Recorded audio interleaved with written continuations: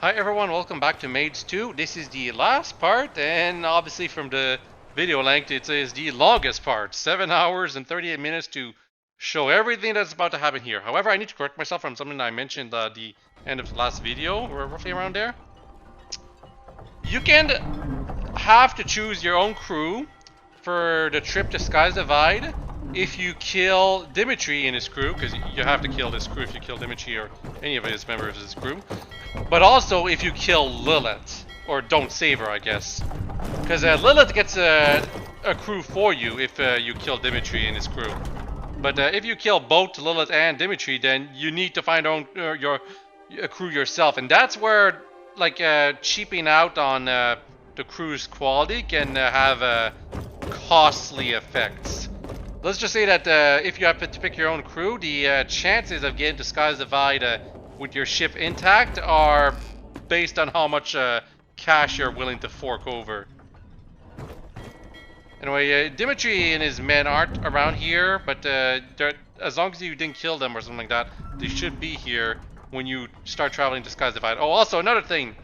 If you did not find a Diabolus, like get Dimitri's aid for getting the Diabolus before getting Lilith, she'll actually be at the top of the Dawnstar tower before actually being ready to leave with you. And if you actually leave without telling her that you got the Diabolus, she won't join you on the trip there. So make sure to actually tell her that you have the ship ready before leaving, because otherwise the game just assumes you left without her, and therefore she's basically dead, even though she's technically alive.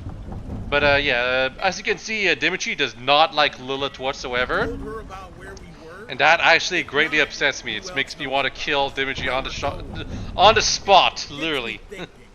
Might be time to start unboxing the steel. Oh god. Well, we're not gonna talk to Dimitri because the trip to Sky's Divide is it's got some moments in it and some setups for later if you pay attention, but for the most part, you can just sleep away through all of it if you really, really want.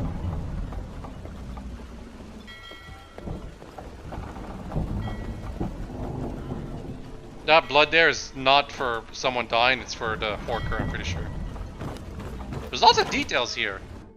Lots of details on the Diabolus, but like, Skyrim, or just the creation engine in general that Bethesda uses, even Starfield uses it. Take a look. It did not take into account moving objects, it feels like. So, for pretending, like for kind of pretending that we're moving on a trip across the sea, the game designer, the game author I should say, just kind of had different cells with the ship made to kind of show that. But we're functionally not even moving, so Quite an unsufferable kind of man, annoying. isn't he? And yes, he is insufferable, Lilith. If Lilith is not alive or you didn't bring her on a trip with you, you don't talk with her at all. It makes the trip to Sky's Divide a lot shorter. Invasion. He should be. But I have never ever had a single Not a good idea. yeah, I'm Remove considering Dimitri. killing, but it is not a good idea. If you kill anyone on the road to, not the road, the trip to Sky's Divide, you instantly get transported there because like you need the crew intact to be able to make it there. But I'll explain that later. What I was trying to get to is that I have never gone to Sky's Divide without Lilith. We'll find our way. Always do. It's very different if you do that, but the island's natural I just like Lilith too much to just leave her behind. Location of Admora. Like, we've had Freezing Lilith with weather us since Act conditions will be 2, more it unbearable just than feels what we're important to already used to in bring Skyrim. her with us all the way to the end. But it is possible to just leave her behind or kill her. She's If still they're killable under right here, by control the way. of You heroes, can kill they'll her treat yourself them if you as feel any like it. combatant. If they're not, then maybe we can use them as distractions So to our Dimitri's advantage. threat of Something to keep in mind unboxing the in steel case to we're start overrun. attacking Lilith, well, if he did that, there would be a good chance Lilith could Are die. you sure that's the island's calling? This one has kept a secret from her comrades for a very long time. One that you may have already been able to deduce. I'm not sure what Solid is talking about Eventually, here in reference she to must Lilith. be exposed as the violent fraud, hiding behind the charming mask of self-discipline. The maidens delayed her execution for a reason. I wanted to see what damnable fate awaits her, and witness for myself if she has a purpose. My expectations were confirmed. Whether she lives or dies, however, makes little difference, as even in the tragic final moments of her life, she will be useless. Cast aside all notions that she is your ally above all else. She follows out of an oath to do something she couldn't do without you. To kill me. Yeah, there will be more. Anything new? I think there will be more instances of Are you that asking me as if I we're believe going in to the Skies divides? Divide. I'm the farthest thing from a devout worshipper. But in times of despair, there's some comfort in turning to a higher power. Most of the time, they do not listen, and I understand. Arrogance would be to demand the devotion towards serving the needs of an ashen woman that has sinned.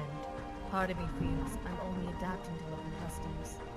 But after leaving academia, I eliminated as much as I could of my past life from memory. The hero and ancestor worship, practiced by many of my compatriots, did nothing as a soldier back home. War occupied my thoughts. When I arrived in Skyrim, there was a void. I discarded my past while neglecting a part of what I am. The Nine filled that emptiness. Uncertainty is why we delayed this for so long, wasn't it? Why we had to secure Purity's collapse beforehand? Despite everything and everyone telling us this is the only way, I'm not sure what's going to happen. This could be Matari's final trap, or Serenity speaks the truth, and this will be our salvation. Maybe both.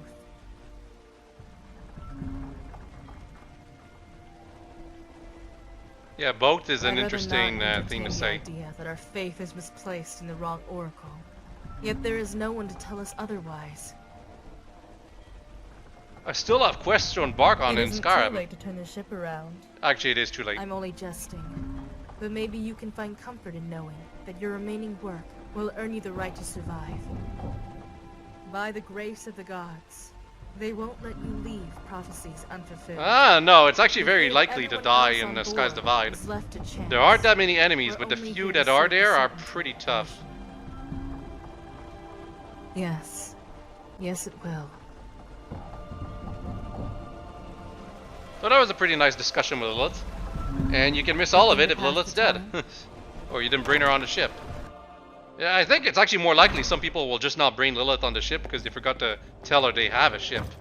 I already mentioned earlier, but you need to find Lilith on top of the tower I'm just an in ordinary Dawnstar Breton seeking a stable to life as a maid. tell her that We'll see you how have a that ship. works Otherwise, out. she doesn't follow you. Because if you The didn't woman get the has been with me for Diabolus 5 and you years. rescued Lilith We joined the before college getting for the the same Diabolus, reasons. she tells you, "Oh, I'll took wait each you other company during our in the Dawnstar area Couldn't have asked for a better to partner. see what will happen." And it's like you assume Skies that means divide. she'll be ready for you I've when had you trepidations have a about our ship to journey. leave with, but How about you? no, Archmage? she's not. Do you She, feel that you ominous, need to cool tell her sea you have a breeze of ship. distant storm? I keep saying that because there were quite a few instances As where a I matter of fact, started I the do. trip to Skies Divide without getting Lilith to We'll come just on have to board, wait and I see wanted her what to the be on island has in board. store for us, won't we? So yeah, you just talk to Dimitri to continue the quest. I'm getting a sinking feeling I won't be setting foot on land for a while. Sinking? Is what'll happen if you don't hear me out. Your friend, she's a spy. God damn it, I wanna... Now before you yap He's on in her Dimitri, defense, it try feels looking at so it from much my like angle. Catherine right One now. very A special guy, a action person that I against really the want to odds and kill. Common sense broke all ties with her people just so she could help you. He's just so goddamn The paranoid. consequences, not so much as a slap on the wrist for abandoning her tribe. You need help. Isn't that the most ridiculous thing you've ever heard? You weren't there, Dimitri. Just trust me, bro. Okay, so why all the stalling? Why not just kill her and be done with it? Be honest with yourself. These I people think this are dialogue uncivilized. here might be They different if can't you keep her actually alive if she didn't let have Dimitri some sort of see use. that she was about to get executed.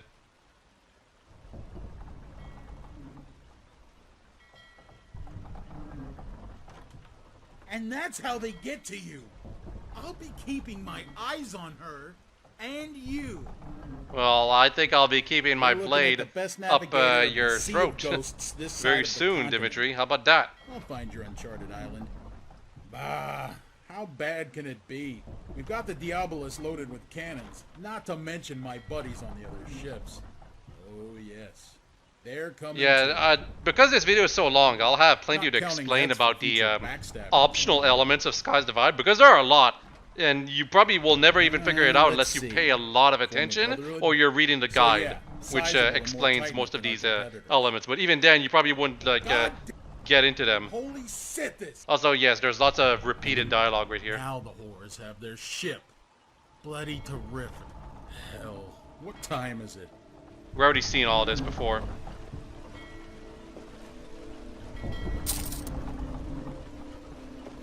So yeah, Dimitri is being extremely annoying because he just wants all Ashen dead. That's literally the only reason why he's cooperating with us. I already mentioned in the last video that usually in like the two previous playthroughs where I played to the end with Maids 2, I just killed Dimitri and his crew. I just couldn't stand how aggressive he was. Anyway, for sleeping, you just sleep for 1 hour and that counts for like a whole day changing apparently.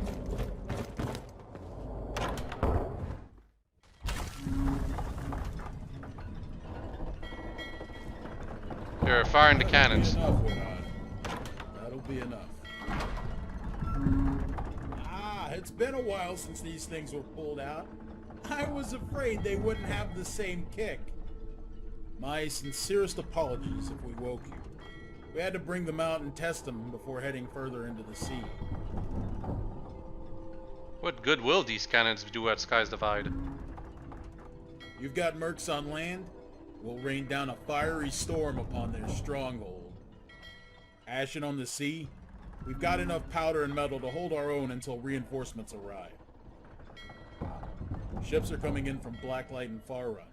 Nothing to get too excited about. After all, we're a small bunch. Though you can rest easy. They'll be packing enough of their own arsenal to cover our sides as we spearhead the operation and cut the sea right down the middle.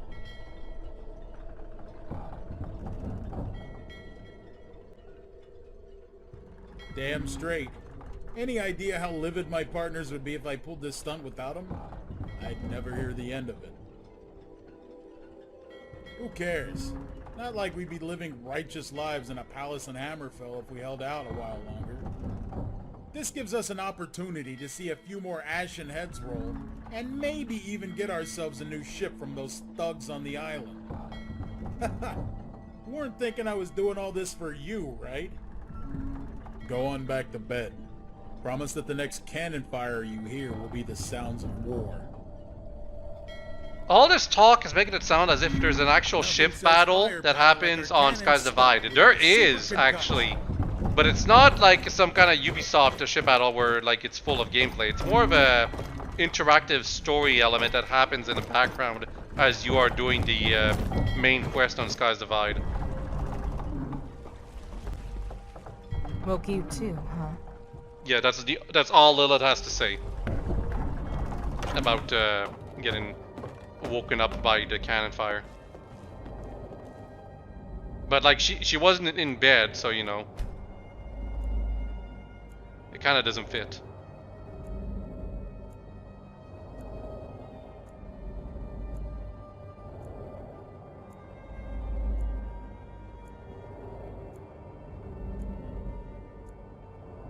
So what's next? Yeah, that was the second day. What is going on outside now? Investigate the condition of the ship and crew.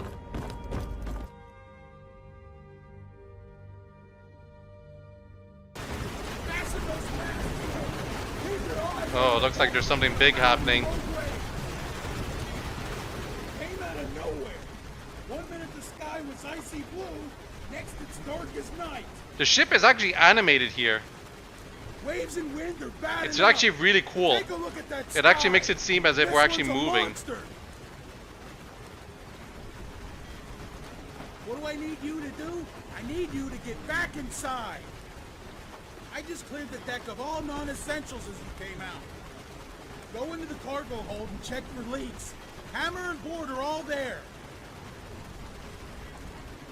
Get a move on. I need to stay focused. What is that? Oh, there's a big swirl going right there. And also, I actually got real tired of Dimitri. I got so tired of Dimitri, I decided on the spot to kill him. I'm not kidding. I was not planning that when I was playing this like years ago. I was actually planning on letting him live all the way to the end. I will show what happens if we let Dimitri live all the way to the end. But this is because I wanted to see what happens when you crash the ship. It's time.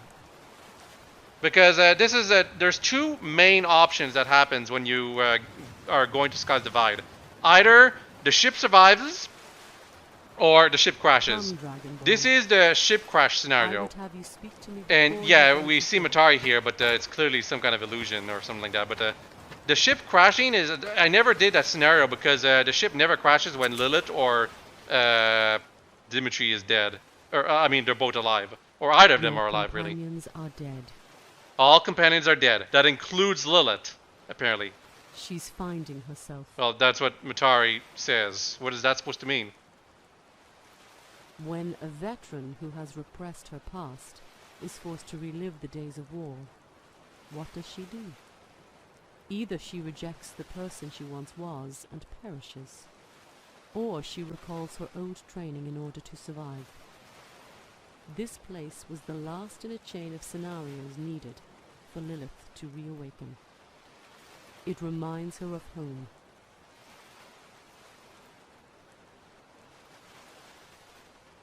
So soon you've forgotten of the allies that have met inglorious ends in your time, in the company of Serenity's sirens and without. Don't delude yourself to think fate is as kind to the common man as it has been. She's not kidding, by the way. Virtually everyone could have died. But also there's the you can call her out with the essentialized spell right here. Death, without having you know the inner workings of this island. Incapacitated would have been more appropriate, and unwilling to assist you. You'll understand what I mean. Yes, this is actually important. There are some of the allies you bring with you on the Isle will actually be enemies if you crash the ship with them. A wise mentality to have. Characteristic of a true leader. So, canonically, everyone dies. You can find their bodies. It's where they are, though, is really hard to find. You basically have to follow the walkthrough. It's like all preset destinations. Look skyward. That is where he resides. Yeah, I kind of am trying to look skyward here. Boss guy's on a tower. Actually, we can't see the tower no matter what because of the fog. Ever since that day in Jonestead, he's been waiting for you, Dragonborn. And there are so many things you can say here. Tormented about the last decision, he will be forced to make as a leader and self-styled hero. In you, he sees a solution, a scapegoat for responsibility. Only you were ever a worthy candidate, not that thief. Now, for how to disable the barrier to his chamber. Yeah, this is getting ahead of ourselves here, but yeah. 5 towers situated along the outer perimeter of the Isle. We have to go to each Isle, each tower, and activate them after doing their respective quest. Having no training in operating Dwemer technology will require you to do so manually via simulations. This is like what really hits people when they get to Sky's Divide.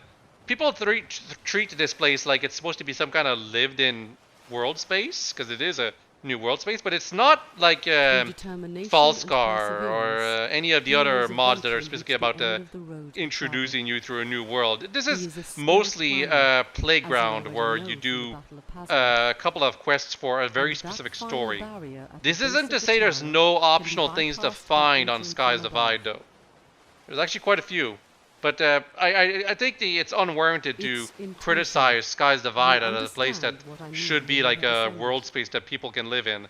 Because people were saying, some people were saying, I obviously not everyone, were saying like, just oh, Sky's know, Divide is empty, there's nothing to Dragonborn. do, and it's boring. It's like, that's not the point of Sky's Divide. This way has been sealed, and can only be opened from within by him.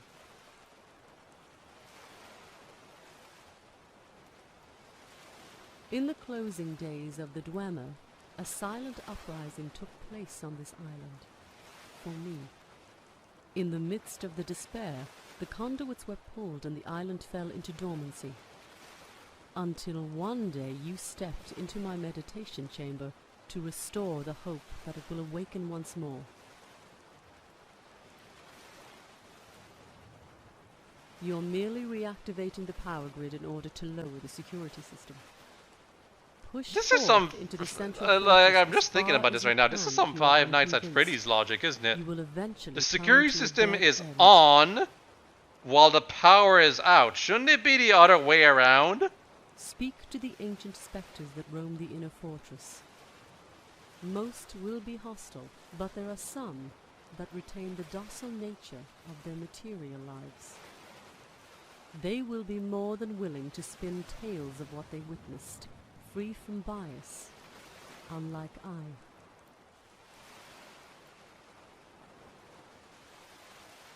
This isn't the void, champion. What purpose would there be to examine you here? Curious that you place so much value in the importance of those visions, yet ignore the life you lived outside them. Am I right to judge in such a way? Yes, actually, you are a creature of the void, Salaquine.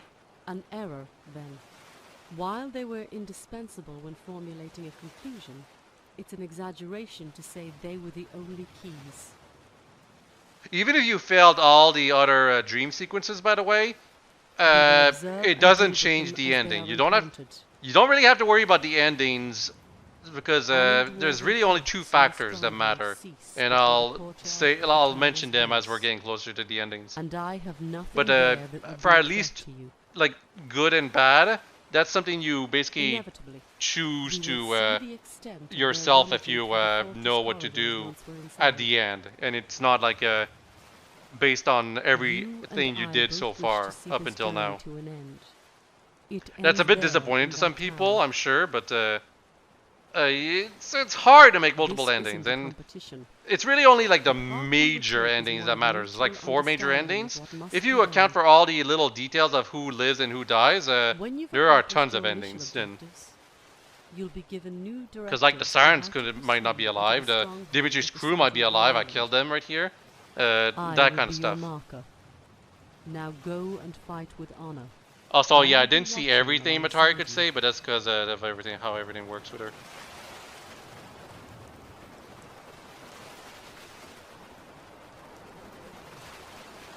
As soon as she gets out of sight, she disappears. It's actually a trick in the engine that is very possible to do. But yeah, you see that big tower there in the fog? That's our destination. It's actually kind of cool, the design of Sky's Divide. It's very gamey. But yeah, it's a pretty Dragonborn DLC sized isle. It's just, there's no towns or anything like that. Well, no living towns. There is actually a town if you look carefully. It's just it's part of a simulation. Anyway, I'm gonna show what happened to the Diabolus. It's sunk off the coast. You kind of need water breathing to go through it, but you won't find any bodies in there, unfortunately. I kind of wish you could see like Dimitri's body and whatever, but here's the thing you have to consider, right? Dimitri's crew might be dead before you even get on the Diabolus. So because of that, the author did not account for the bodies being a possibility to leave on the ship, because, you know, normally Dimitri would survive the trip if he and his crew were still alive. So you're kind of going against logic by murdering Dimitri as you are about to reach the owl. So yeah, there's some mud crabs here and there. There's some wildlife on the owl. But for the most part, you won't meet many people. If you remember Act 2, when there was that ambush with all the heroes of Nirn, there would be more heroes if you had let them live. Also, this thing right here, an explosive crate. You can take it with you.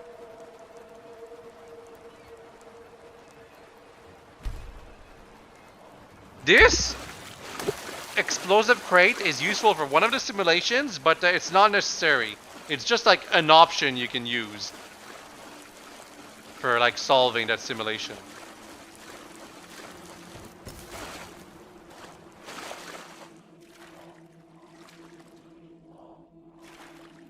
Also, yeah, that first-person mod, it does not have shadows for your hands, and that's kind of weird.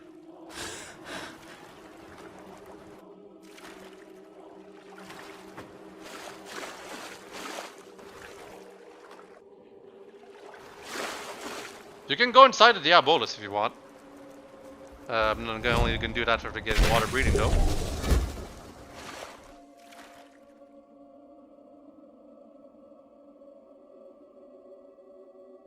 Is there anything special in here? Not really.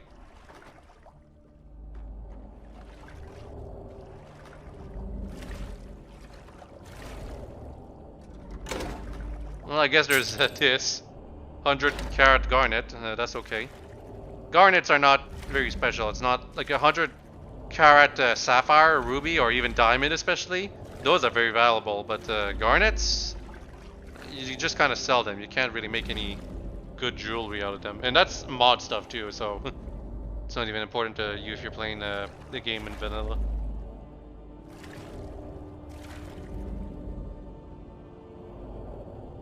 So yeah, to recap, Matari as an illusion is still alive, because Salaquine is in our head or something like that. But she's not like something physical on the owl. She's just someone we see when when she wants to tell us something to do. So yeah, that's what happened to the Diabolus if you crashed into the owl.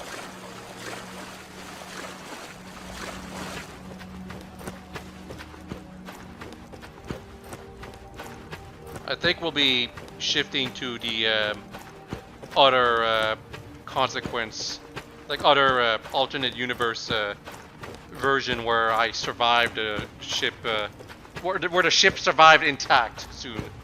But yeah, there's a mini dungeon right here, the Beachhead Den. I'll be exploring it later, not right now. Also, I really like the touch of the Blackreach music here in this world space, because this is clearly not a normal place, Skies Divide.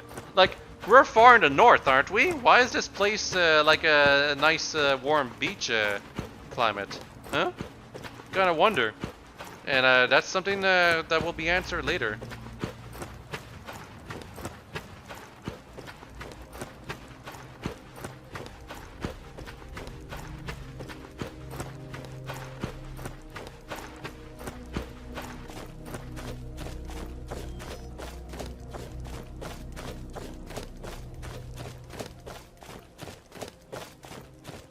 Yep. Small dwarven area right here.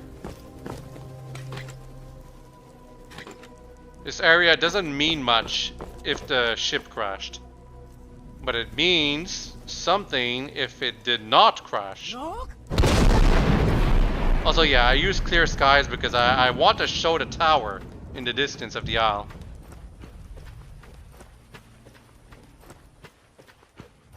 Clear skies would be so cool if it actually affected the skybox, like did a hole in the sky, but unfortunately that's not how the animation works. Instead it just kind of fades into a clearer view. But yeah, That tower in the distance, being our main goal while we're exploring the isle, is a very cool touch. I love it a lot. Like when I got to this part of the game, or this mod, when I first played it years ago, I just thought the Dark Tower was a really cool touch. But yeah, here's what happens if everyone survives, which is basically us doing nothing as this happens. Because it was actually kind of hard to kill Dimitri while this stuff is happening here. Like this is like you have 5 seconds to kill Dimitri when that happens. Because then the mod takes control away from you.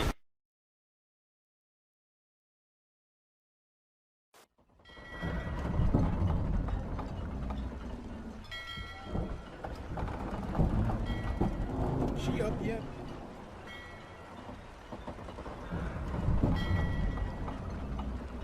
Wait, you get waken up by Dimitri. And you're told to travel to the southern beach. You're pretty far from the isle here.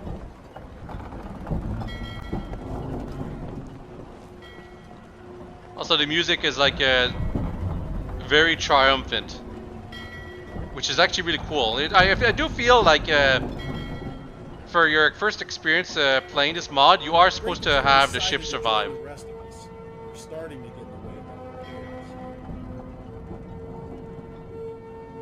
Blinding light. Then, no one here can tell you. We all passed out like you did. Relative to the rest of us, oh, I'd say a quarter of an hour. Hard to get our bearings straight ever since that spiral in the sky nearly tore the ship to shreds and knocked us all out. Best that you rested up while you could after that freak storm. I've got my crew patching things up, on the lookout for friendly vessels, and snatching up any cargo that the current brings in. And as you can tell from that marvel to the north, you have your own share. Yeah, Dimitri and his crew are not following us to Skies Divide. For my crew, nothing worth crying over. You? Anything that wasn't secured in a container is lost. Actually, anything that wasn't on your We'll do our person best is to lost, pluck I'm pretty anything sure. that we see in the water. Just don't hold your breath. It's Yeah, you're going not to- getting anything back if you were leaving it on the ship, because it's a completely different cell. Well, let's see. How's one missing Ashen sound to you? Lilith's gone. Even when the ship survives, Lilith is still She's gone. Gone. By that I mean there's no trace of her on the ship. Gear and everything. Someone was planning a little trip. Yeah, you can actually say maybe he was right about her after all. I need to find her. I suggest you do that the moment you hit the beach for all our sakes. Malchuk, So yeah, no matter grab what, the gear and whether set the ship aside survives for or not, friends. Lilith will be gone by the time you get to Skies Divide. Help yourself to the goods we've prepared for Sunday You kind of have to night, assume so she's to alive speak. if the ship survives, but I will say this. When I killed Dimitri and made the ship crash, I actually had no idea whether or not Lilith would survive. And I'm not saying until we get to a certain part which like is the deciding factor of her survival or something like that. Still working up the courage to head on out. Yeah, I was looking around and nothing else to do, so I just decided to move out here. This ladder is just if you fall in the water and want to get back up. Yeah, it says open the Diabolus, but that's just of the way the things work in this game. The entryways. You have to use this rowboat to get all the way to the southern beach. I think you can just swim there yourself if you want as well. There's nothing Come to the stopping you. stone shelter, Dragonborn. But yeah, There is much to discuss before you advance any further into the island. when you get to the southern beach, Matari starts speaking to you in your head. And this is where the stone shelter actually comes into play if you did not crash the ship. If you did crash the ship, it has no purpose. And yeah, it's the same discussion with Matari here. There's like 5 other different ways you can land on the isle. It's very varied, but those were like the 2 major differences.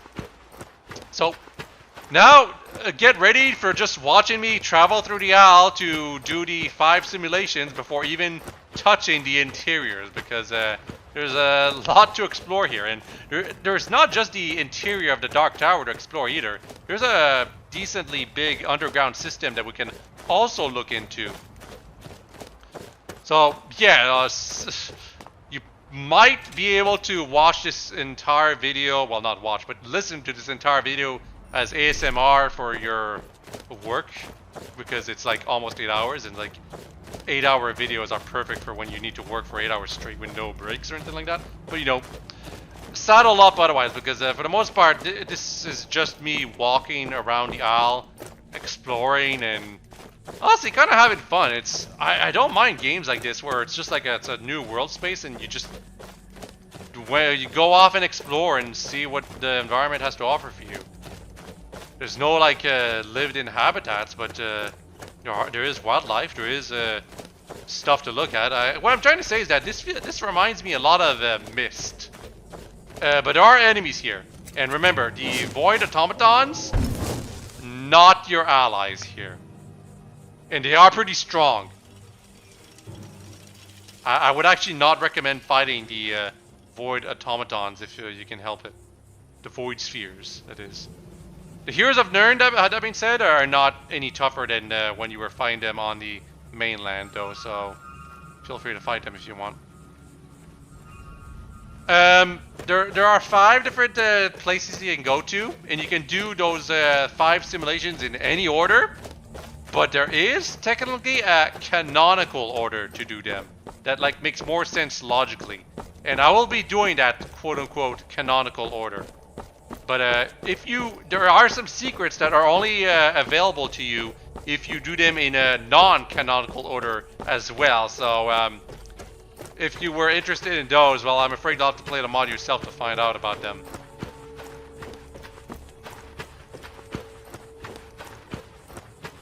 We'll try to mention most of those things as we're going through the mod, so look forward to that. But if you want to see like the actual dialogue and everything, well, you have to do that yourself.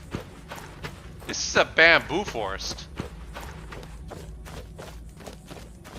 I do believe that the author of the mod, when making this like world space, he was basically trying to like make things very varied and memorable, because like this is the bamboo forest area. Up north is a swamp-like area. There's also a dock after that, or before that, I'm not sure. And then even further over there, beyond that, is like a desert-like area, like a bit like the beach we landed on, but it feels a bit like a desert, even though it's also a beach. And if you go to the northwest, it's like mountainous, kinda, and southwest is also like on a cliff. So every area is very varied. It's kind of memorable. It's good design to make it like that. Someone there. Ha! Found you. Ah! I was invisible, lady, but for some reason she saw me. But yeah, I'm just killing this hero of Nirn to show she's there.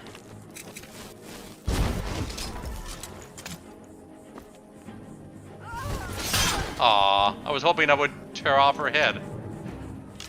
She's got a steel crossbow. That is extremely rare. You don't often see crossbows in Skyrim. Like no one wields crossbows except you. Well, and some of the Dawnguard members, but unless you're actively going to kill them, it's like whatever. But it's also because when you see an enemy with a crossbow, that means they have crossbow bolts. And that's the thing that's extremely rare in Skyrim with the Dawnguard DLC. Bolts for your crossbows are not dropped by enemies, so you constantly have to refill them yourself, and it's very obnoxious. Like, it even takes a while before you even are capable of forging them. And you have to start the Dawnguard quest line to be able to start forging them. Anyway, we start with the warrior tower here.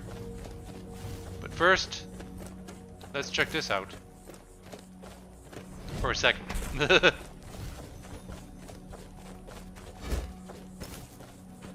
Now we're gonna enter the tower.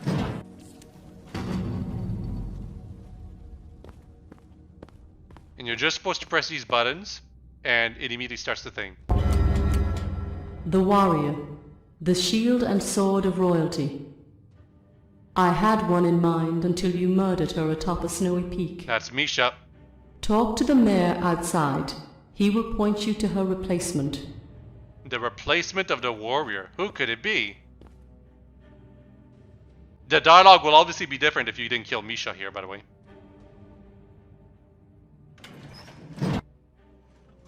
But I think it will still, like, mention a replacement, despite that. Or who it could have been a replacement. The Dwemer remains silent. And if you remain silent, the Dwemer continues to remain silent.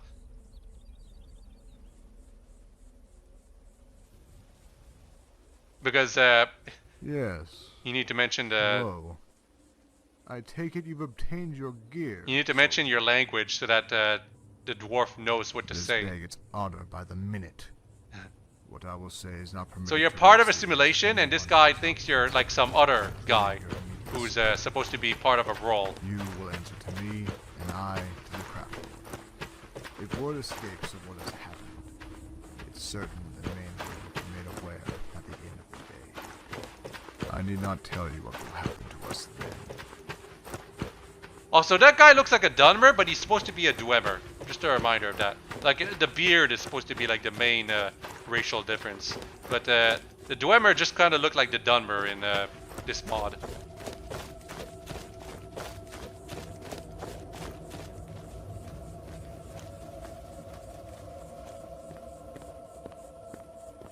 Also, the music now is the Dawnguard Volkahar Castle music. How do you feel? My breath grows short, sir. Not much time left. At ease. The bomb will buffer the pain as you pass. Is she going to help us? There's been an incident. The prime subject, she's escaped. This guard was a witness. Who could the prime subject be? The anomaly. The reason we're all here. Salaquine. Us three, the research team tasked with studying the subject, and the craft lord.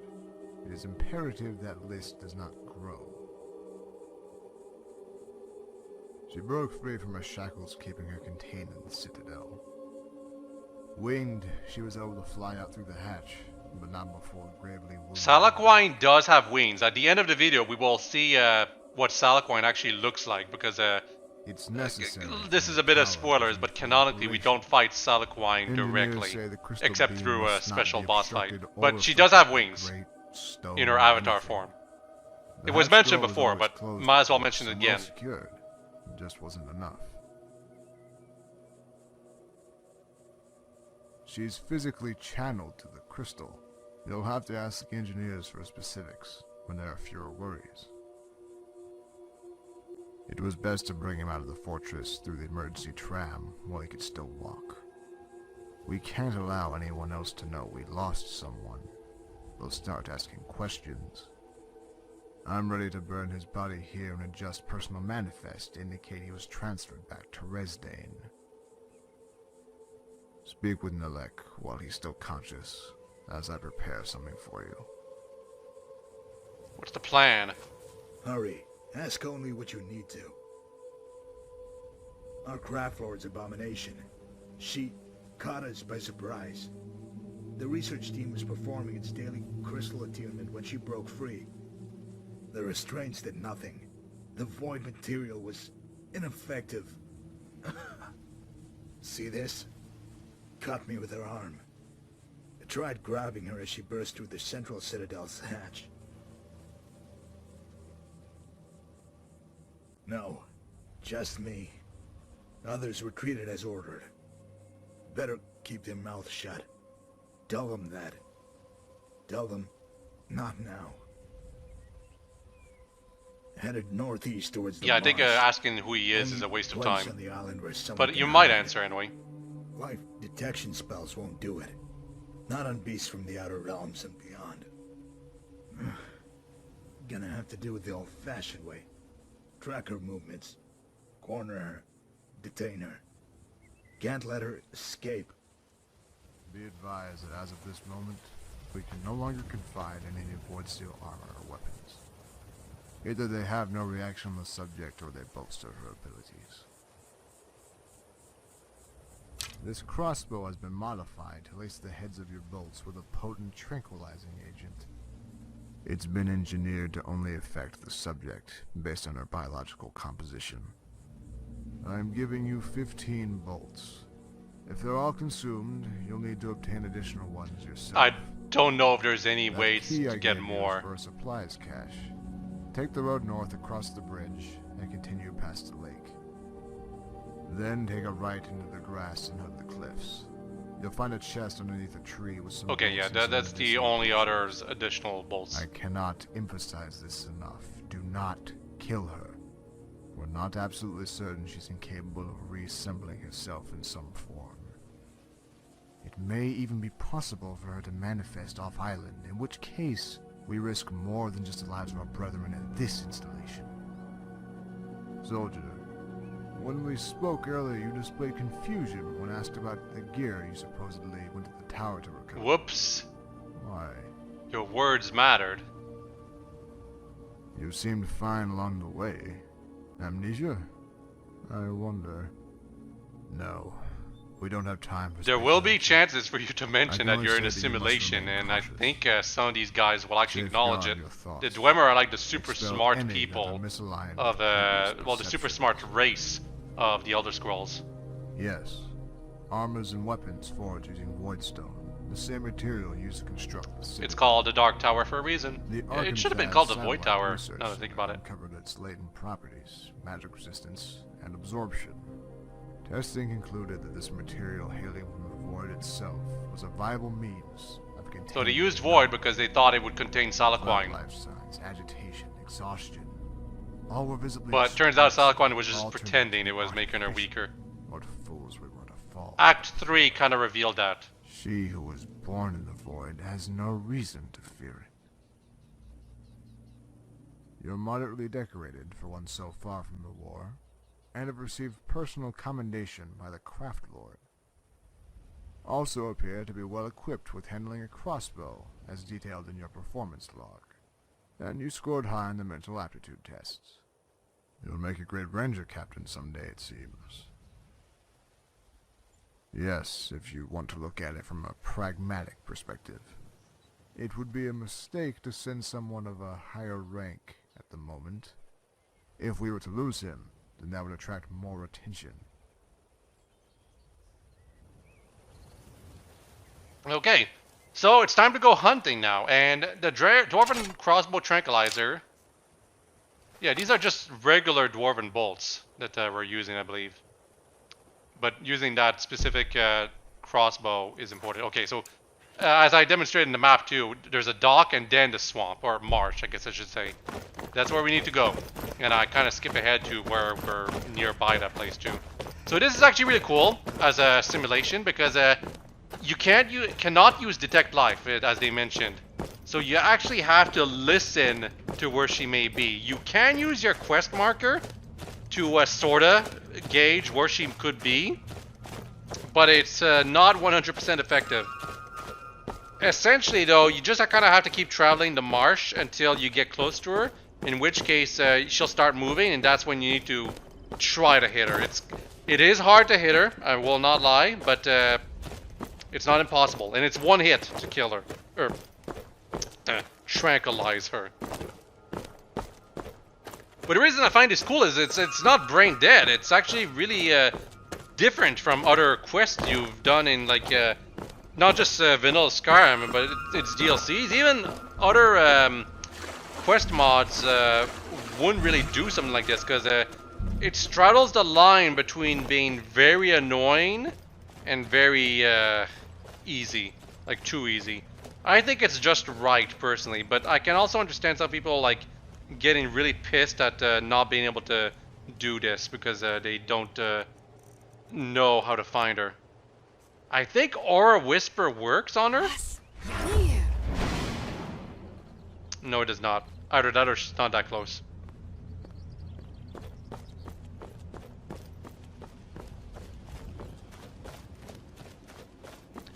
This is training for something you can potentially do later, by the way. So it is important that you get good at this, figuring out how to track and find an invisible opponent. I'm going too far right now, by the way. It's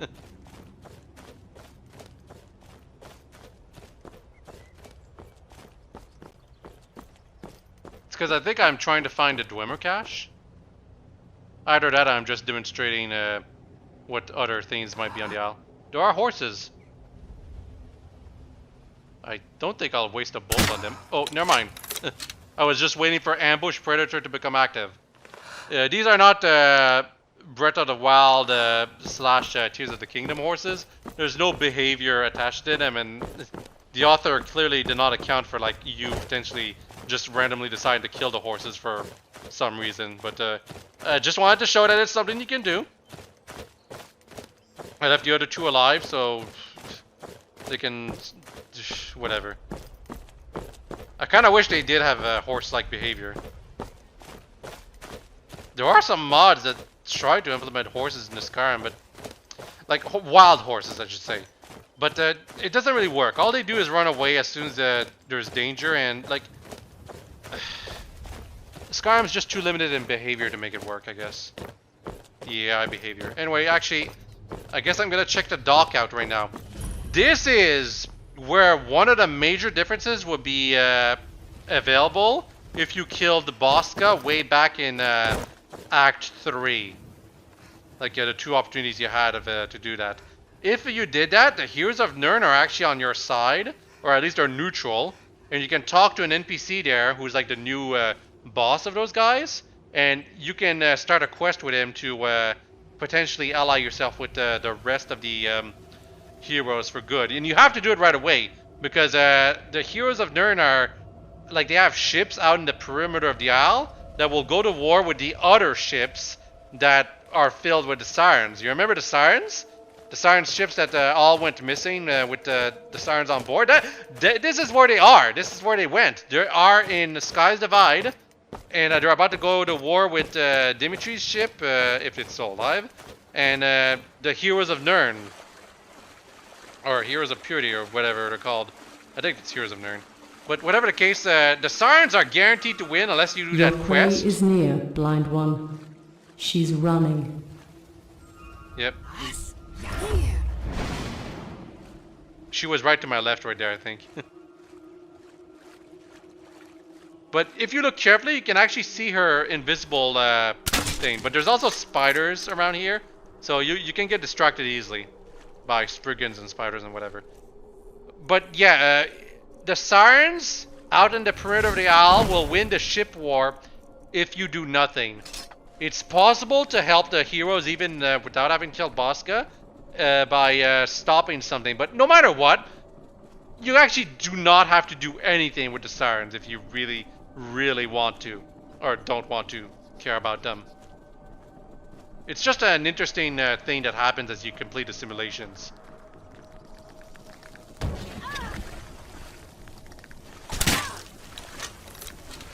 These spiders are really obnoxious, and because they look more like actual spiders than the big frostbite spiders, to some people they're probably even creepier than the actual frostbite spiders. The cloak spell can help a bit with detecting where the person we're seeking is, by the way.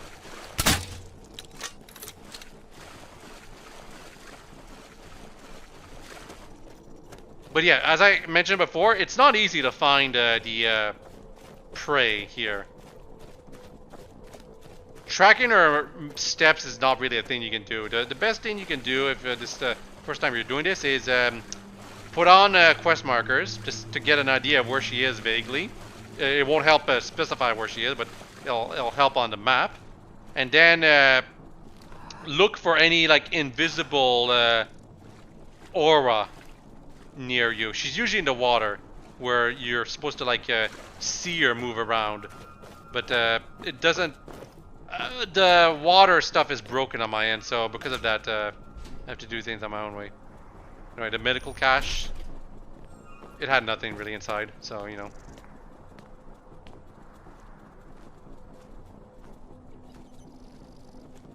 If you're up for it, you can just spend some time walking around getting rid of all the enemies that might distract you, make things easier for you, but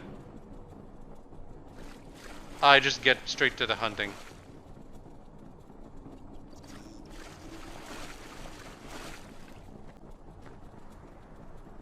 You can hear her and see her move if your water graphics are working properly. You just can't really see her steps because, well, I think you can't see her steps? I never tried. She's usually in the water, that's the thing, right? So, why would you be able to see the steps? Sometimes she is, like, just barely out of the water, too, though. Is that... She usually runs into the water, is what I'm trying to say. Look, right there.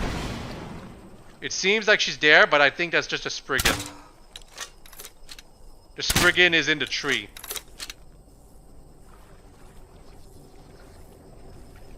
So I got fooled right there.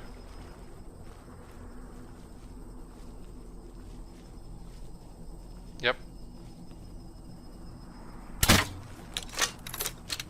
And Spriggans are basically invincible until you make a noise near them. But yeah, I wasted like 4 bolts right there. Kind of unfortunate.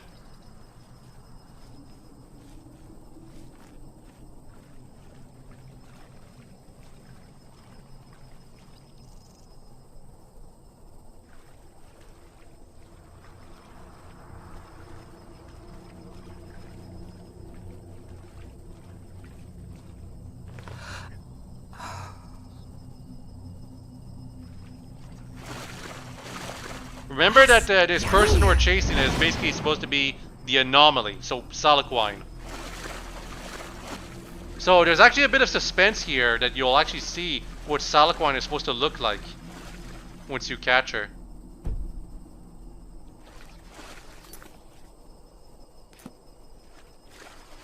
Yeah, I have a quest marker on, but we don't see where she is. I think it's possible though. Oh wait. Could that be her over there? I guess I didn't see it while I was playing the game. I use the cloak because it helps against the enemies, and it also will damage her if we find her. The Dwemer said we're not supposed to kill the anomaly, but we actually can. In fact, it's what we do if we lose all the bolts. Either that or you reset the simulation. I think that's an option you can use. Yeah, Spriggan just attacked us, but you can see the movement in the water, right? That's the anomaly right there that was moving. I could have shot her right there. Unfortunately, these enemies just distracted me. Very unfortunate.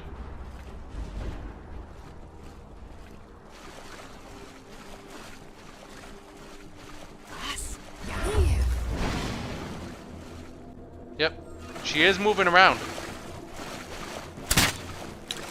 Hitting her is not easy. Got her. Now we're gonna talk to her. She disappears to the center of the aisle when you hit her.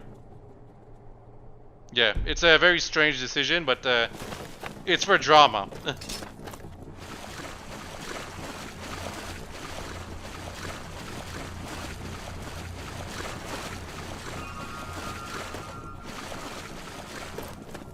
Why is it for drama? Well, I mean, it's because the simulations aren't quite what they seem sometimes. And this, the end of this simulation in particular, is very strange. Lilith? And she's got white hair.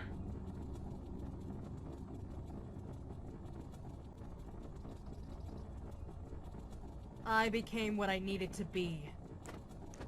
And she's dead. She's also in her Akaviri armor too. This is like regular Blades armor, which is Akaviri armor.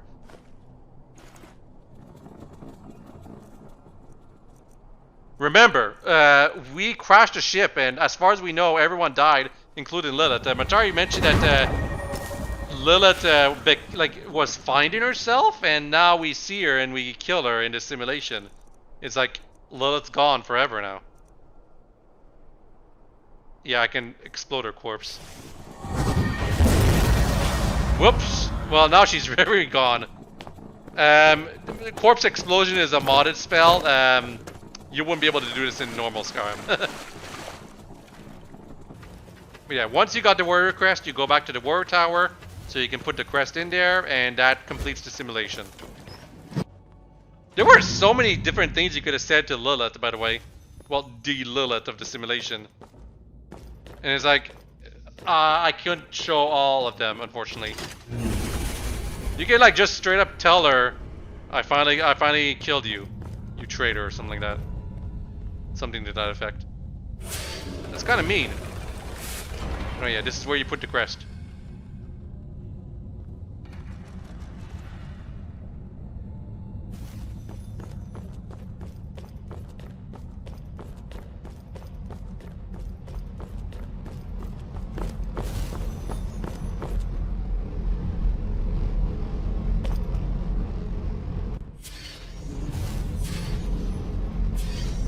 Yeah, once you are on the center, it puts you there and you're stuck, and it does this animation. And then completed. That was the first simulation, and we lost the items relevant to that simulation. So I believe you can reset most of the simulations, if not all of them, but there's really only like one main simulation that is meant to be reset, because it's like a lot of trial and error. But I still think it's interesting despite that.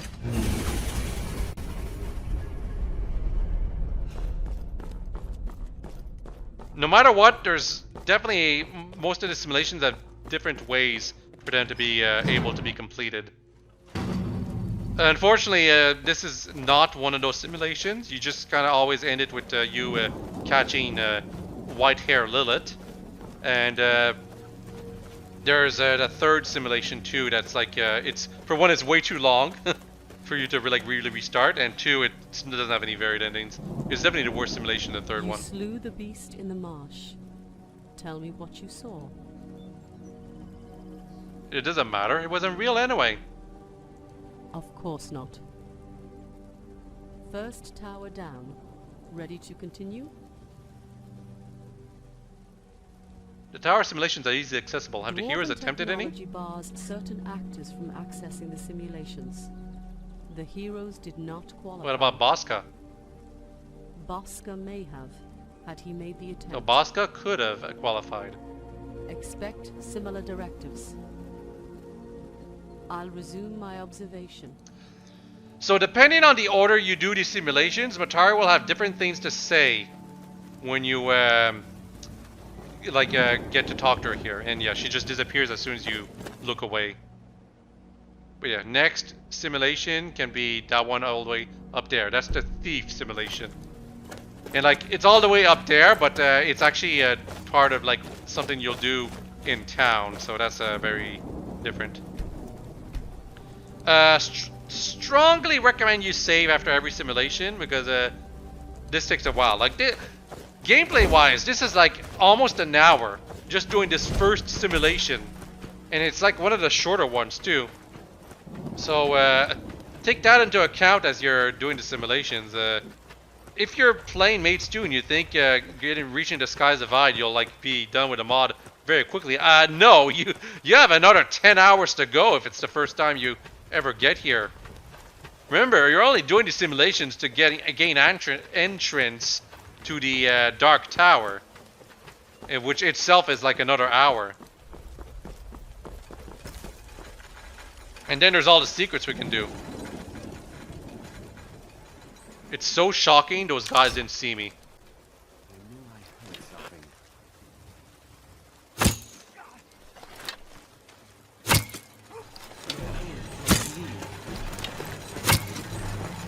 I'm trying to kill the hero.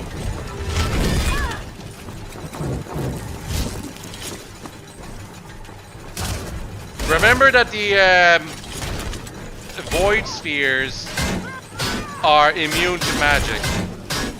And look at the damage I'm doing to them just attacking. It's not a lot. I killed one, but I'm very low on health right now. I do have potions of ultimate healing though.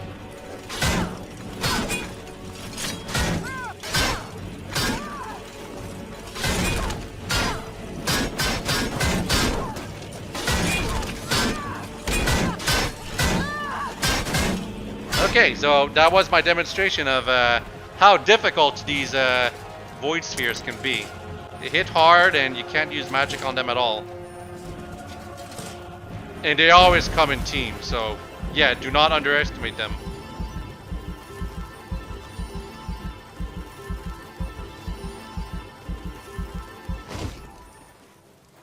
And you don't even get all that much for defeating them, so... Really, the only reason you kill the Void Spheres and heroes is to stop them from patrolling.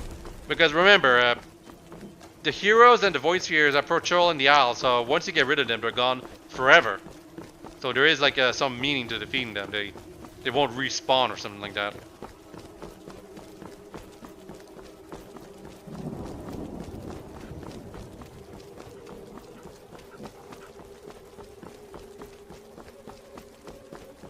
The spell I'm using right now, Long Stride, is a mod spell. It'd be a lot slower to actually like run all the way to the next location. But normally, when I played this mod casually my first 2 times, I was actually fine with it. You know, another Void Sphere right here. Make that 3 with another hero.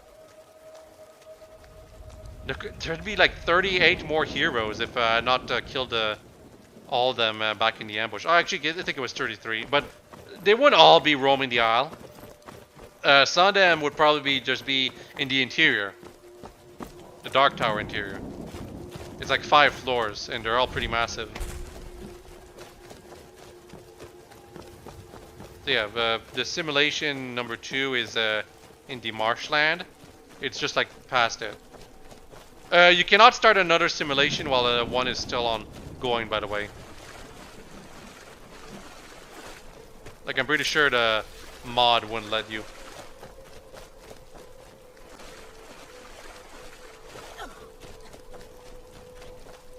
Also, my character was coughing right there. Well, that's because of the plant that was...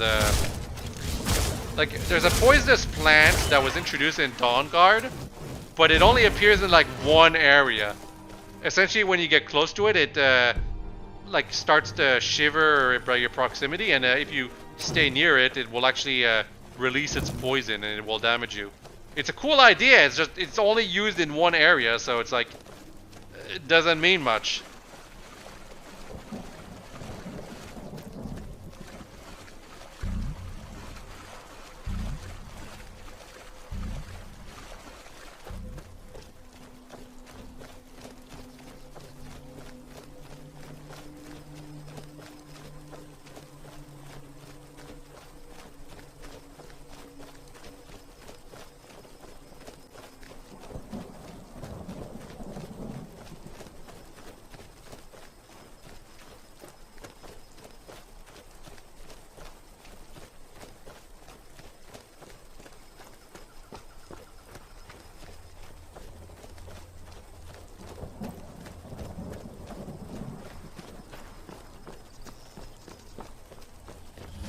Thief Tower.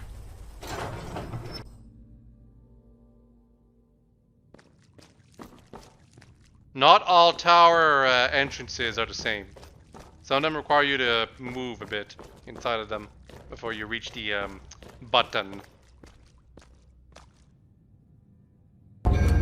You are already on the thief's path to the tower, but you must walk it as I did, and as others will in their own way. Go to Nimbus, the Dwemer Tower on the southern face of the mountain. Find the one known as Vanshim and confront him in his home while he's alone. Summon the traits of a nimble assassin. Have guile. There can be no witnesses. Yeah, so this is not as easy as it sounds. It's Vanshim is a guy with guards, and you have to like distract the guards through a separate meter of sorts to be able to confront Vanshim without them attacking you. And if the guards attack you, that fails the simulation. So this is a simulation that you can easily fail, and if you fail it, you have to start over. And annoyingly enough, that means you have to travel all the way back to the Thief Tower from the town in the center of the Isle. Well, it's called Nimbus. That's what it's called.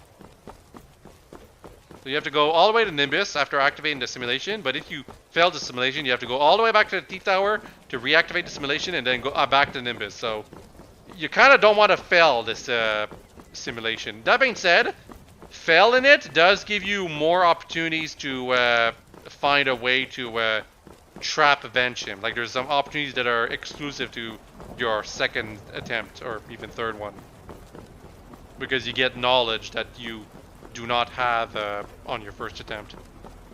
It's a lot like Forgotten City, this simulation. It's kind of neat.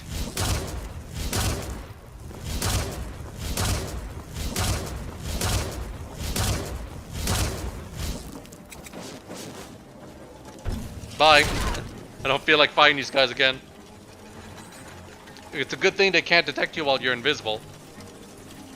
It's actually kind of a big surprise. There are no enemies in Skyrim whatsoever that detect you while you're invisible.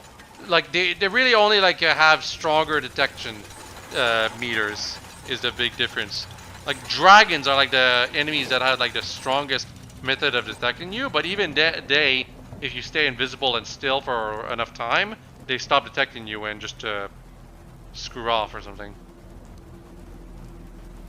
What I'm trying to say is that it would have been neat if there were some enemies that can detect you by your heat signature or something like that. So you'd have to like cast a cold cloak spell to be able to not get detected by them, even if you're quote unquote visible. Like it's fun to play around with the methods that enemies detect you, is what I'm trying to say. I did this one myself with my own code, and it's like well, it's not that neat, but it's still something. Like some enemies can hear you, some enemies can see you, some enemies can detect you no matter what. Like even like out of their eyesight, quote unquote, and it's like all neat things, but it's kind of hard to, like it takes effort to make it varied in a fun way. Anyway, that's Nimbus, I believe. No, that's the dock. I'm showing what the dock looks like right now. Because remember, we finished simulation number 1. That means the current state of the isle is different from when we first landed. If you look in the distance, it's foggy right now, but if you were able to look in the distance, you'd see that the Siren ships, including the Catalyst and the Esmeralda, would be roaming around, or just in the distance, staying in one spot. And that's like to show that there will be a confrontation between the Sirens and the Heroes of Nirn at some point. It's getting ahead of myself, but I believe it's after the 3rd simulation that they start fighting. Also, I believe the ships are most, like the Catalyst and the Esmeralda, I believe they're in the west right now. There's also like another ship that only mentioned in the lore that you can see. That you can see in the distance. And remember that decision back when you were able to like choose whether or not to take the Esmeralda for the Siren's benefit? That is a ship that you can actually get to later on if you think about the optional stuff. Unfortunately, I don't think I actually show myself going to that ship, because you have to swim all the way to it. But it is a thing you can do. When I'm mentioning it right now, earlier than intended, because I have a feeling I might forget to mention it later. But, you know, if not, well, you will see me mentioning it later.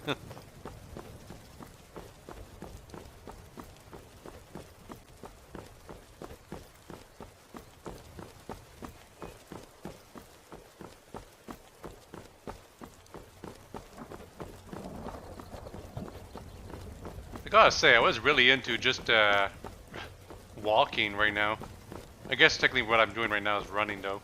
Walking is really slow in the Elder Scrolls. Ironically, walking in Skyrim and Oblivion, it was basically like running in Morrowind. But that's because Morrowind and also Oblivion to some extent had an acrobatics variable, like or stat I should say. And that would actually decide how fast you move and how high you jump, and it's like you started a little too slow. I don't mind if they would bring it back, but I would much prefer if you were able to move relatively quickly from the very beginning, and not walk like you can just have something stuck up your ass. Anyway, the objective of the simulation is to confront Van Chim in his home while his 2 personal guards are occupied with other matters in the town. Speak to the residents and assist them with their troubles to lower suspicion, or disrupt their activities to make things more suspicious and distract the guards. You must keep your level of suspicion below 100%. It starts at 0%. If any time the suspicion level reaches its maximum, the 2 personal guards are present when Van Chim is confronted. So that makes it impossible to actually confront Van Chim without his guards, which means you have to start over. But yeah, this is, in this simulation, this is a real town, but there's no shops or anything you can get stuff from. Also, yes, you have to talk to people to start the language This simulation. old ballista has been busted for ages. It's due time it got fixed. We could use the extra security now. Care to lend a hand? Repairs are done. All that's left is to calibrate the firing angle. Listen to my instructions, and everything will go smoothly. Alright, I'll carry on. Keep a distance from the ballista when you leave. The slightest movement can set Yeah, I off wonder what we're fires gonna have to do with that operations. ballista to cause a distraction. I'd ask security what was going on, but even they don't. There's no need to... Please wait your turn. I'll get to you shortly. Forget it. He's been speaking in circles. If he refuses to admit, we're stuck here. Not true. As soon as we detain the escaped test subjects, we'll receive an update for sure. Test subjects, test subjects, test subjects. The lies keep going on. Your voice quivers with uncertainty that they're the reason for this nonsense. Please be patient. Word of when you'll be able to return to the mainland will come sooner than you think. I promise you.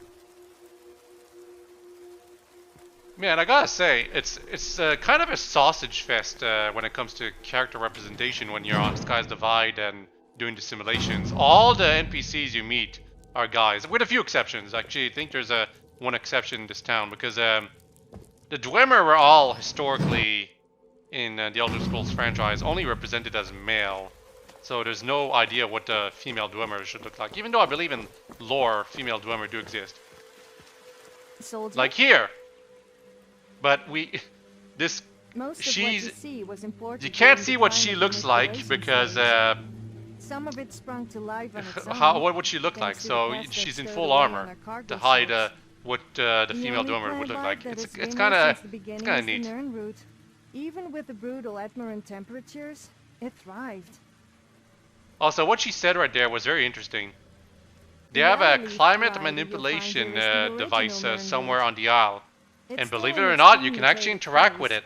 Before the Because this eruption of isle, as I Valentine mentioned, caused its the rapid climate feels a evolution bit of too the species tropical across the to mainland. feel like it's north of The Yellow Skyrim, Nern which is is the like most supposed to be potent a of all, frozen stronger than wasteland. even the Crimson Nern Well, that that's were because forced to Sky's Divide is supposed to be a frozen wasteland. It's just that the Dwemer Distance created from the the volcanic ash climate may have been a manipulation factor. tower somewhere But on I the have isle my to own make the whole educated place guess. more You inhabitable, know, this or island habitable has in a funny general. way dealing with time.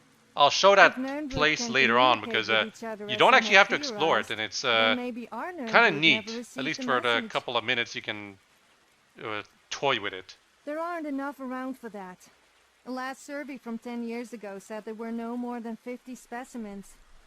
Nernroot is known to reproduce rarely, so who's to say that number hasn't dwindled even further by now? We've all been ordered to leave them be, until someone more qualified can be shipped over to study them in further detail. It's a hobby. Something to pass the time in between security shifts. Oh no, I'm with security for the sub-levels. I'm on a break, sweeping and tending to my garden. And yet she's still in full armor. No. Wait. I have something, but would it be beneath your attention? It's about my garden. I'm trying to grow Void Bloom. This is my 4th attempt. I've planted the seeds, used premium soil and more, but not even a sprout. The seeds are intact and healthy, so it must be something I'm doing wrong. I'm ready to try just about anything at this point.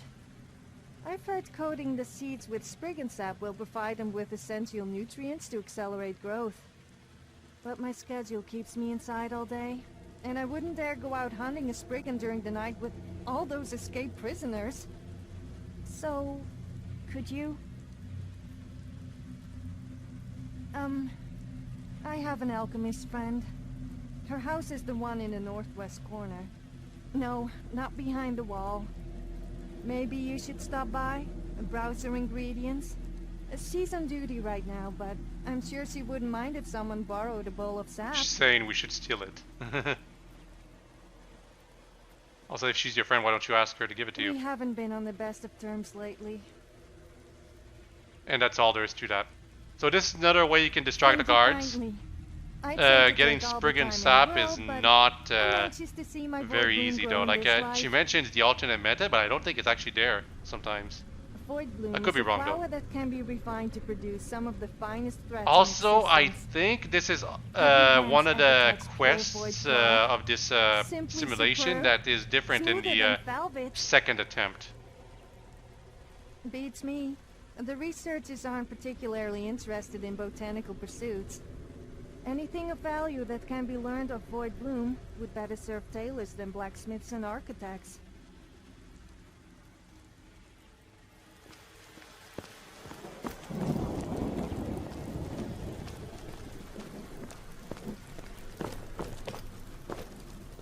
Her garden is somewhere around here. Let's just say she causes a mess if you give her the Spriggan sap. Like something kind of creepy.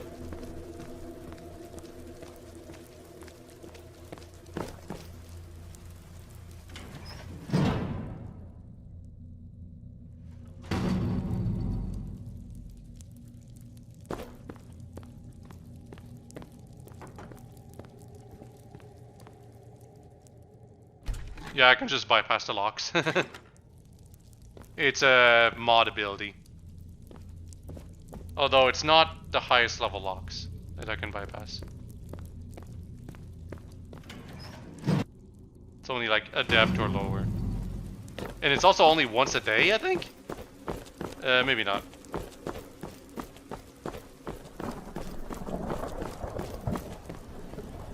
Wanna place a bet? Haven't had a streak like this in ages.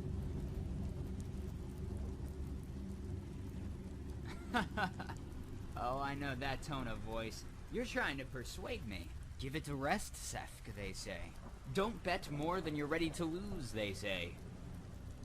I've won the Grand Nimbus Championship for 3 years in a row. I know how this game works. I know the ins and outs. Man, I wonder what's gonna happen to this guy. So, you in? This is definitely one of the things that is changed, like that changes it in your second attempt, because you know the results then. It's whirling just fine, gears and all, not a flicker in the cards. So, wanna play or not?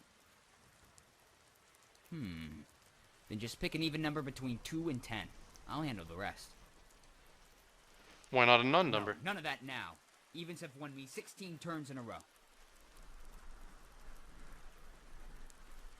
Don't curse my chances. I've got 1, maybe 2 shots left. Then I'll call it quits for the week. And how much do you want to bet? Bet it all. Just play the number. I wouldn't want you to part with more than 1 coin on my behalf. Also, Dwemer coins matter here. What's that? A drake? I have no clue what the exchange rate is for those things. Looks like the bank's closed now. If you've got no spare coins in that pocket, guess you're out of luck, friend. Now, just to put it in the slot and play. Huh. That's funny. Slot's jammed. Might be an omen. Afraid you'll have to sit this one out. Let's see what fate has in store for me. What? No, no, no, no! You lost? Lost? I lost it all. My week's salary. All we need for living is provided for, but the money was going to my family back home. We lost our city early on in the war. 1 week goes a long way. It's all gone. You're gonna wonder why. An odd number. 9. So yeah, now that you know the number, if you do the simulation again, you can actually tell him what the number is and convince him that he should have put that number. Right, gentlemen? Unfortunately, I don't show that because I one-shot this simulation. This was a huge mistake. I need to get my money out of there. Man, also, I think there's another distraction that can happen with him trying to get the money from the machine, and well, that's not legal, obviously.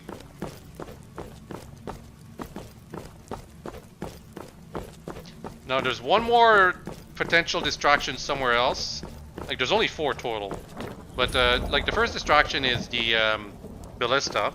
Second is the garden lady. She can accidentally grow a Spriggan, which is not cool.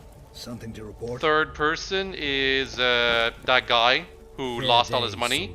Fourth, I can't remember. To bring to my attention.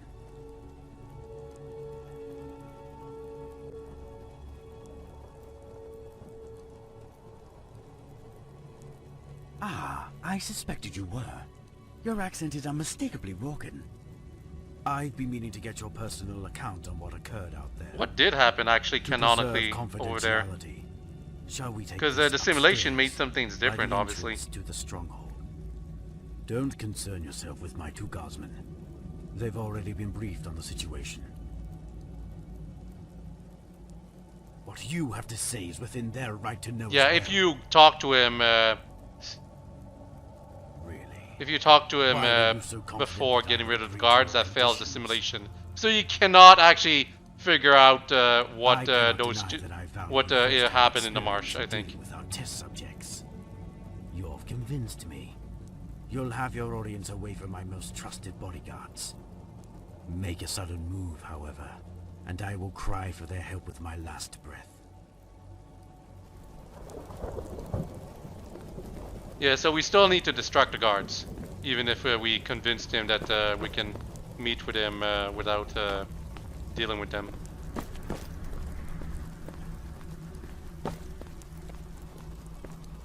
We are supposed to technically kill him for this simulation, but what we're actually supposed to do is confront him first.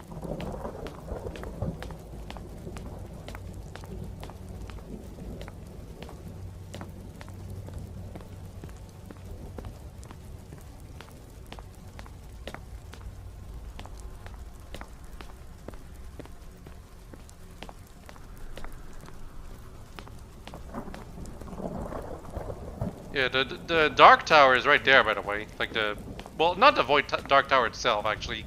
More like the start of the Void Tower. Also, yeah, you have to convince them to go indoors. By cornering me, do you expect me to leak classified material?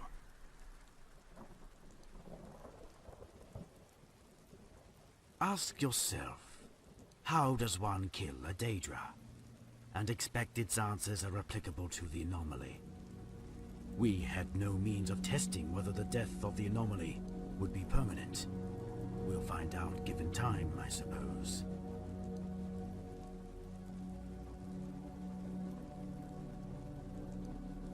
What?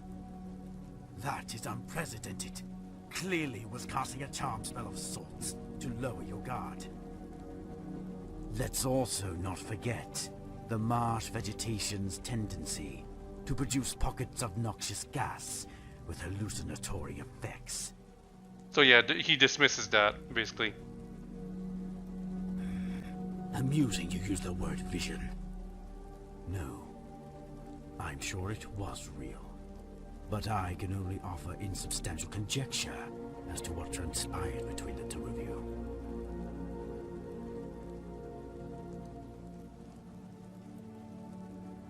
Remember that we're playing as a character here, we're not ourselves. He thinks we're the person who hunted down the anomaly way back in the past right now. Potential saboteurs. All because I chose to sate someone's curiosity just once.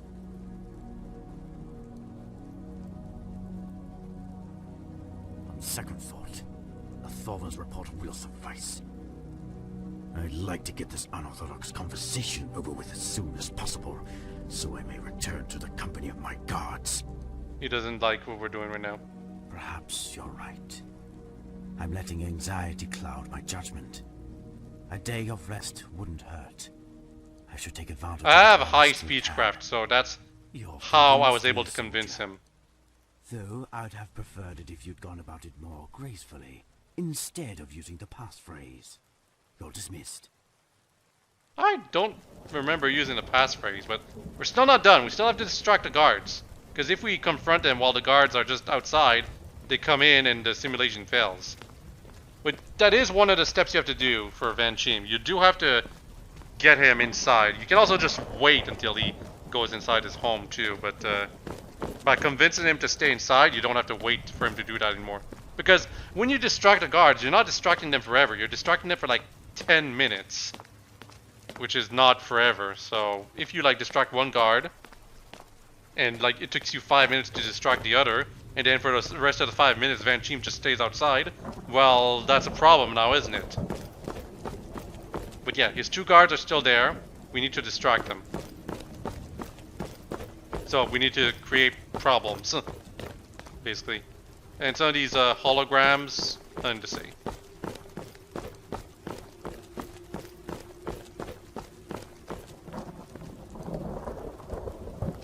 Well, these two are talking with each other, but nothing to say to me.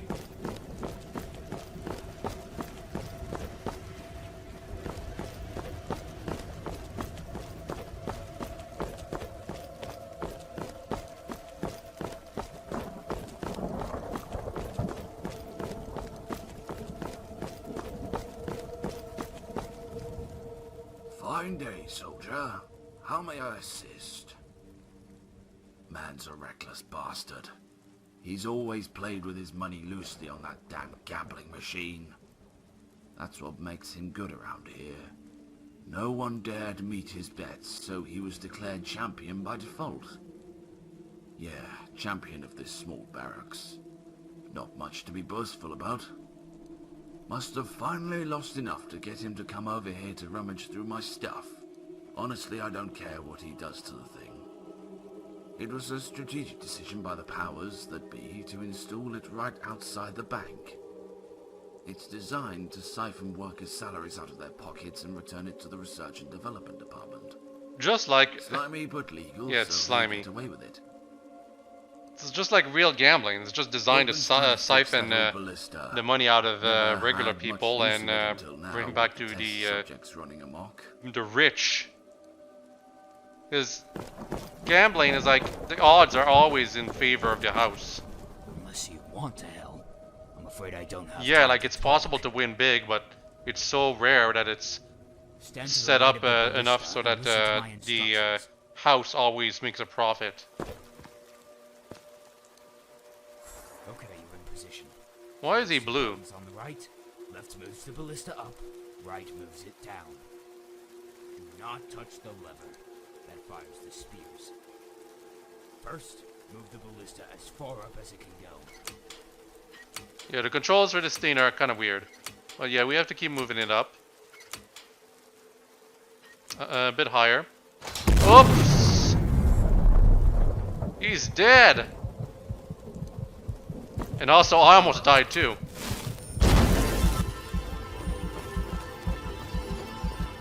I think I actually was too close to that place, and the damage was not like from the game. It's actually me who almost died from the ballistas themselves, but I could be wrong. Anyway, that's distraction number 1.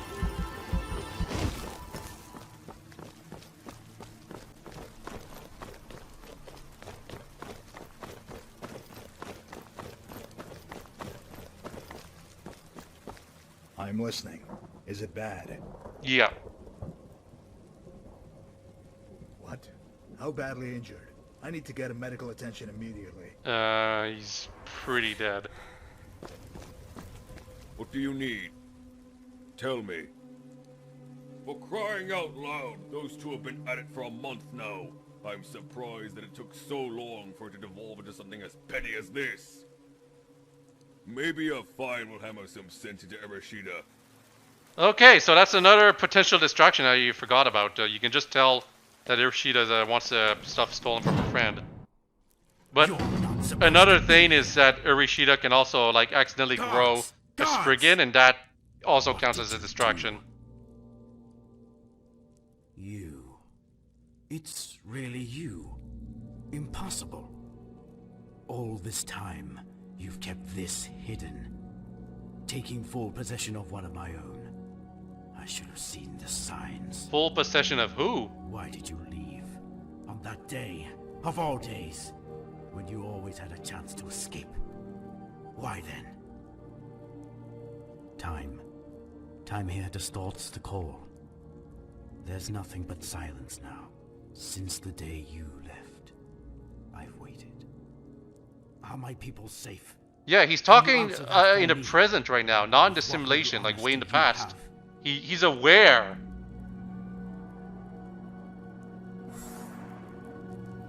Anyway, we're gonna listen to a monologue. I did the best I could. I warned them.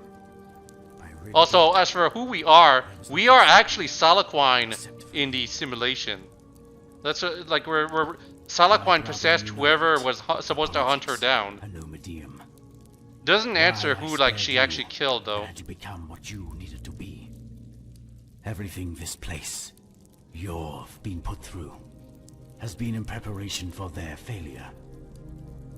It's been a long journey for you, hasn't it? If you want to make all those years mean something, come back for one day. It's all I ask. Afterwards, you'll be free. No.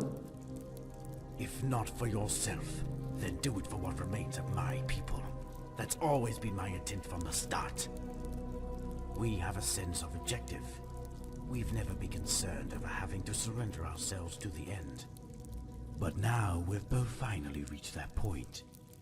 Will you accept and fulfill your final role as a savior? No. No. You can't possibly have come all this way just to kill, nor express your contempt through reticence. If you gave yourself up willingly on that day, outside the research station, knowing this wouldn't be the end for you, what is it then?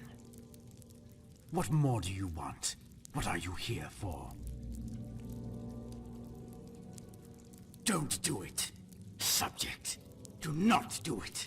Do you understand? Any blueprints of the Resdane project prior to your capture would have been severely outdated. This place was of my design, not his. There are vast differences in operation. You can't even begin to Yep, and like that was me pretending I was like actually killing them. Like I was just a plain thing, because I'm pretty sure he just disappears technically. You can always kill him whenever you want though as well, like when he's doing his speech. But yeah, you get the Teeth Crest automatically when you do that, and now you just go back to the Teeth Tower and put the crest in. That simulation is also very different if you've done some of the other simulations before, I believe. Because you get the knowledge of those simulations and can apply them to that one. In fact, I think that's why we didn't see the fourth potential distraction. Because I'm doing the thing in order, and that distraction just isn't there for you to take advantage of. But yeah, in the thief scenario, we were Salaquine. Like, it was revealed that we were Salaquine in the warrior simulation, hunting down what was supposed to be us, the anomaly. But we're not Salaquine in looks. We're Salaquine as in we possess the body of someone, the person that was supposed to hunt us down. And in the thief scenario, we are basically still pretending to be that person and reporting our results, but in the end, we actually end up assassinating the Craft Lord, causing even more chaos for the Dwemer on the Isle. Now, I've got bad news. These two simulations have been, like the two we've done so far, they've been pretty cool. Third simulation, absolutely awful. Easily the worst. Like, it makes the mod feel like Act 1 levels of bad again. It was an interesting idea, but the way it was done was just... I can't stand it. Also, we can talk to Matari again. Also, yes, there's some horses over there. And yes, I want to shove the arrow up its ass.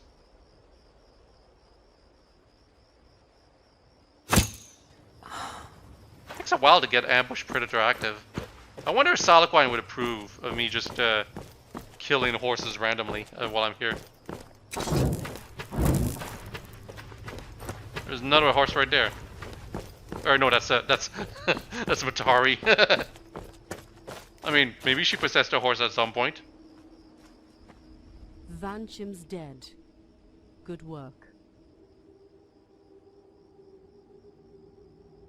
I expected theft to be involved in the theft simulation. Whatever you're referring to are the words of a scorned researcher denied by his own people. Vanchim was too proud to realize the follies he was committing every step of the way. His excuses of working for some greater good are there to cover his selfish motivations. Can you see that for certain?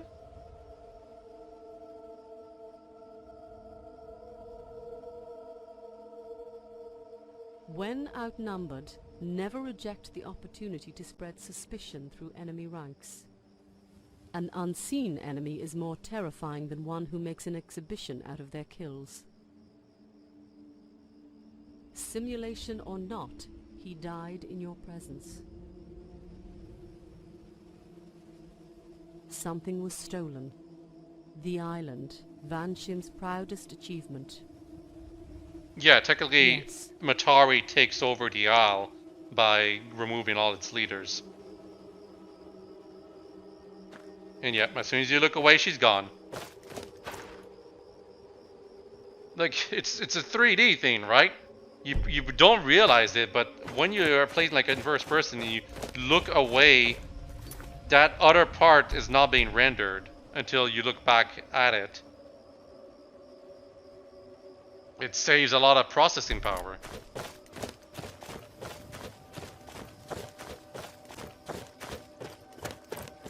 But it's also because the game has like scripts for accounting when an NPC is actually within your sight. It's because like there's this thing called fighting multiple enemies, and players realize that it's actually quite annoying when you have to fight enemies that are not within your sight, and they keep attacking you from behind. So they Bethesda coded into their engine a long time ago that whenever you're not looking at an enemy, they're actually less aggressive than if you were looking at them.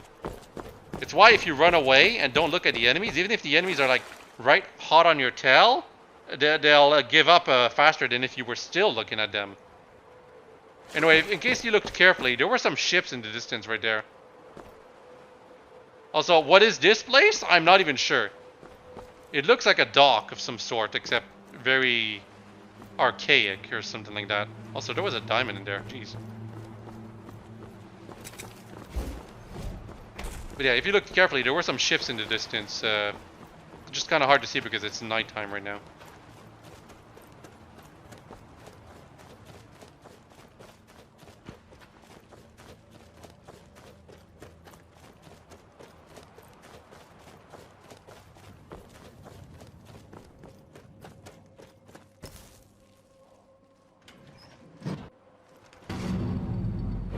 Yep, another hero of Nern. I believe these guys might notice you from all the way up there if you make enough noise.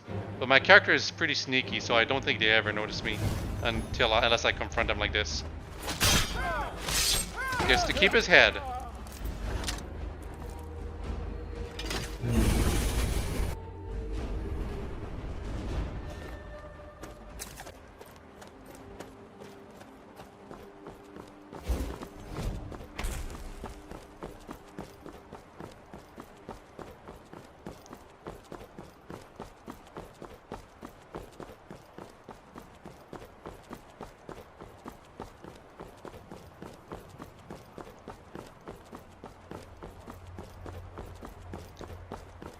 There is a pretty decently big super dungeon around the north part of the isle. Well, I mean, the entrances are there.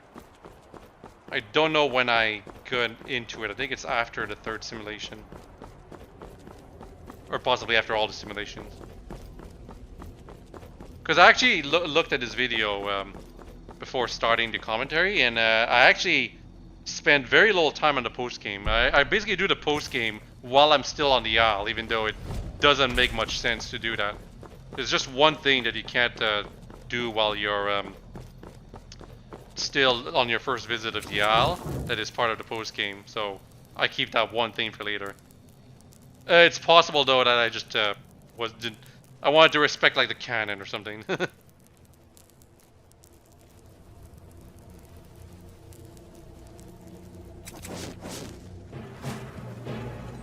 Yeah, I don't feel like fighting these guys again.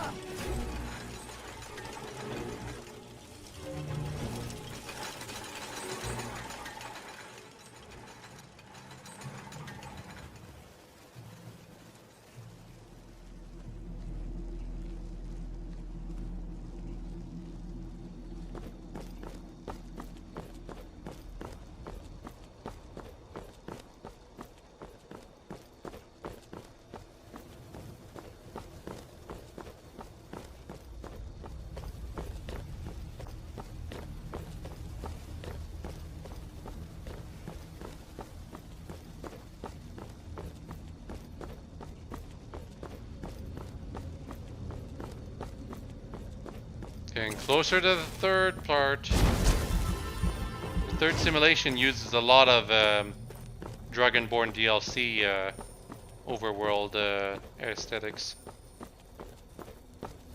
But it makes it more memorable. I mean, that's the whole point.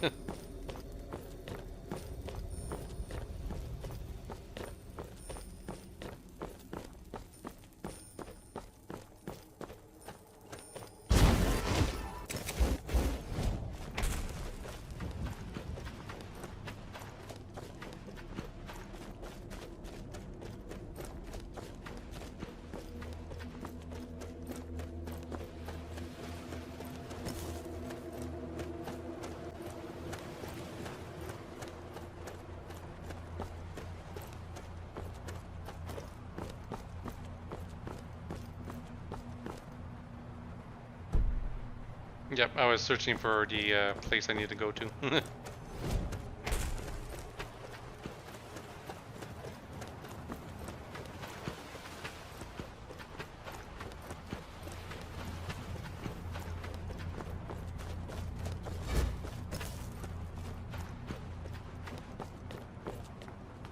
The Mage Tower. So, any of you know about real-time strategy games? Well, the author of the mod decided that for the Mage Tower simulation, he'd actually go ahead and program a pseudo real-time strategy game. Unfortunately, he messed up on many accounts. For one, he didn't really change the gameplay. It's just he gave you like a special ability that lets you control some creatures and place them at some places. But the real problem is that it takes too goddamn long to do anything.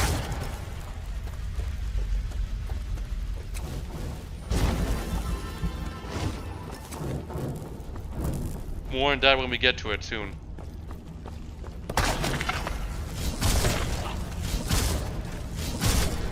Those are Dragonborn DLC spiders. They're very weak. All the spiders are very weak. It's just they're spiders, right? They're creepy. Especially the ones that can jump onto you to explode or deal damage.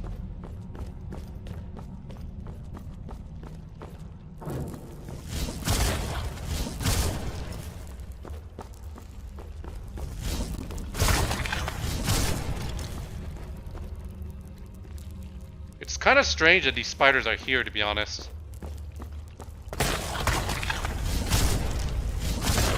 Like, they were part of a special experiment being done on Dragonborn, like the Solstam's Isle, I feel. So for them to be here, well, it's probably just to spice up things.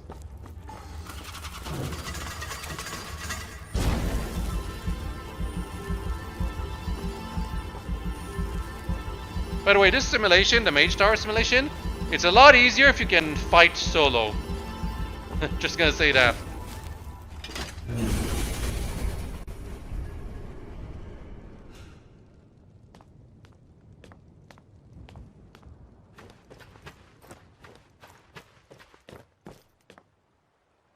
Yeah, there's a mage stone here too.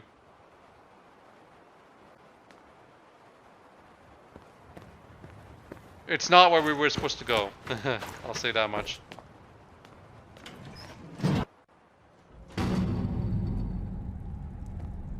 Are there similar stones in the other simulation towers? Yes. Not inside the towers themselves, but just outside. We saw them before. At least we saw the warrior. I don't remember if I showed where the thief was.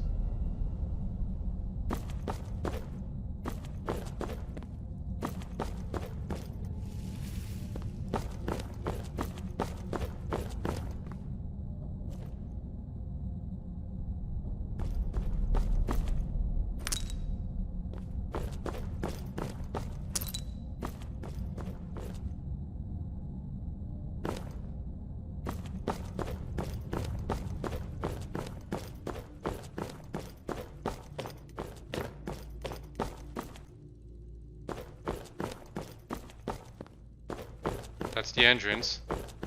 I was supposed to go up instead of going on that passage with all the spiders.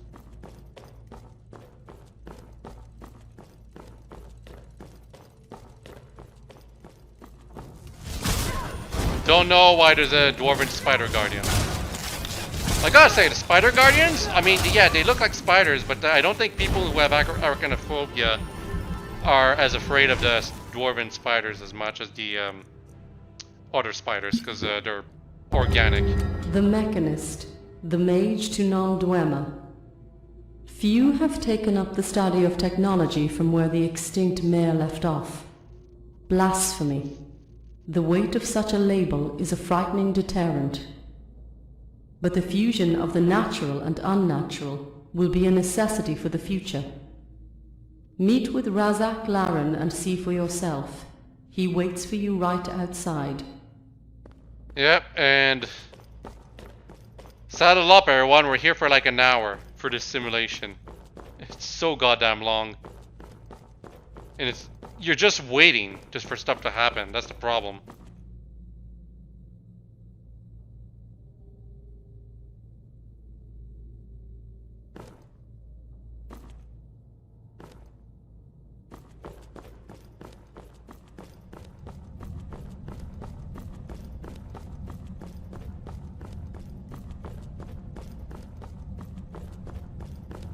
I'm going the wrong way, but whatever.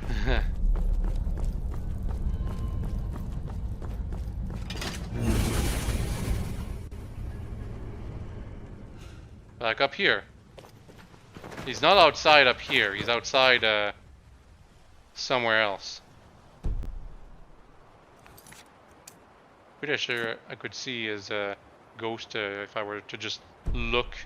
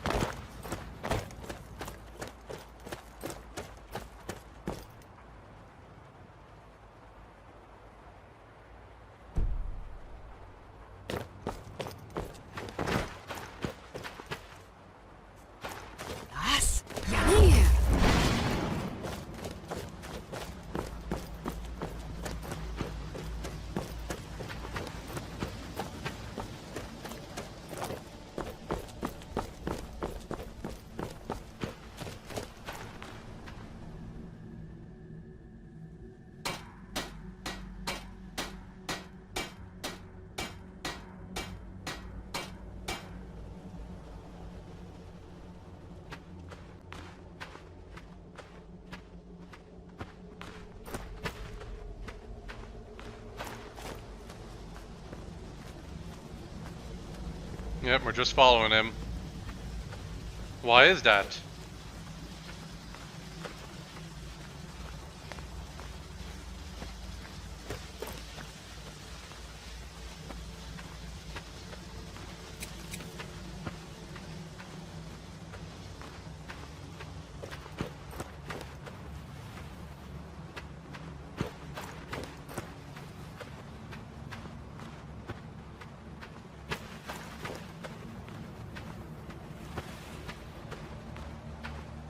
Sure takes a while for him to walk to where he needs to go and for us to get an update.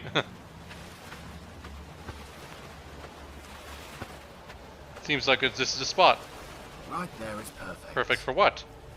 So, what's a wayward soldier of brass armor doing all the way out here away from his pack? Come to see if I've filched the means to get off this rock? One of the lost ones, huh? Or someone pretending? You're living the end. The Dwemer, our people, our kingdoms, our future. All of it is gone. Craft Lord's been assassinated, and the only ships out of here are lost. Only thing left to do is dig in and fight. Trespassers, much like you. I lured you to the beachedge in case you were a threat. It's a longer run back through my centurions. Which centurions? Oh, these centurions. With sound dampening fields. Something my team was pointing. This time, with mine getting their hands on it. I've counted 2 separate range actions so far. First ministering from action now.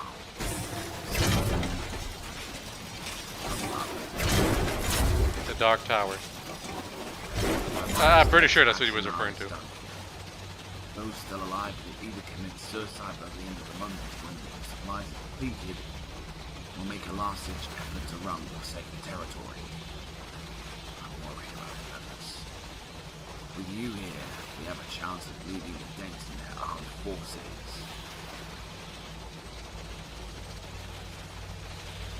Meet me outside after an hour. We'll get you set up. Yeah, now we gotta talk to Razak outside of Atronal, which is actually another place we could have looked at before even starting the simulation. The door might have been locked though.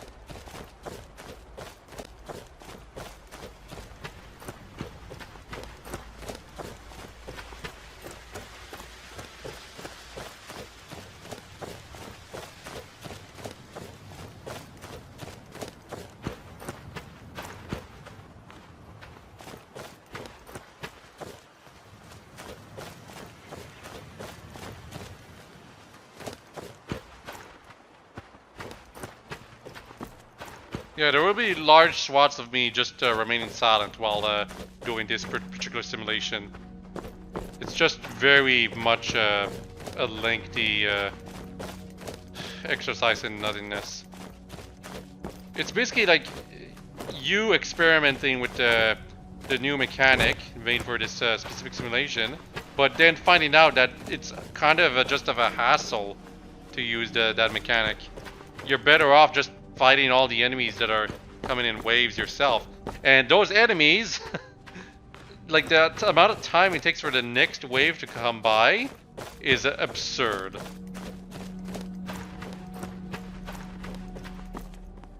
It's like 10 minutes for every wave. So when I said that it would take like an hour to get through this simulation, I'm not kidding.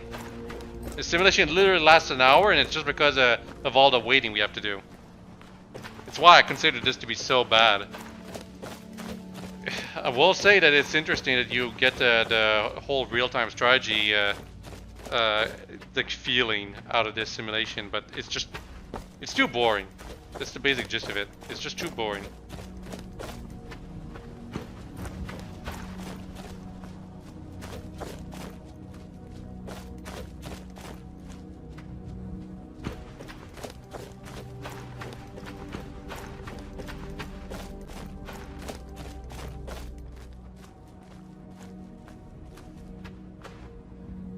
This should be the perfect staging area until you're ready to deal with the hordes of the north.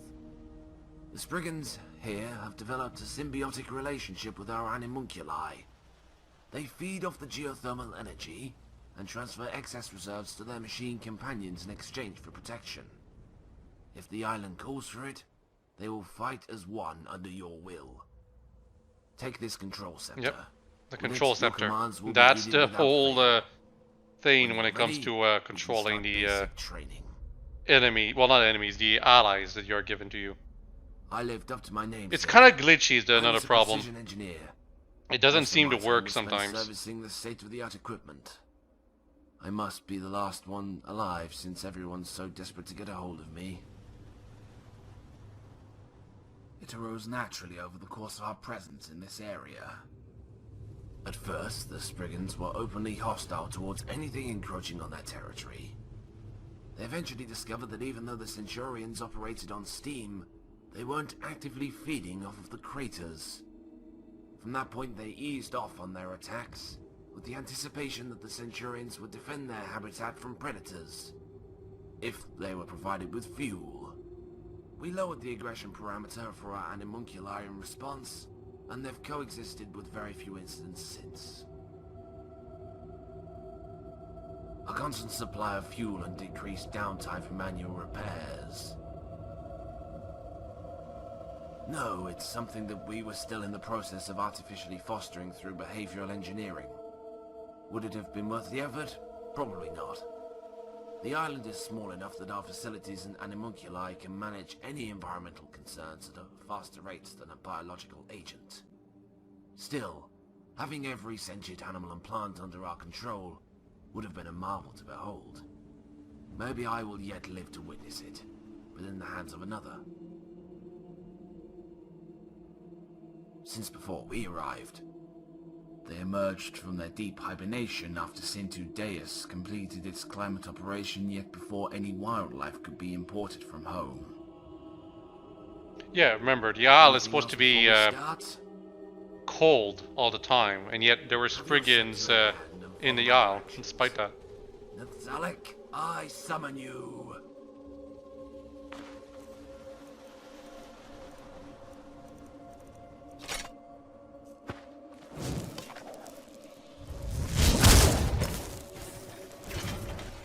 Let's begin with simple selection and movement. Yeah, you got a tutorial to do here, and the tutorial takes a while too. That's it. Notice the soft glow around the Centurion. That means it's currently selected. To deselect him, fire your scepter at him again. You can also unequip the scepter to clear your selection. Go ahead and do that now. Next, we'll move the Centurion to a new location. The scepter has granted you the direct spell. Select the Centurion with the scepter equipped in one hand, and then fire the spell at a point in the ground with the other.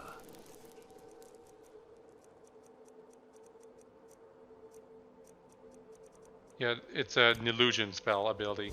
Let's have the Centurion move underneath the 3 palm trees to my right.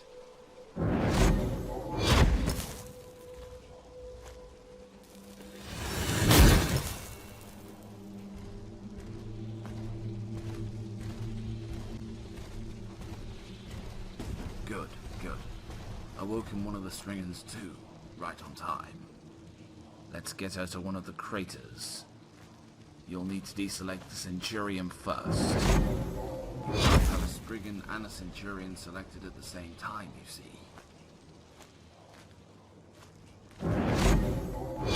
Have her move to one of the craters. Any will do so long as you fire your direct spell into one. So we gotta find a crater here, and it's not as nearby as you might think it is.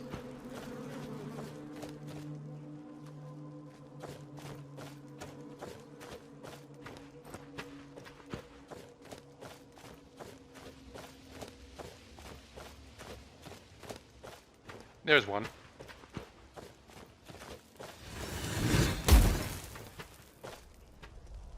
And yeah, this is where the problem arises. You're trying to direct something from super far away, and the engine suddenly doesn't like the creature you selected is no longer active in the engine or something like that. It feels. Even then, it just takes forever for the thing to get to you because you had to get to it first.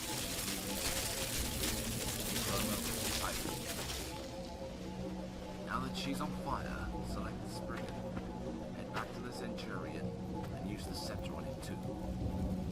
Instead of selecting him, this will command the burning Spriggan to refuel the Centurion.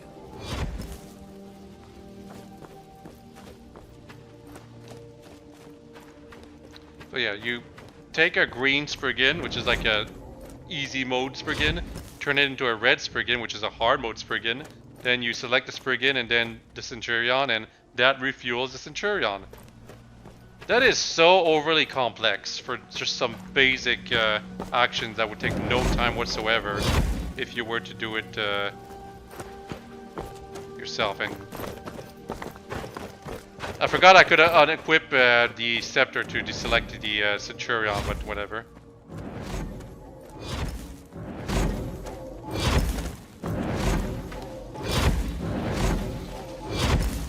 See how close I had to get to the damn Centurion to deselect it? Very annoying.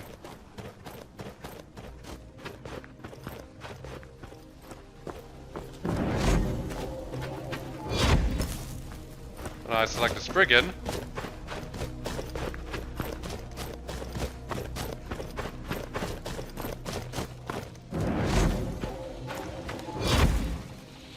Now Spriggan is now en route to refuel the Centurion.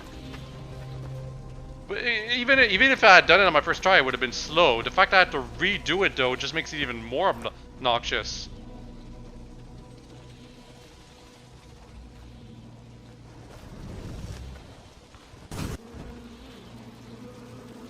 And now the Centurion is on fire too. And the Spriggan no longer is. It's no longer hard mode Spriggan.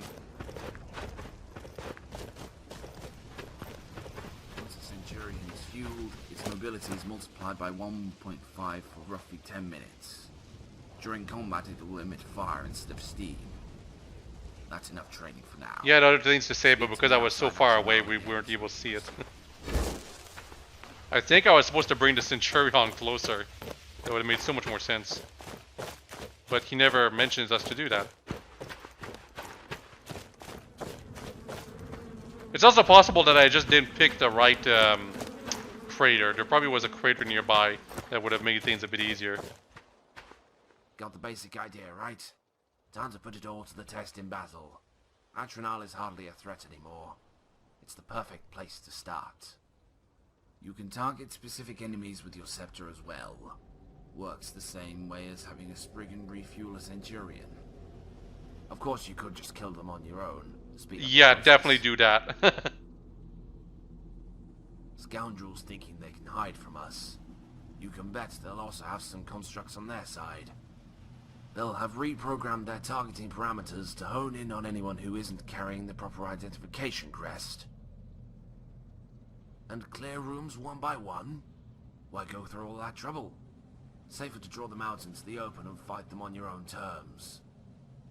I've dealt with this lot for a while now. With such low numbers, they'll be clustered by the entrance ready to defend the installation with what little they have left.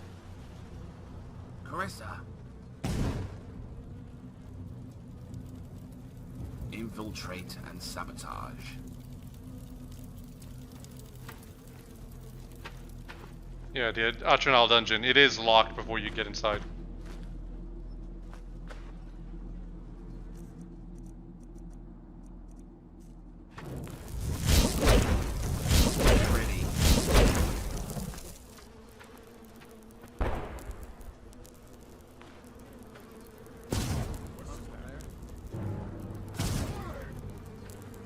Yeah, it's a bunch of heroes of Nirn. That doesn't make much sense for in relation to the simulation, but it gives you an idea of what you're fighting.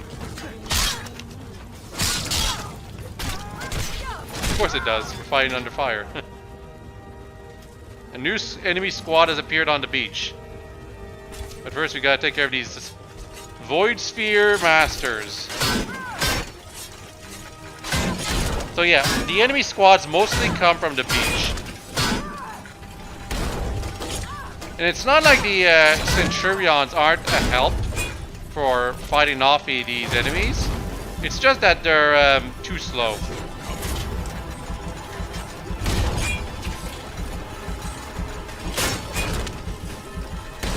But at least for this fight, the Centurion is helpful, I guess. It hits decently hard. And it's invincible, I believe. It will never die.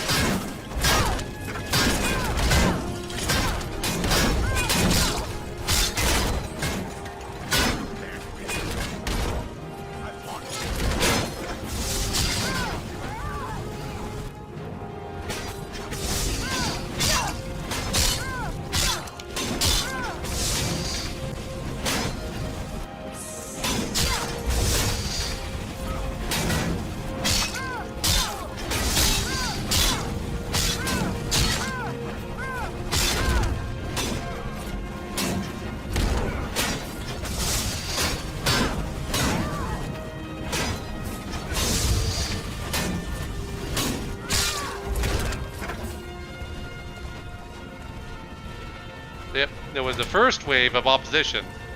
Only 4 more to go through.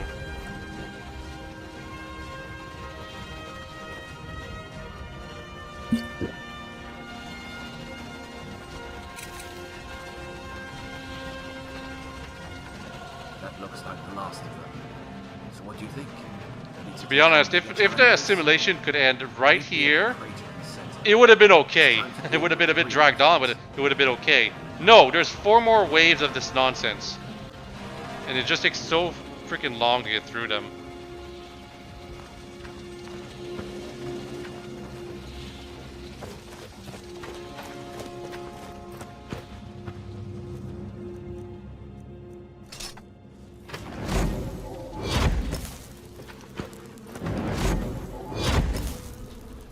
So if you do want to use the Centurions and the Spriggans and whatever,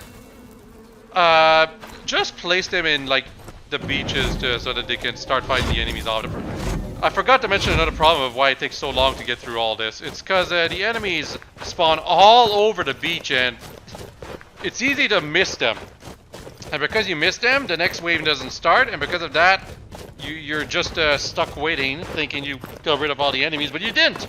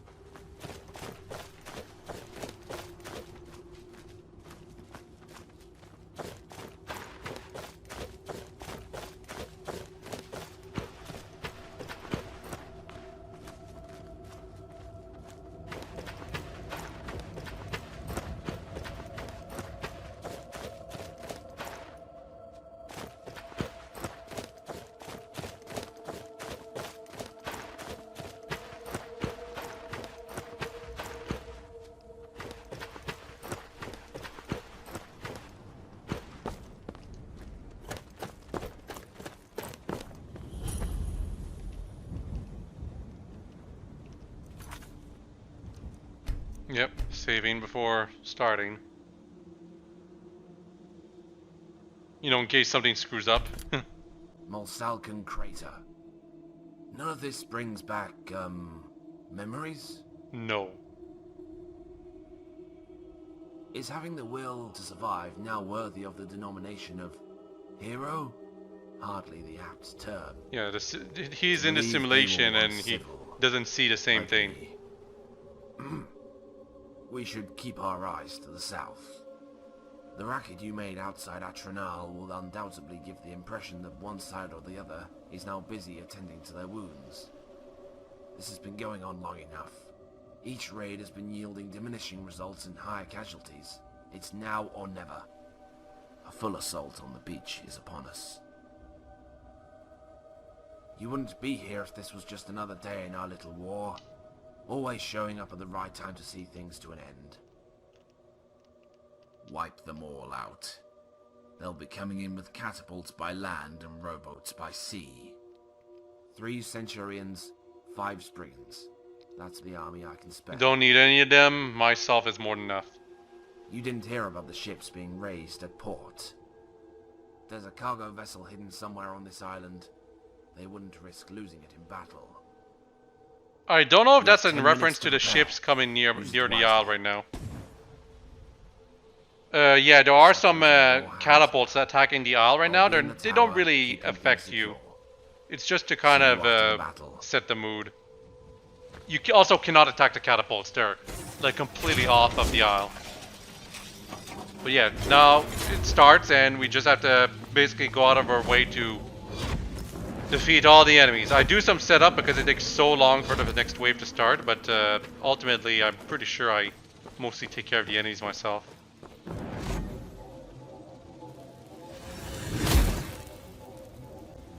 But yeah, I'll be quiet for the most part from here on in because this really is just like me showing how long it takes to just do all these things.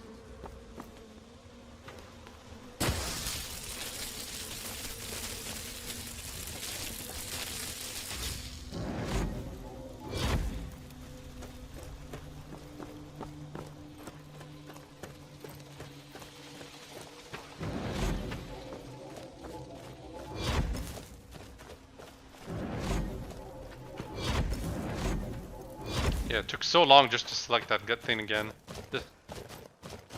She's a feisty one.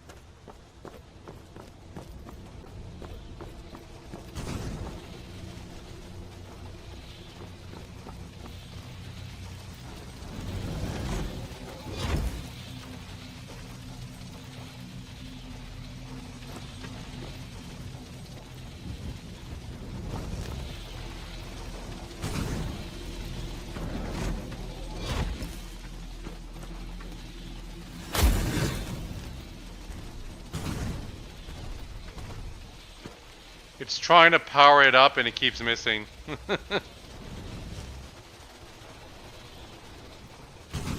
Oh god damn this. It just wasn't programmed well.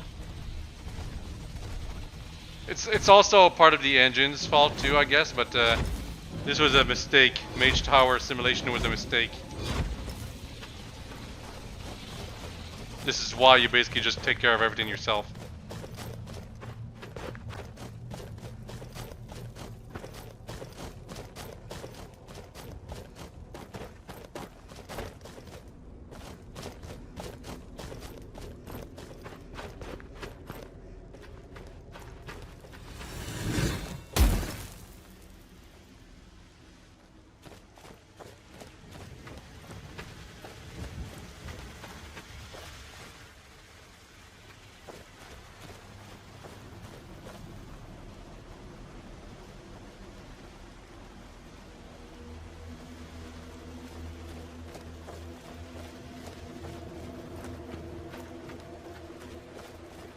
But yeah, when the waves start, you basically scour the beach for any potential enemies because some of them are like way off where you can't see them, and because of that they never go to you because you expect the enemies to come up to you, or at least the Centurions. No, they sometimes just spawn on the beach and just stay in place, and because of that you have to go out of your way to actually defeat them. Also, I said we would fight the ballistas, but actually we do fight dwarven ballistas, I think. Just they don't seem to be the same thing as the giant catapults that the guy mentioned.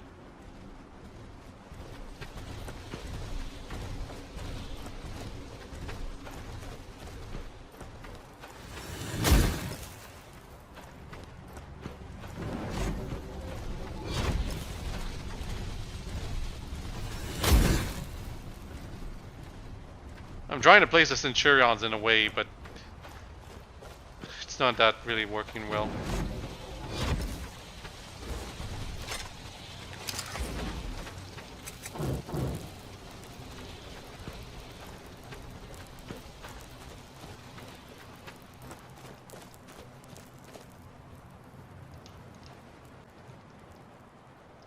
Also, yes, you can just wait using the wait command to make the waves come out faster, I think.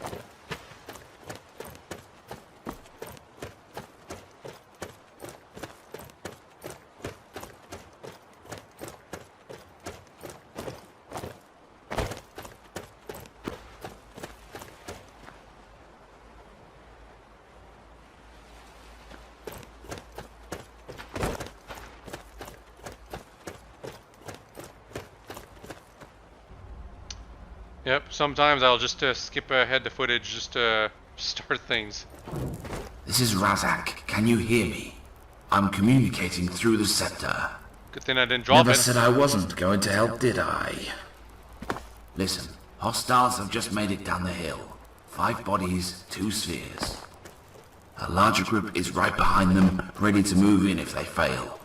2 Centurions are among them. Yeah, the enemy has Centurions too.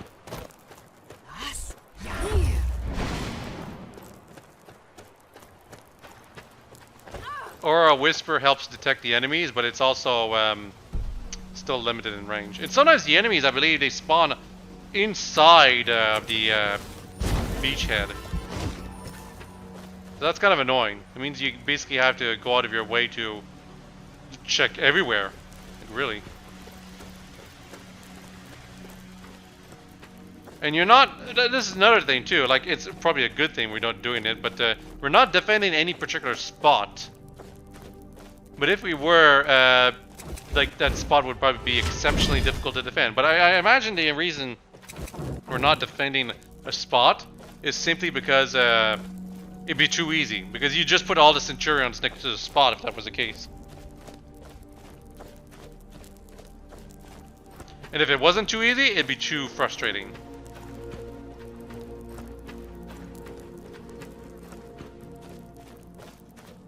I don't believe the Spriggans fight by themselves, by the way.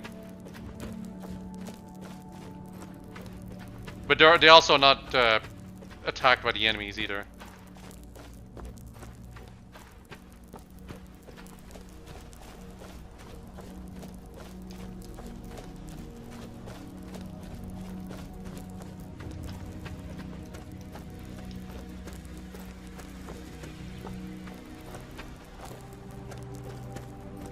Remember that the battle has already been prepared, and yet we still haven't fought a single enemy.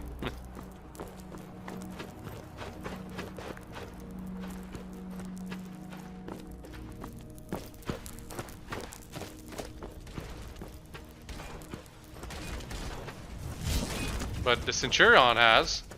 Oh, and the Spriggans can fight too, I guess.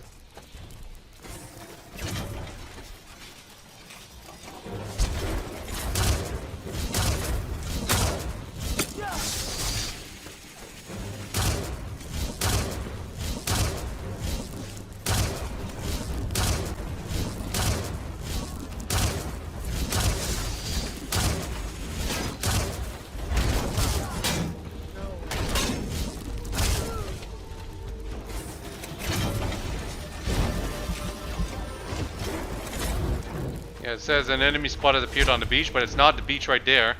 It's the one all the way back where we were actually waiting.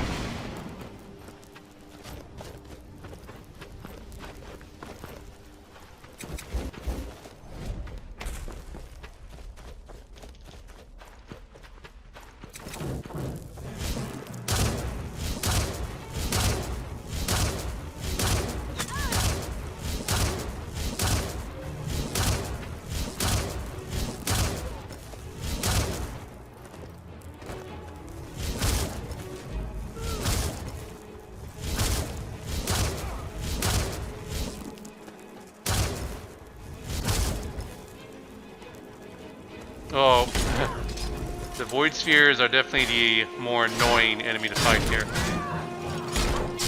Now, for what it's worth, the reward for Mage Simulation is actually very useful. You actually get a very tangible reward for doing Mage Simulation. And it's also story relevant too. I'm out of magic.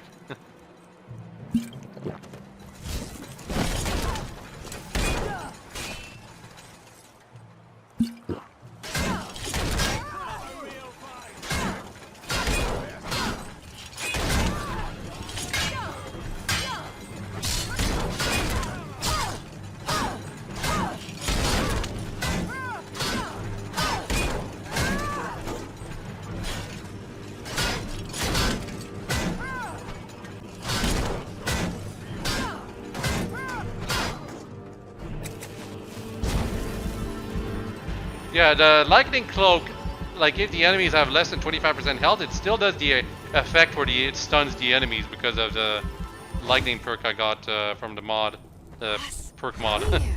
So that's why I use lightning cloak, because if the enemies, like the organic enemies that are affected by lightning, obviously, if they're less than 25% health and I have lightning cloak on, they basically can't touch me, because every time they get close, they get stunned.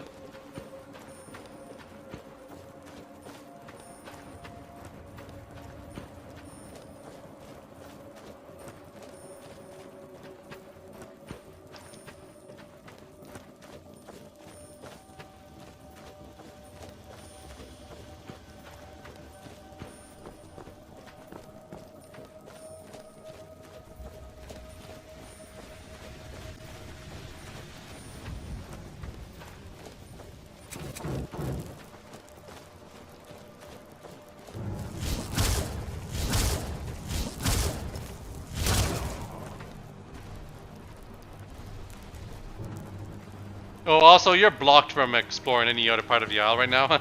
Like, you saw the weird barriers extended past the coast. Those are, like, on the isle, too. So if you're so bored you're thinking of trying to do something else, well, no. You have to finish the thing.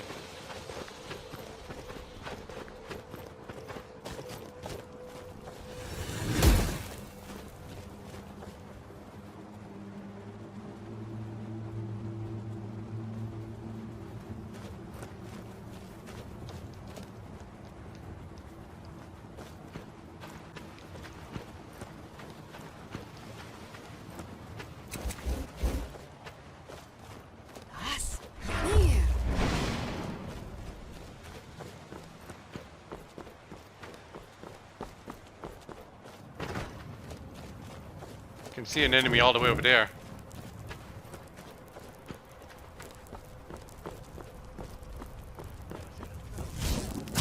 So if you can't find enemies, well, check the entrances. That's where they usually are, like, walking towards.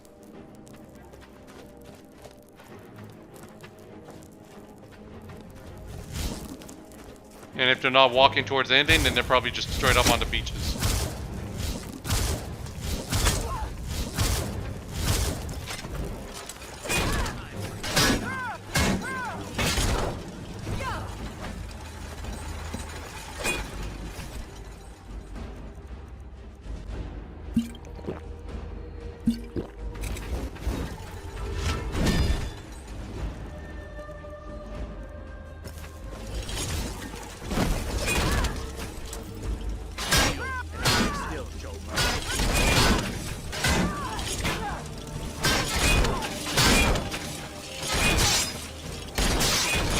I almost got stuck right there.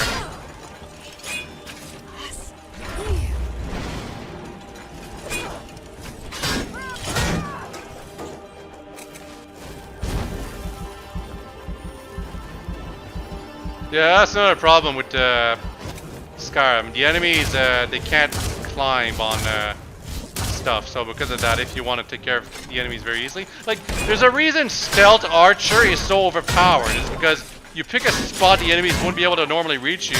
You just crouch and you start mowing them down with your arrows. Like, assuming the enemy even finds out where you are, unless they have a ranged attack, they can't even attack you. And with high enough stealth, they probably can't even detect you, even if they do, like, look right towards you.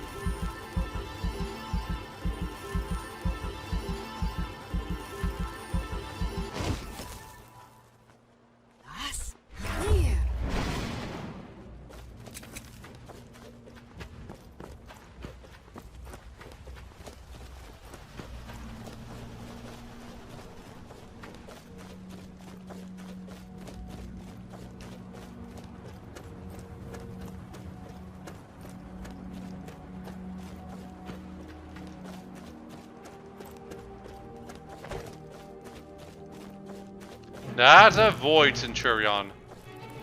We've never fought a Void Centurion before.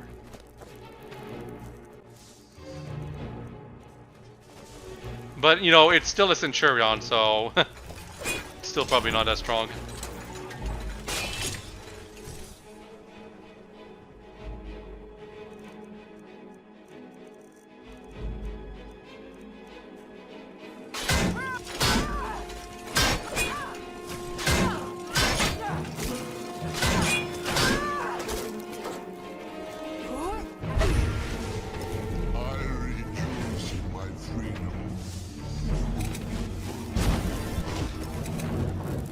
I called Dunavir. I do believe Dunavir can assist you. You can actually call upon That's the end many of the first dragons wave. to help you. Looks like they're bringing in catapults over at Trenal. 2 rowboats coming in from the west, 5 men in each. 5 minutes until everyone's in position. But the dragons have trouble flying. Now, that being said, another thing is that in the earlier versions of this mod, Maids 2, I think dragons could literally just spawn in and start attacking you. That was actually very interesting, but it's clearly not like meant to be like that lore-wise.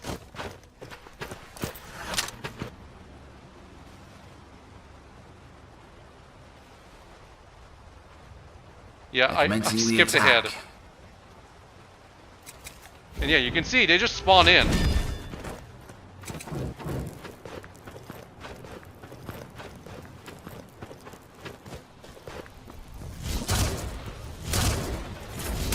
Now try to catch her attention.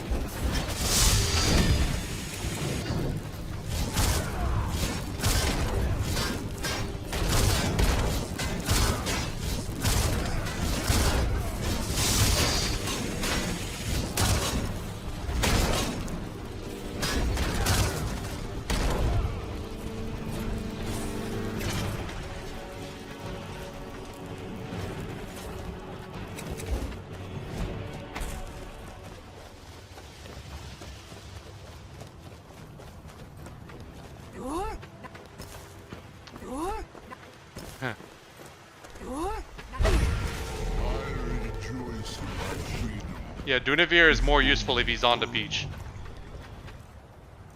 Me being able to call him again like that is not intentional, but one of the perks of the mod used for new perks is that sometimes when you use a shout, there's a chance the cooldown will be only 3 seconds.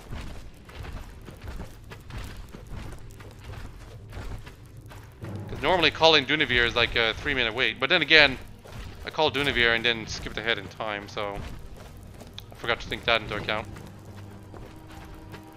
Because I'm just looking at the footage like you guys right now. I'm not actually playing this. Remember, this is 3-year-old footage. It's back from 2021.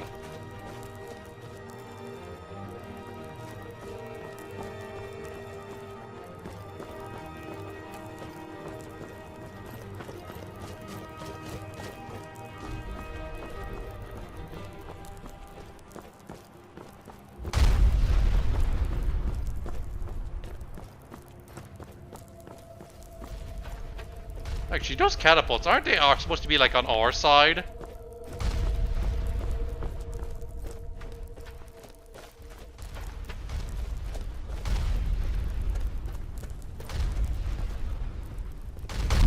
And yeah, they can easily reach you even in places it seems like they shouldn't be able to.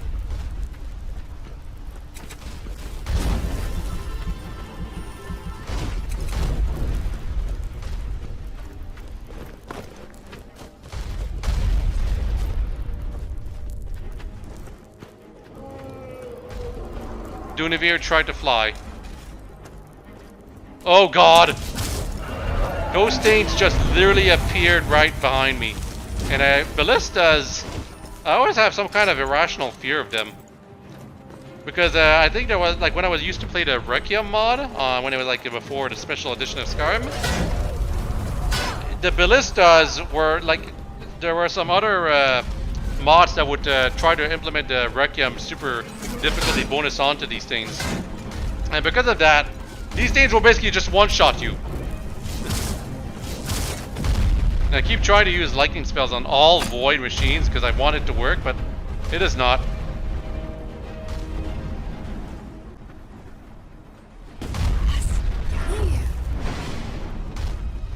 Yeah, Dunavir is kind of stuck on the ground right now because there's no flight path set for this area. It's kind of weird to say this, but the way they program dragons in Skyrim, they actually had to put in all the places the dragons are allowed to fly to some extent and where they're allowed to land. They weren't as free-form as I wish they were, the dragons.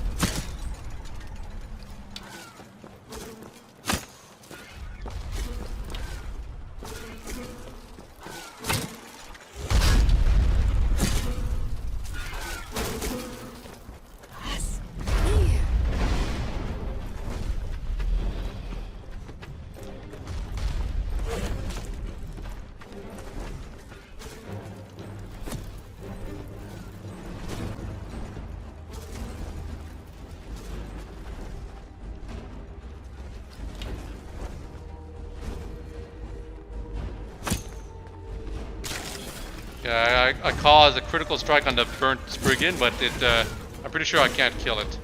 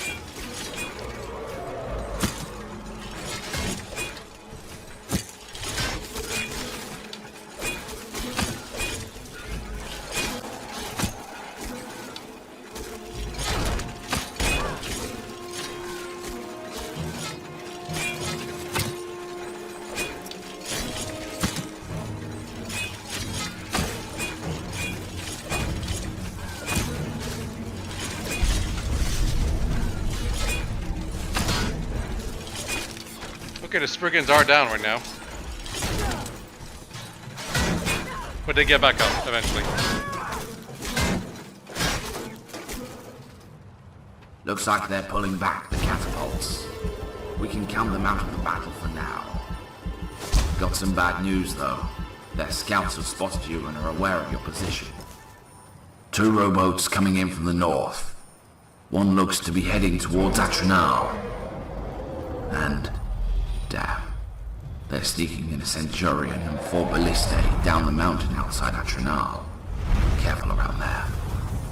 Now's the time to set up your companions along the outer perimeter of the western portion of the beach to divert their forces' attention. Yeah, just ignore the fact that Dunivir was trying to, like, bring me with him right there. I really wish this whole place was programmed to take into account Dunivir, but unfortunately it is not.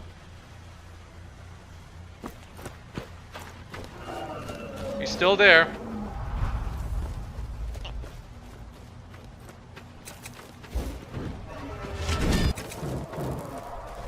Oh god! That's not what you were supposed to do, Dunivir. It took so long to get that Centurion there, and then he just dragged it away.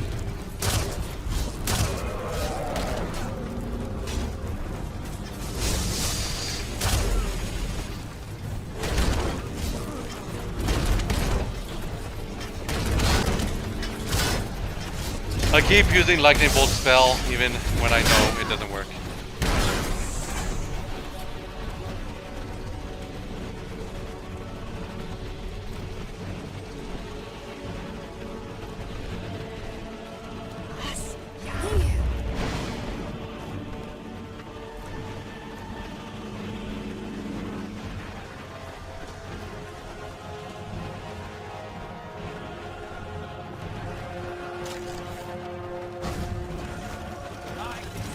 No, you can't.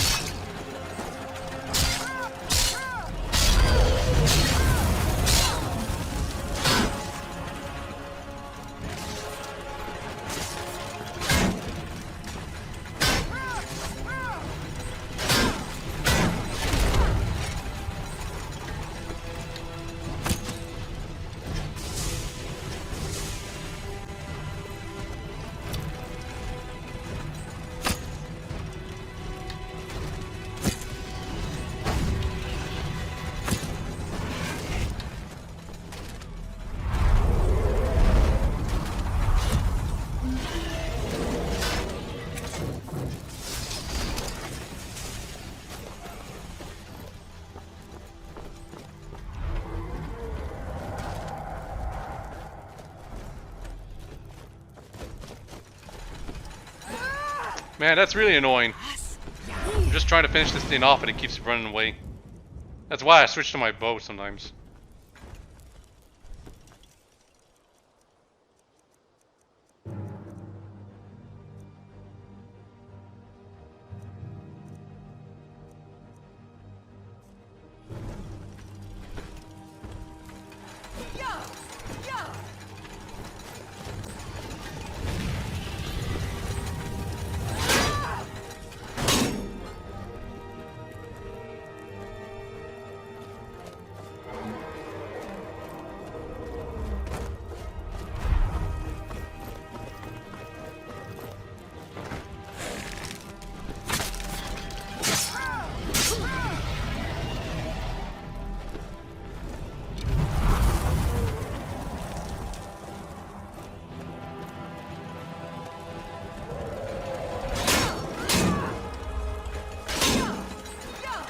Jeez, I even switched to my single-handed weapon. Just because they're faster when you're moving. Although not intentionally, it's just the way they're designed. That's the way it works.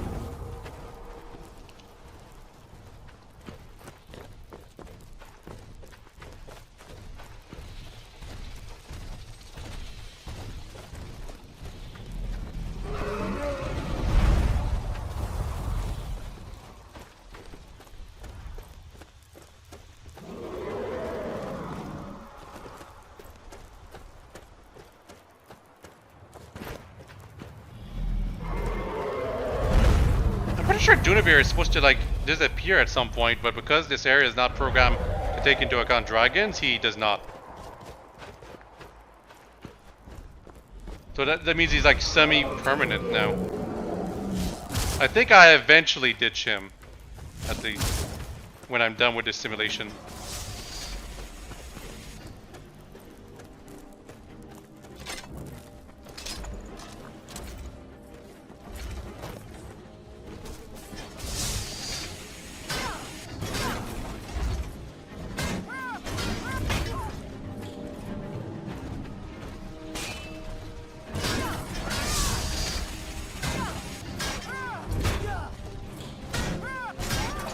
You'd think that Dwarven Centurion would hit harder, but no. 4 rowboats heading towards the eastern shore. At the rate they're going, they'll all land simultaneously. Catapults are returning to position over at Renal. I've spotted another group coming in from the west. This is shaping up to be the final wave. Give them everything you've got. Yeah, at least it's more like you hear it's the final wave and it's like, oh my god, thank you for goodness, it's almost over.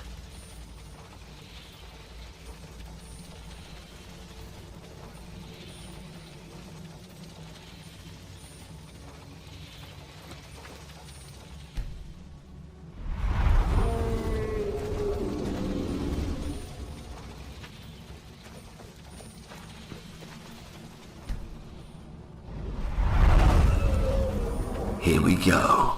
Good luck. I mean, it's not really about luck, I just have to find the enemies myself, if anything.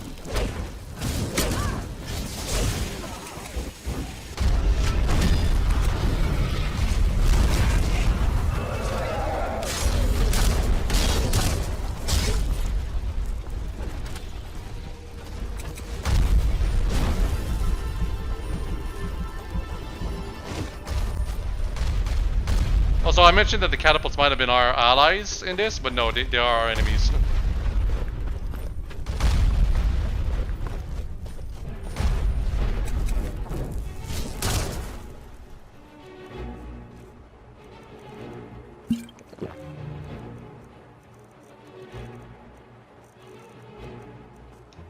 Who's?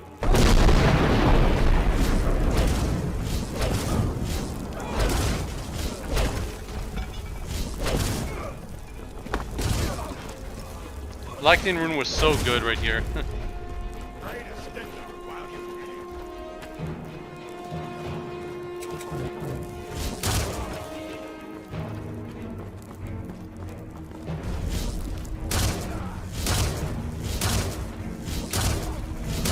Really, it's always more fun when you fight the heroes because at least it means I can use my magic against them. The void spheres are just obnoxious because they're not only are they super strong in physical stuff, they're invincible against all magic. So I think the idea for the void spheres is that you're supposed to use summons to deal with them. But even then, it takes a while.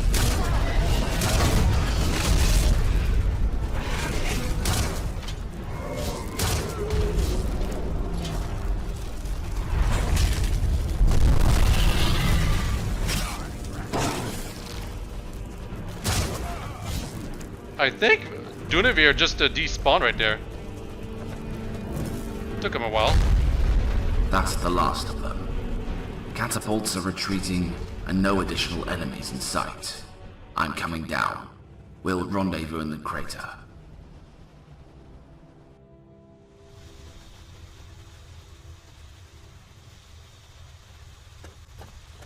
Yeah.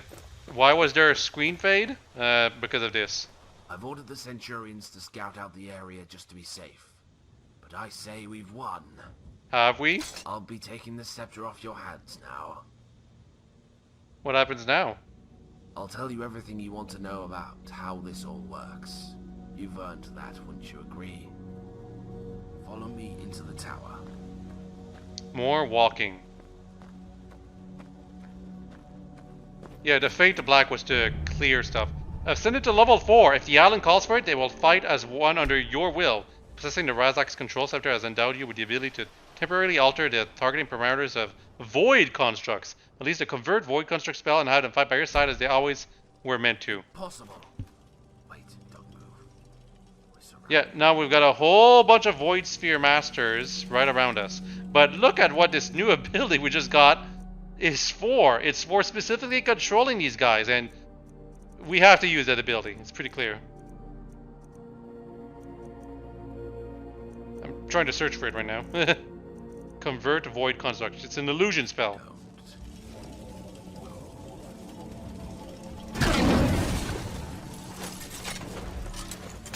And now that you have them under your control, you just destroy them.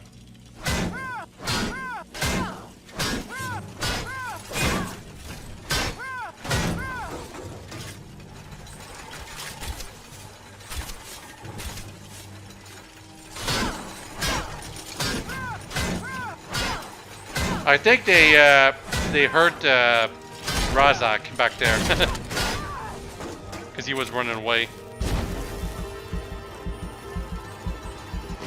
But they're not attacking me because as long as I've got them under the influence of my spell, they don't see me as an enemy. In fact, they see other people as an enemy.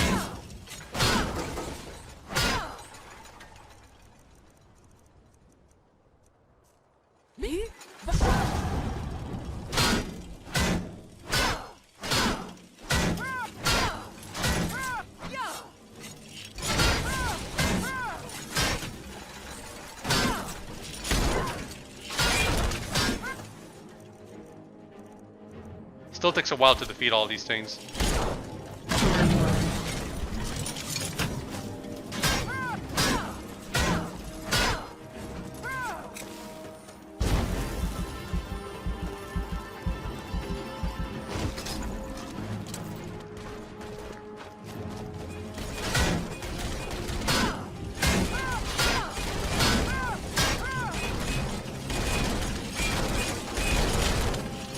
They're fighting each other.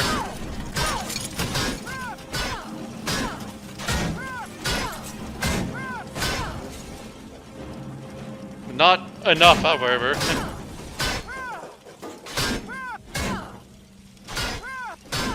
It'd be a lot cooler if they were all like fighting each other constantly.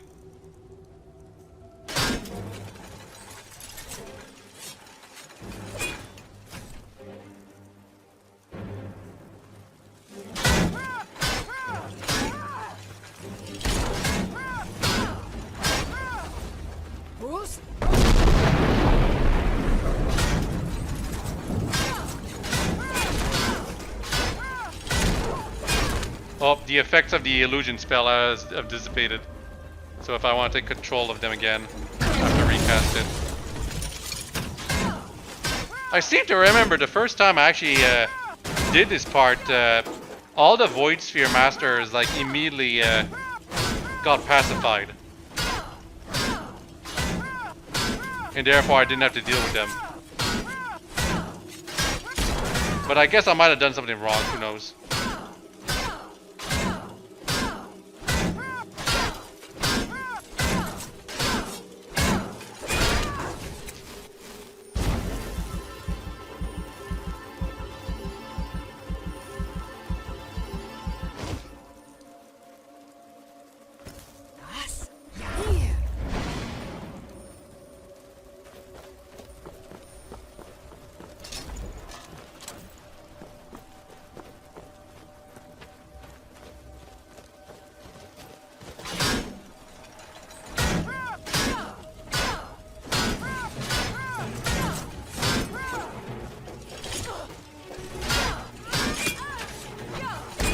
These void spheres did not get affected by the illusion spell.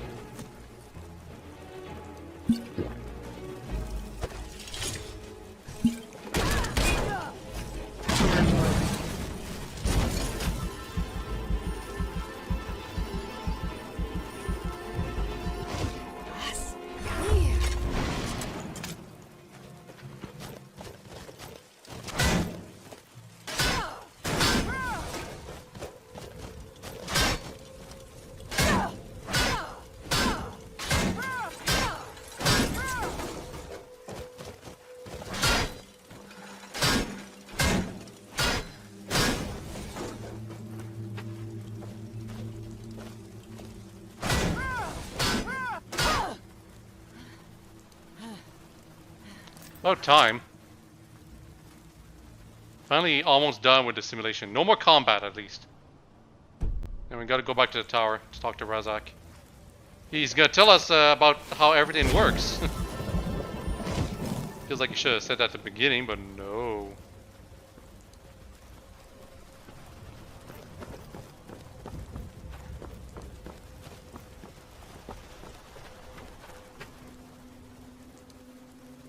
Yeah, another fast save, quick save.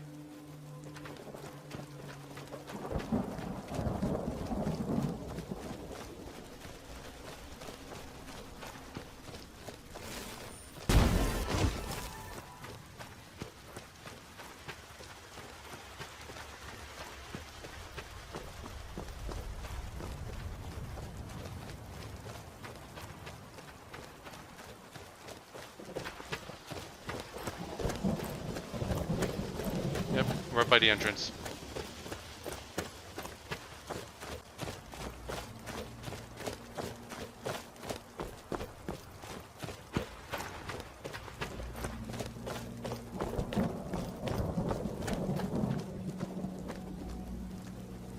Must have come rolling in while I was making my way outside. Sorry about that. You owe me an explanation. Hmm? Those constructs were using stealth. Yes, they were. On the beach, you said that was being developed by your team. Yes, I recall mentioning something along those lines. The last batch of enemies belonged to a different faction. Ah, okay. Any hope you have in fully utilizing this island depends on your capacity to communicate with all of its operation modules, including its defenses. Why not consider it one last lesson? You learned how to control void animunculi without the use of a focusing tool. That's a great start. You failed to tell me. Yeah, he was trying to kill me. Why the secrecy, though? Had you struggled fighting 5 waves of enemy forces, then I would have fallen for the act you're now trying to perform. I know it's you. Was it you who killed Yeah, he knows we're Salaquine. He tried to kill us because he knows we're Matari. In the simulation, obviously. If you learn of treason among my ranks, you will bring news to me that your memories have yet to return to the sea. That's what he told a handful of his most trusted workers. Figures that you'd possess the body of an ordinary foot soldier to avoid suspicion. Here's this tower's crest. We won't be using it, but you'll want to know what it's for. Actually, we will be using it. Without further delay, I will show you everything.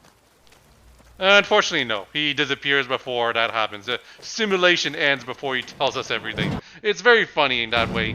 Normally, like in this kind of setup in scenes, either the character would die or something like that before they can tell us everything.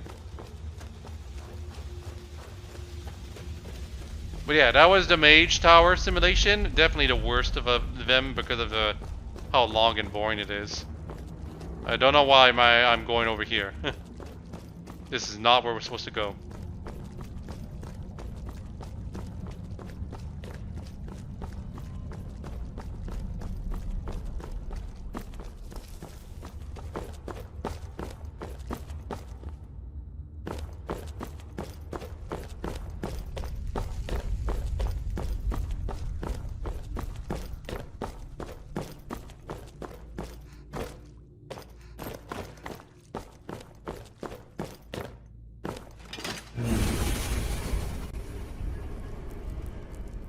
Oh, I guess it was. Never mind.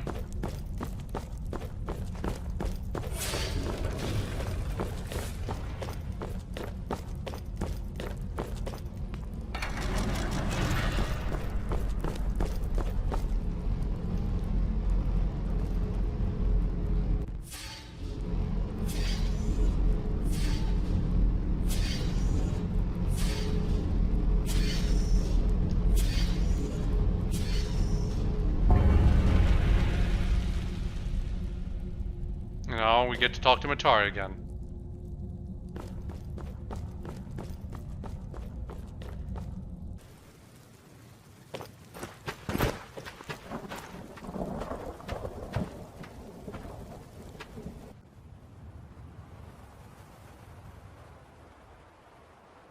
Where is she? The quest markers are not working properly right now. I do believe I talked to her, no worries. And she doesn't disappear from your sight unless you talk to her.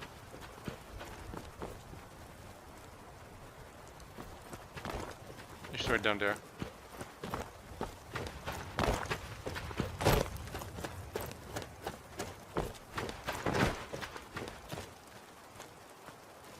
Razak Laren is satisfied with the work we did here, and you're leaving with a new skill.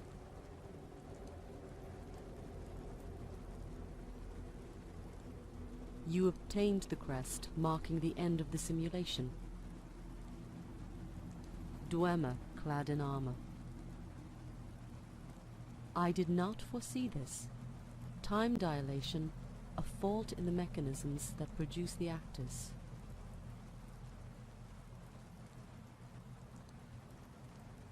Correct, though it was to be expected for that tower.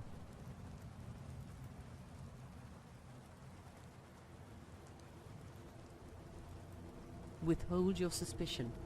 It only delays your advancement towards our destination, the Dark Tower. It is there you will be given free rein to question if I have ever lied to you. Huh, that sounds Get ominous. what you need from the Dwarven facilities. There won't be reason to return here later. Halfway done. She says... I advise you to stay clear of the port to the east. A fleet of ships is on its way to shell the area to clear out all Heroes of Nirn forces.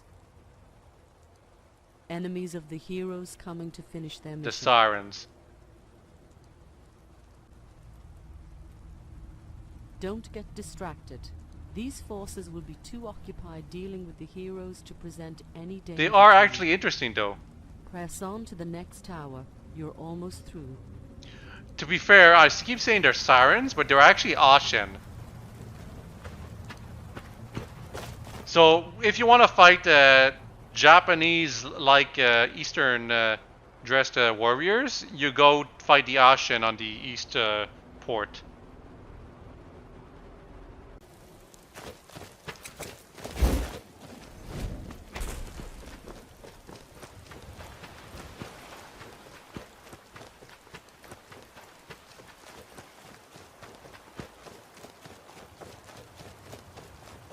I believe I actually did a reload here, which is why there was a screen fade out and then fade in.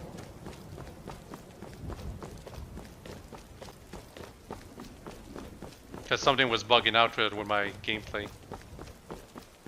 Actually, no, it's been a long time, but I think it's because the footage actually got corrupted after the Mage Tower, so I had to redo everything. Or, no, never mind. No, I actually remember. It's because I wasted time. I wasted like 20 minutes just doing some stuff that has absolutely no bearing. And I'm not talking about the Mage Tower simulation. I actually went to like the beach head in the northwest, which is like completely secluded. And it just took me too long to do anything there.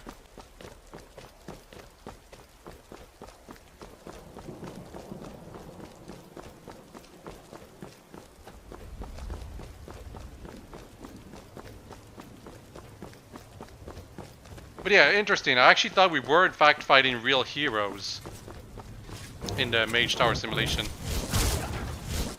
But no, it's apparently they're supposed to be Dwemer.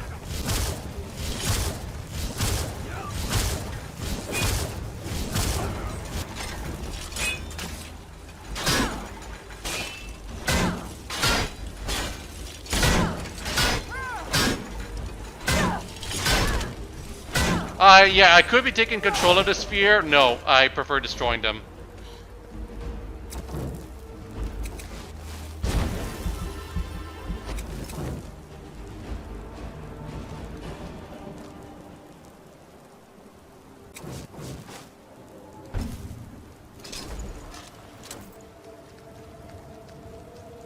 Avert your eyes.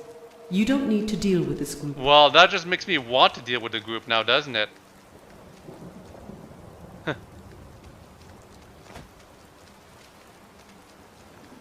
We're invisible, by the way. Ashen Iconoclast.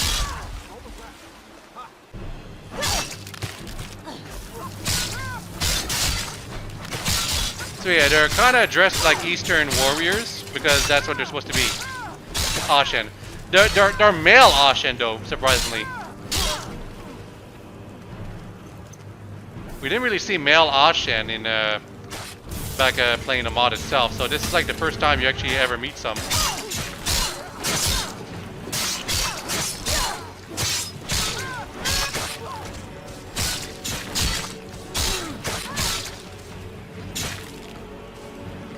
They killed the heroes of Nirn. Just showing that. It was Ashen killed the heroes of Nirn. I mean, it makes sense considering the two groups have been at war the entire time, but just something to consider.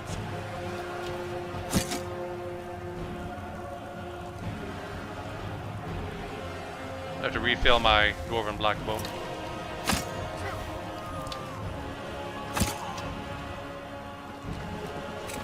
Oh, well, after killing all those guys, we can talk to Matari about it. This is an optional thing, by the way. You can actually miss this very easily if you don't explore the Isle.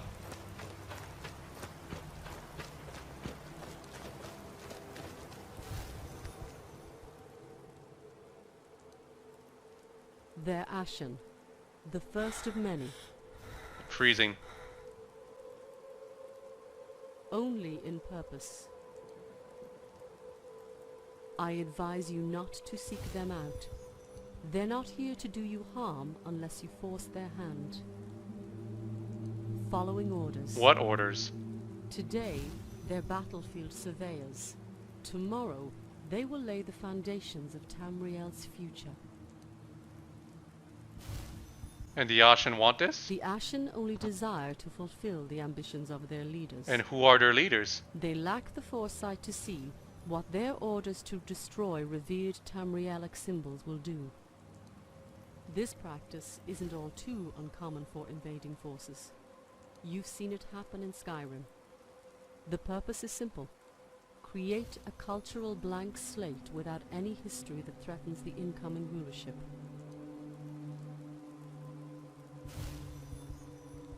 Not the Ashen. Not the Ashen are meant to Save inhabit for this certain place. ornaments depicting the Dwemer, those can be passed off as original works by their successors. The jewelry carried by the heroes, on the other hand, is infused with mystical power, divine power. Their existence would be an everlasting threat if left alone for someone to discover. There are people coming to reclaim what was stolen. They will succeed if the future kindly allows them to. I suggest you leave the Ashen be and focus on your own goals. So this is basically like the big reveal. Spoilers for the big reveal. She didn't exactly say who the new leaders are going to be though, but you will find out in the ending. Only if you get the good ending though, and talk to her about some things. If you get the bad ending, you actually never find out. But if you've been like watching and following the plot very acutely, you probably already know who it is. Who these new leaders are.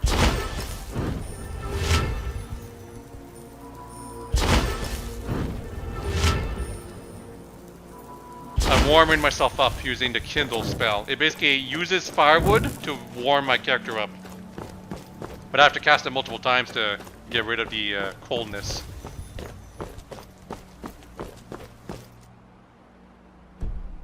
But yeah, if you look in the map, there's like a beachhead, a very small beachhead, all the way on the other side of these rocks. I think I show what's there. Might take me a while though.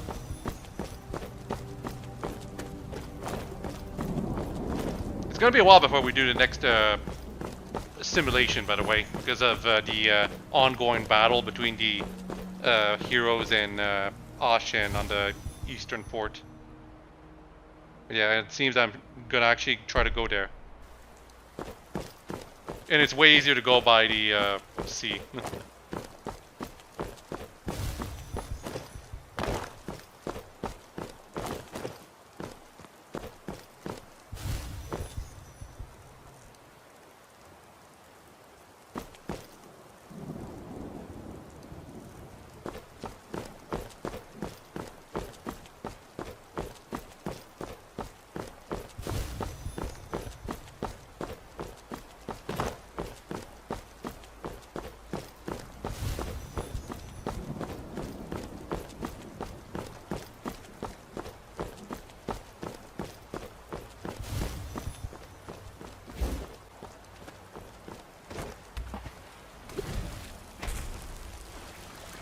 Yeah, I'm not gonna swim, I'm gonna walk on the water.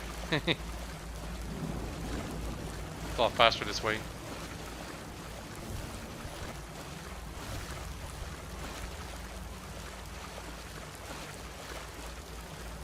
But yeah, this beachhead, this very tiny beachhead, just full of mud crabs.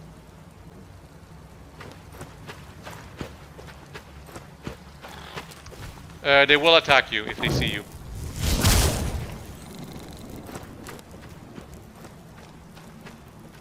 There's really nothing special about this beachhead. It's just a bunch of mud crabs. It's kind of an Easter egg.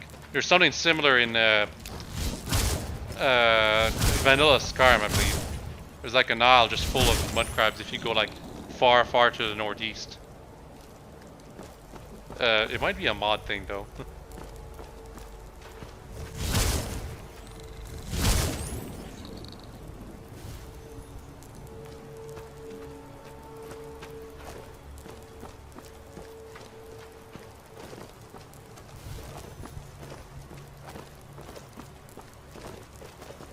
Yeah, I'm actually trying to climb the mountain.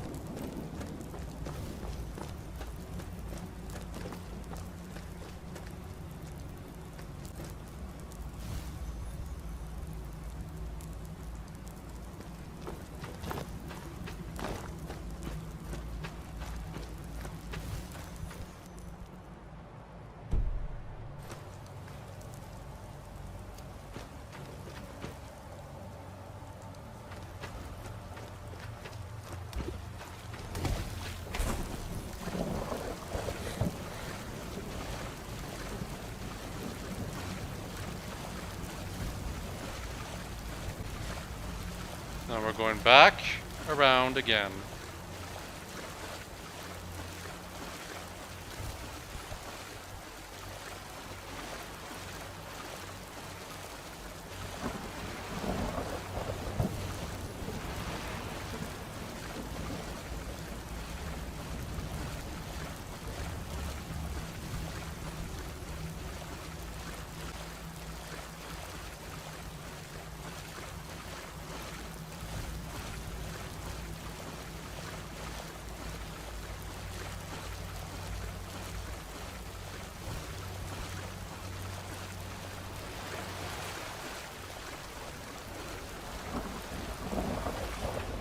Huh, I think I might do the fort simulation before doing the fort battle after all.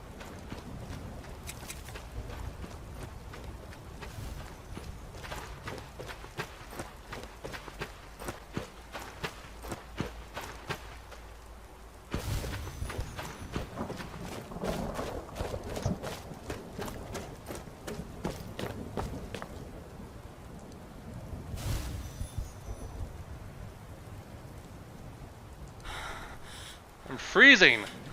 It makes sense considering the climate of the isle, but still.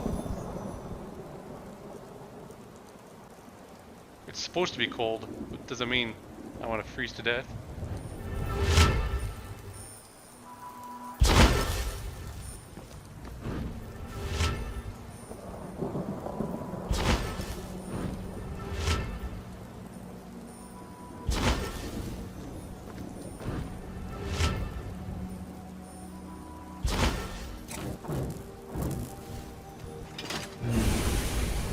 Down we go.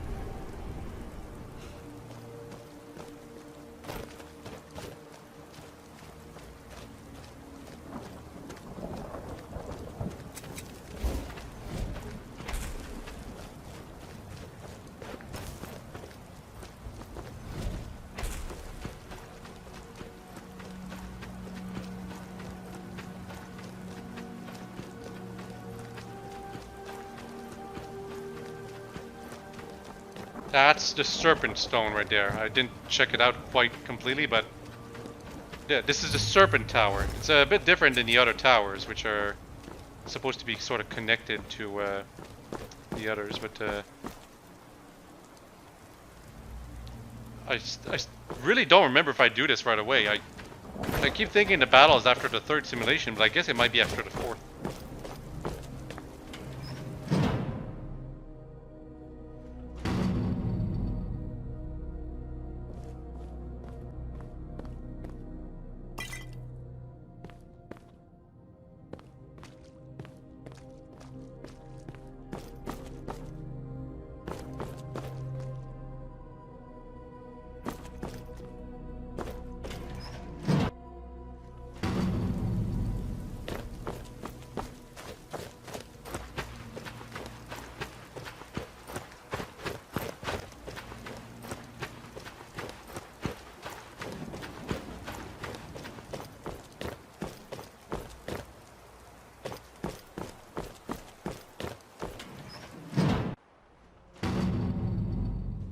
So I guess we're doing the Serpent Tower right now. Well, it's a lot shorter than the previous simulation, I'll say that much. It's also got multiple different endings, so unfortunately I can only show you guys one of them. The other endings are kind of buggy, at least one of them. One of them I kept, like, I've tried to do multiple times, never been able to get it to work. The one that doesn't exist, a blessing and a curse. The one that doesn't exist. A blessing and a curse. This one is familiar. She maneuvers about the astral sea, consuming all in her path. The movements would seem chaotic to the ordinary observer. It's a willful decision, meant to obfuscate the nature of her intentions. And she who endeavors to predict the serpent's next calculated move will be defied by the very people she's trying to save. The serpent never shows her true face. As she sets her sight on the western horizon, so will you.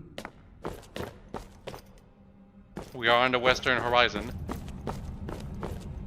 So, serpent is, it's actually more like thief than anything.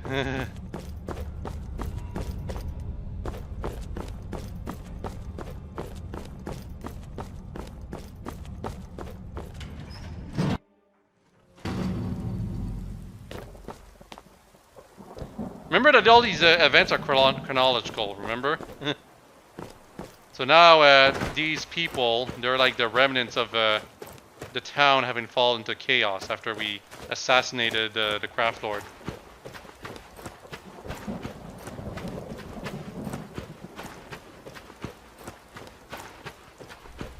And our job is to basically make sure they can't escape the Isle.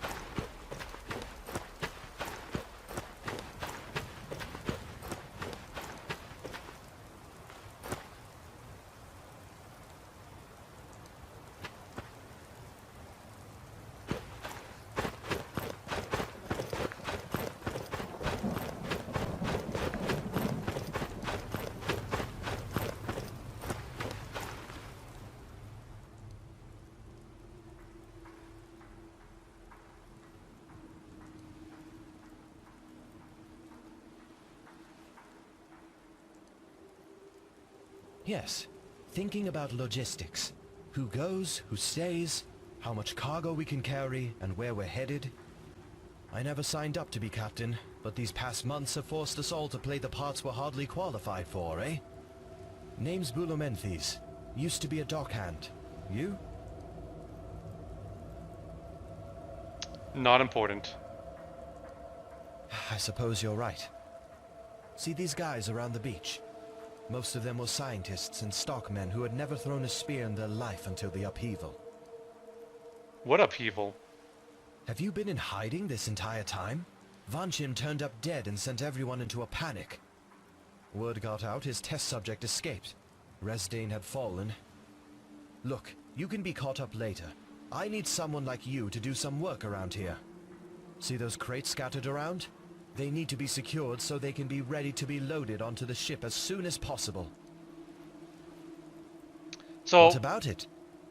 I'll mention right now one of the ways to deal with this right now is to poison this guy. And the way to do that is to have a high alchemy and high speechcraft, I believe.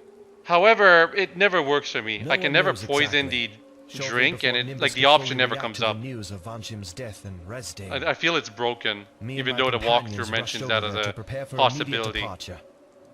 They were just starting to fight off the fires once we got there. We took the ship that was the least engulfed in flames. We put out the fire before it could spread far enough to make it unsalvageable. Only one possibility. That thing from the tower. The anomaly. We've been busy patching up the ship.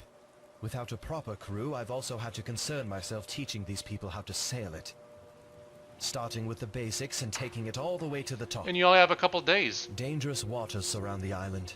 They'll need to be at their best. That doesn't usually happen. Either you got stuck with a rookie navigator, or your ship's equipment was malfunctioning.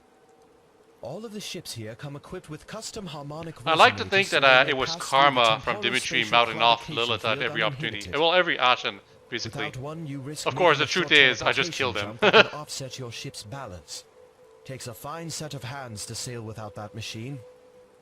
Thankfully, we have one. It's the water beyond the field we have to worry about. Safer that way in case of any sabotage attempts. We have guards posted at the Cloudburst Cave entrance, and a runner keeping an eye on the rowboat. The ship's just out of the line of sight from just about every vantage point. Even if someone were to see it, they'd have to paddle a long ways through our line of fire. Ballistae on the seawall, armed by pretty good marksmen. Neither airship nor winged demon stands a chance. I saw the others burn with my very eyes. This is the last one.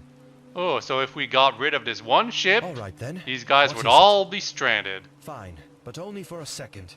Yeah, that's what I said. Of course. I've seen how it's done.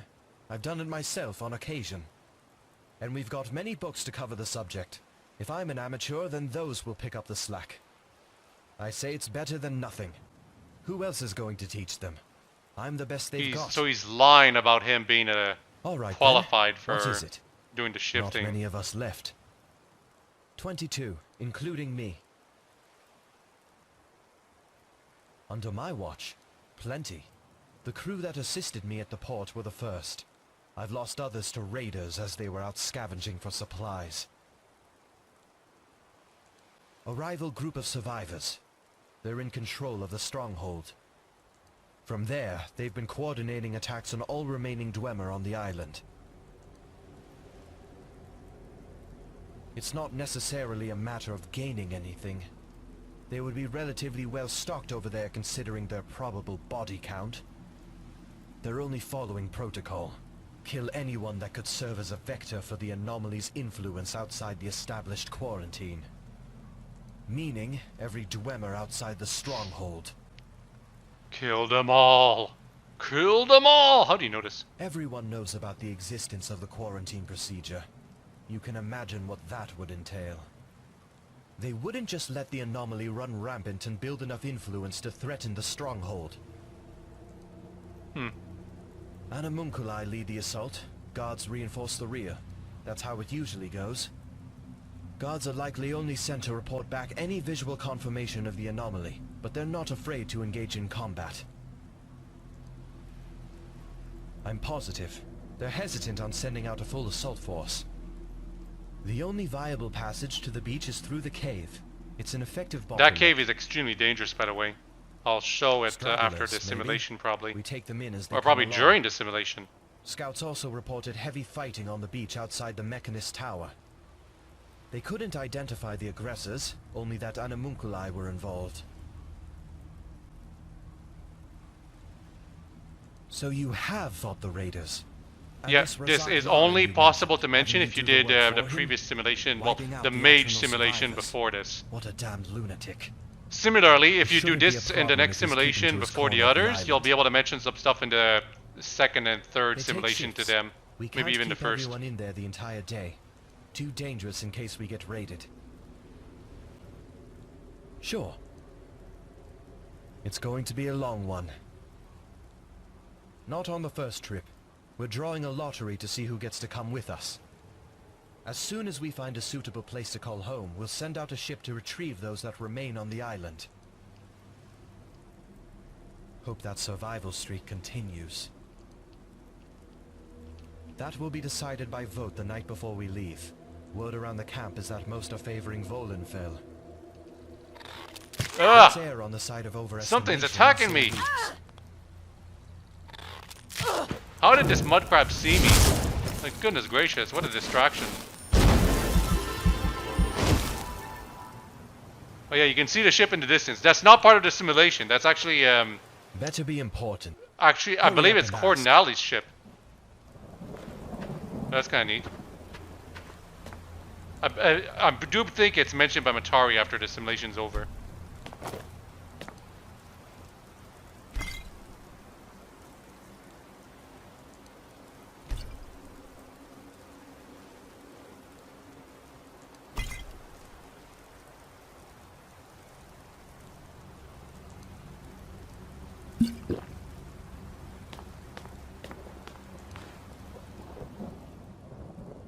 Sure, I'll answer your questions.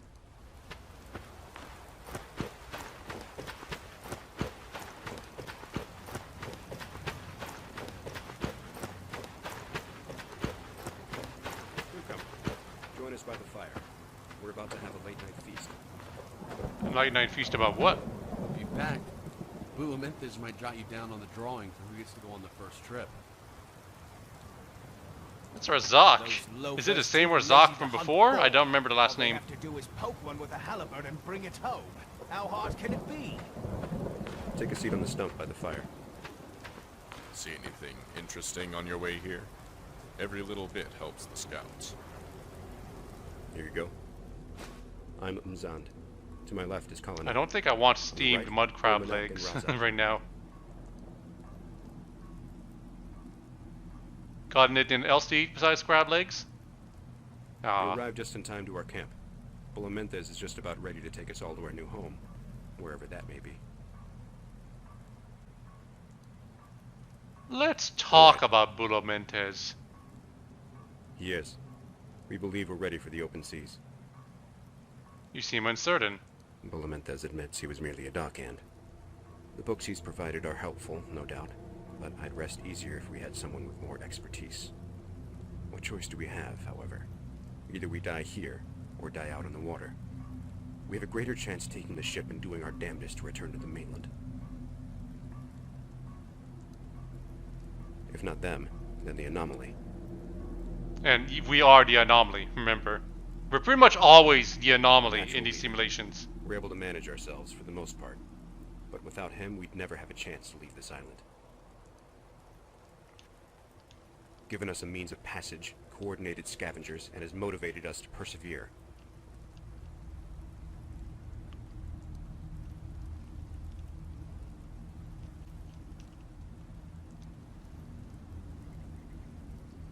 Fraud. What absurd nonsense. On what basis do you make these claims? Fear? Jealousy? It's clear we won't be getting along if we continue this conversation. It would be best if you left the rest of us to dine in peace. Die in peace or dine in peace?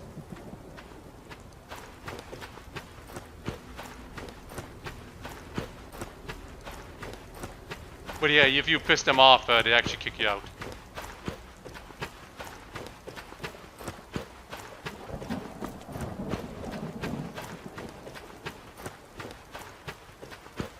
How are we looking over here? Halfway done. Say, have you chatted with Desmond? Desmond? he set up a tent on the cliff. First eye for it. Why are you asking? He told me to keep an eye on the Maids. What? That's how we ended our otherwise not. Yeah, what they're saying is not unimportant, but we gotta keep securing the cargo. Something seems off about this cargo pallet. The simulation flickers for about a split second and fails to render a small crate adjacent to the one already played. And yeah, you see here, I've got that explosive crate I picked up. It's used for this. Only way to get that explosive crate, however, is if the ship crashes. Otherwise, you have to find a different one. So that's one of the ways you can end this simulation. The other one involves a pretty long trek around the isle. Counting the supplies that are going in the first group. Looking good. There's also, as I mentioned, potential to drug or poison the guy's drink and he just dies right then and there.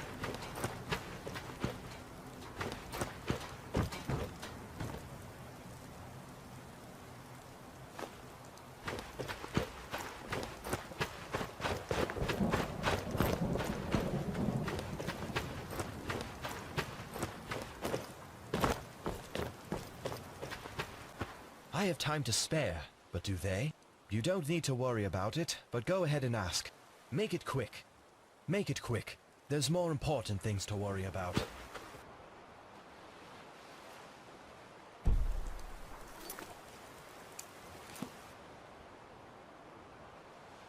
still have more cargo to secure. That's why we don't have the option to end things right away.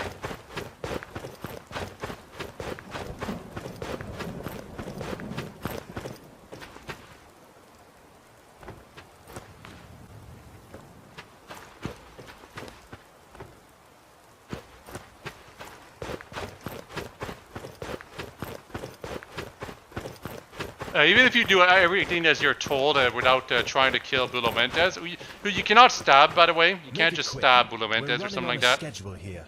I was going to wait for someone else to get back on his shift, but if you're willing to help, then we can do that now. I'll have them bring in the ship.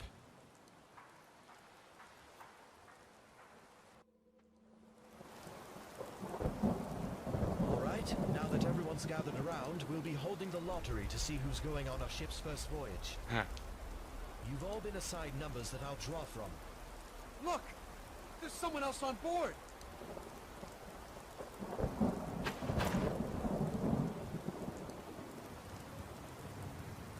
Damn it all! She's not one of ours! How'd a raider get on the ship? We need to stop them. Call the guards to arms. Ready the ballistae. We can't risk damaging the ship. Dagar and WhiteHawke can handle themselves.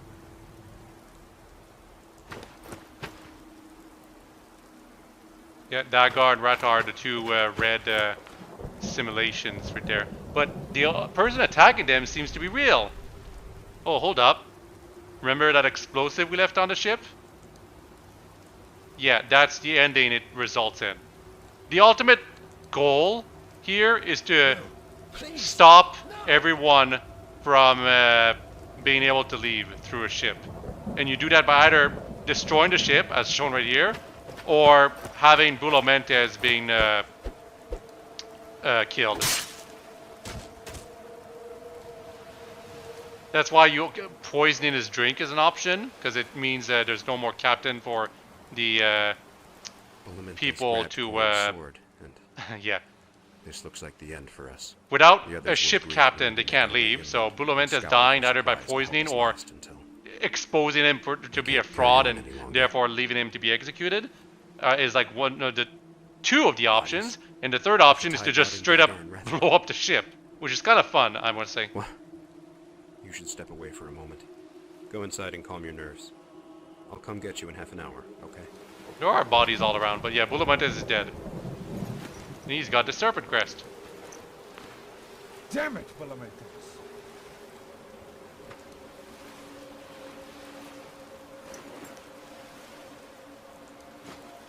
Yeah, once you get the serpent crest, everything that was part of the simulation is gone, but look at this.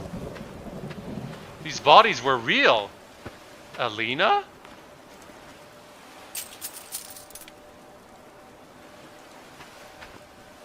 Cortison? The sword seems like it's shoved up his ass. Genevieve Valtieri. Ooh, she's got a nice circlet.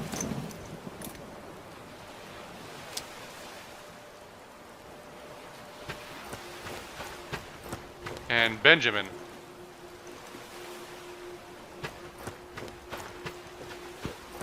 So yeah, I do believe this was part of Cordinari's fleet, if not straight up Cordinari's ship.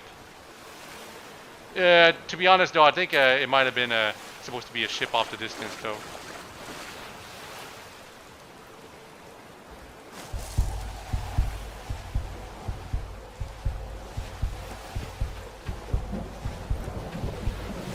Yeah, I'm trying to find more bodies.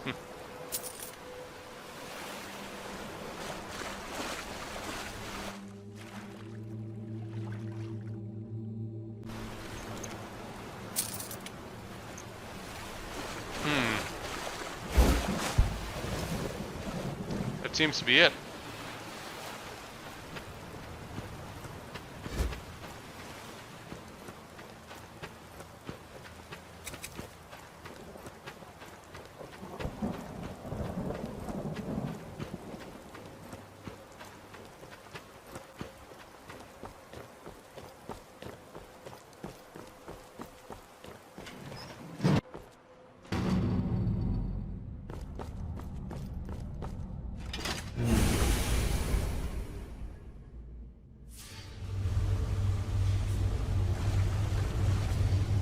So yeah, I like the Serpent Tower for all the different endings it has. It's too bad one of the endings seems to be bugged.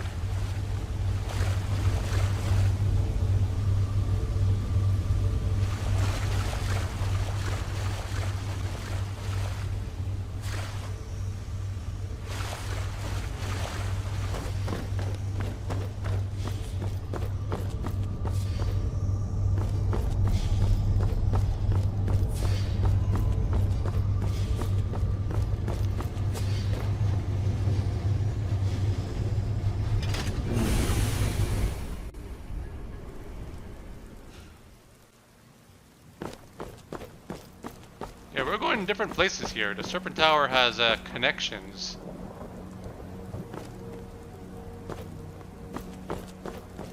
And that ship is still burning.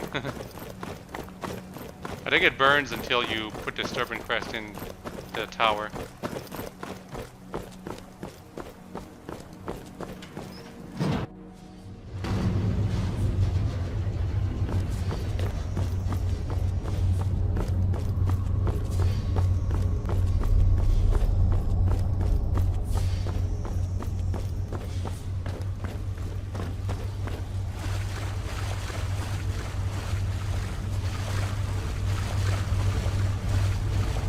Kind of weird that this place is drowning, by the way. Fine? Why did I use Become Ethereal here? I might have suspected there was a trap.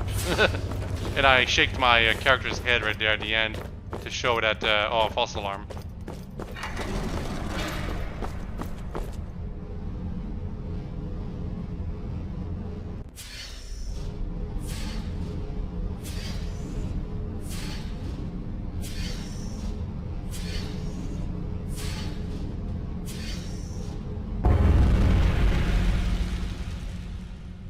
One more talk with Matari, and only one simulation left, but don't be fooled. Like, Matari mentioned that we're halfway done after doing the third simulation. That is not the case whatsoever at all if you look at the length of the video. We're still not even halfway done with the video. And we're done with the fourth simulation. So people who do this for the first time thinking, okay, we do this simulation and then it's like half of it and then we enter the tower and it's not even that big of a dungeon. No. The ascension up to the tower takes a while. And it's not even the tower you first enter. You enter the building supporting it first. Then you enter the tower. You handled yourself well. Without a leader to guide them, discord was spread through the Dwemer camp. The ship I destroyed wasn't a simulation. It was one of Dimitri's Oh, it was ships. one of Dimitri's ships. I thought it was one of Corneli's. If that is your judgment, He did deserve it. I mean, I killed him in cold blood. you'll find out in due time. So, but yeah, Dimitri did mention he had some allies that he Leave this was beach. bringing in. One tower left. How are you feeling? I could use a break.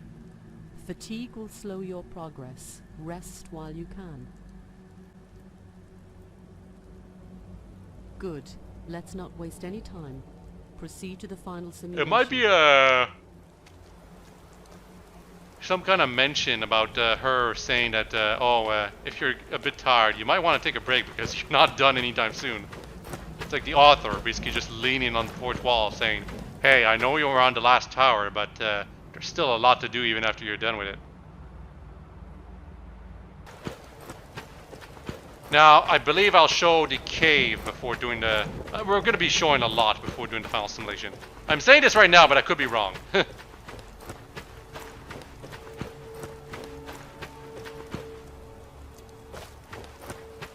But I should be showing the cave right now, if anything.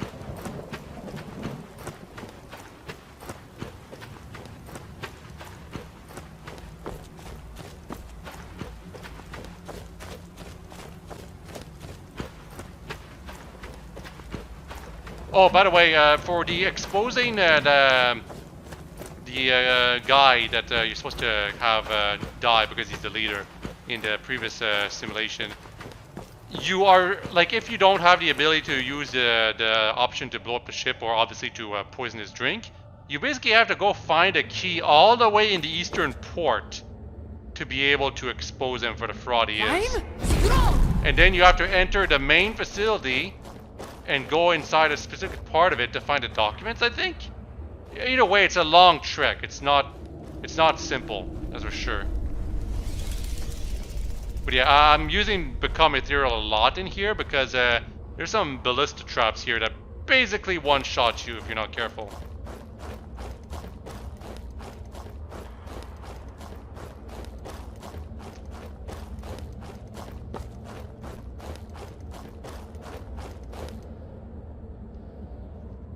Right here, I think. Or close. Also look at those stalagmites.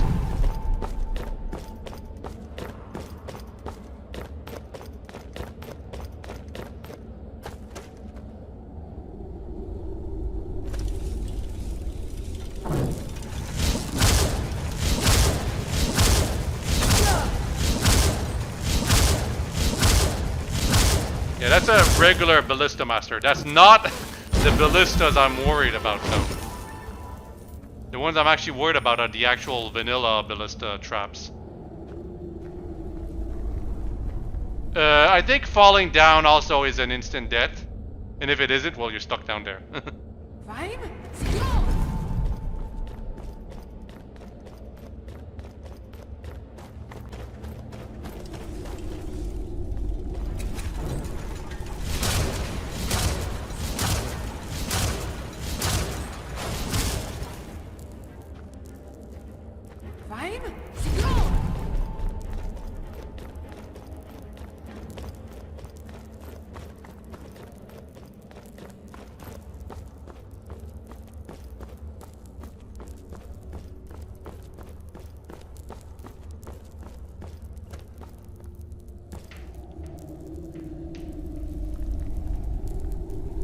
I believe we're nearing the trap.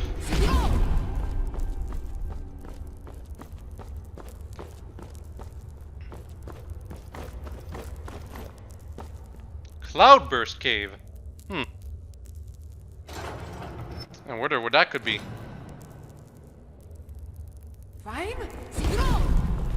There it is. That would have killed me. That 100% would have killed me. And there's no like trap for you to activate. It just immediately shoots you as you walk past them.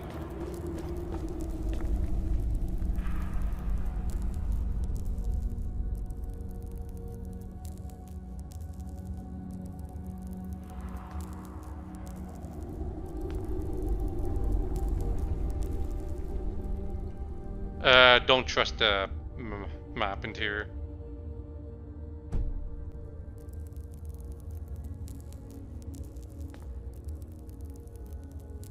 I'm waiting for me to be able to use my shout again. Because normally it would take I would get a 3-second cooldown, but not that time.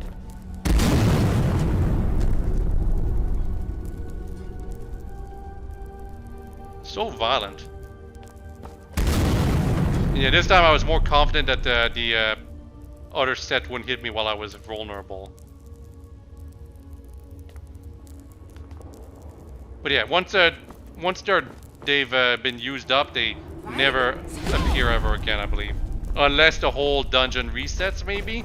Well, whatever the case, just always have Become Ethereal or some form of invincibility on when you're going from one spot to the other right there.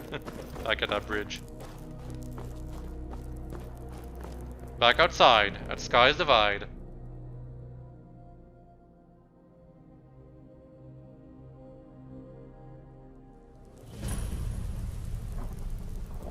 Cloudburst Cave discovered, and I believe there is another way inside Cloudburst Cave, and I will show it later.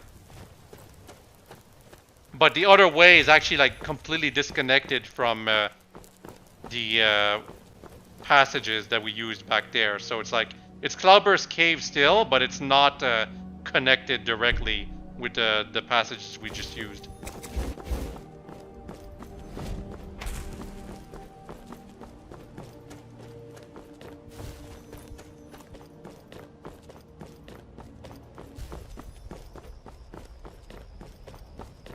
Yeah, I think we're heading towards the port right now.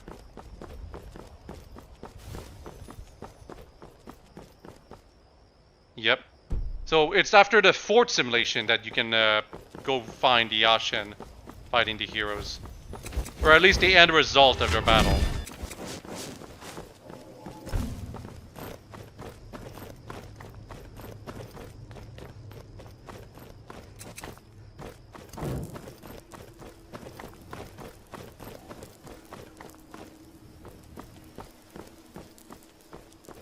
Just another reminder that if you killed Bosca, you have a completely different quest that you can take and do here, where you can actually help the heroes fight off the Ashen. But because I did not kill Bosca, the heroes have no chance. They're preset to lose no matter what.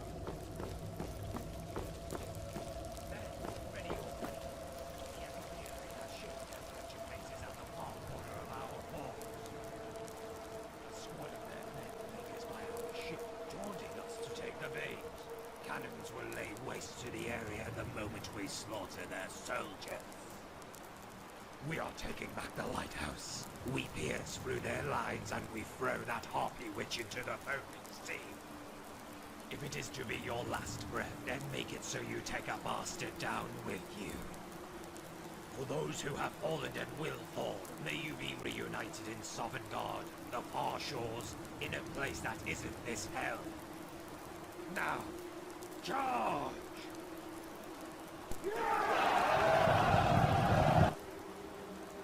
Yeah, he's got the key.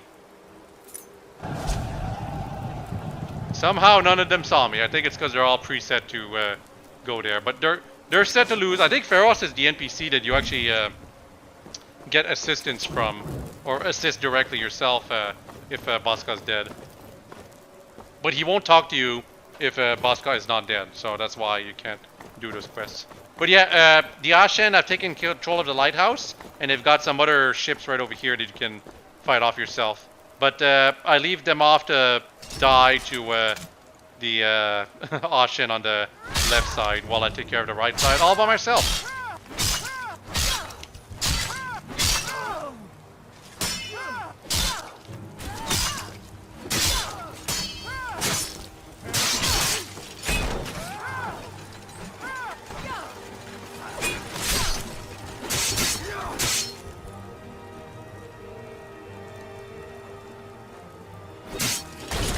Yeah, there's still some void automatons, but there's mostly Ashen to deal with here.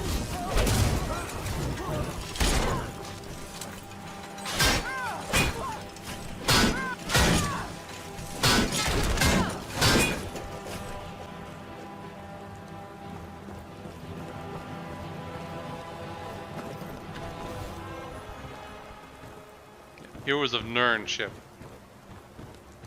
Some of these ships were taken over by the Heroes of Nern.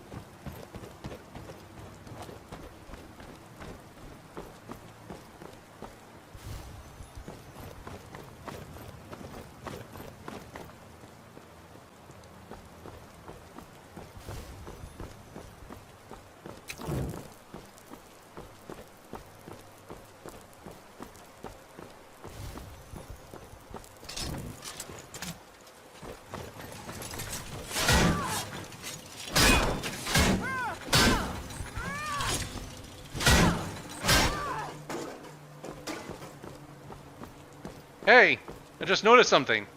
We're halfway done with the video. We're only halfway done with the whole of Sky's Divide. Talk about crazy, huh?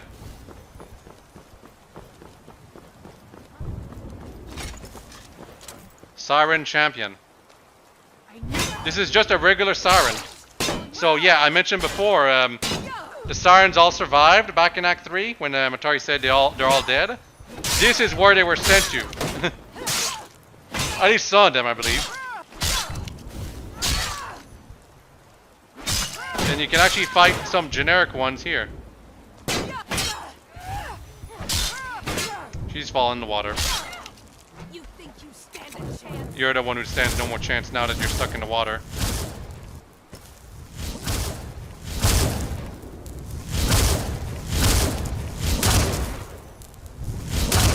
At least if I could hit her.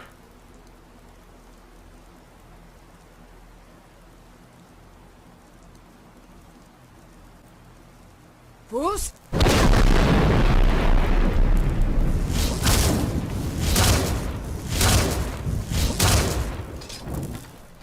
Perhaps the arrows will hit her. Yeah. For some reason, the spells didn't want to go underwater. And oh yeah, there's these Ashen totems that are all around the place. You need to disable them all if you want to take care of the Siren or Ashen Witch all the way at the top of the lighthouse. Because she's the reason like the heroes are guaranteed to lose. I believe if you do the quest with Pharaohs in the where you kill Boska playthrough, the main goal is to basically get rid of that witch. You know, assuming you want the heroes to survive.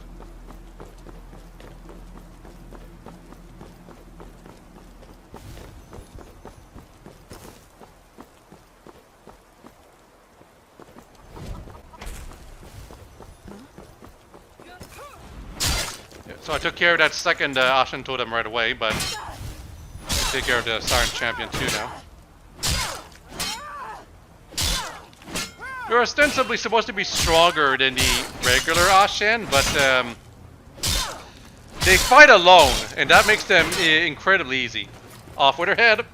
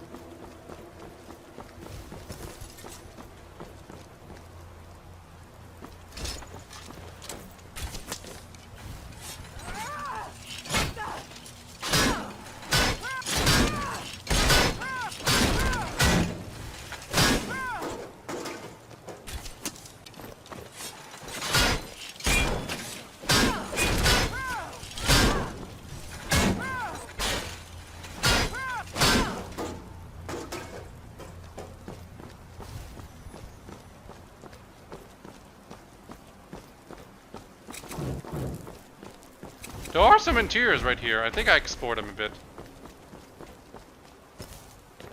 Not right now, though. How are the heroes doing?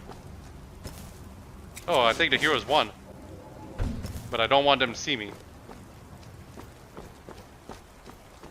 Those are not the heroes.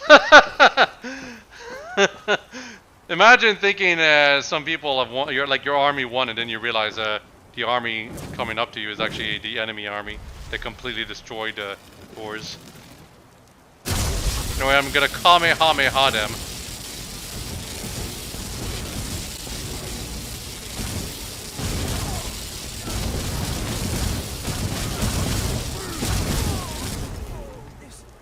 One survivor. Off with your head.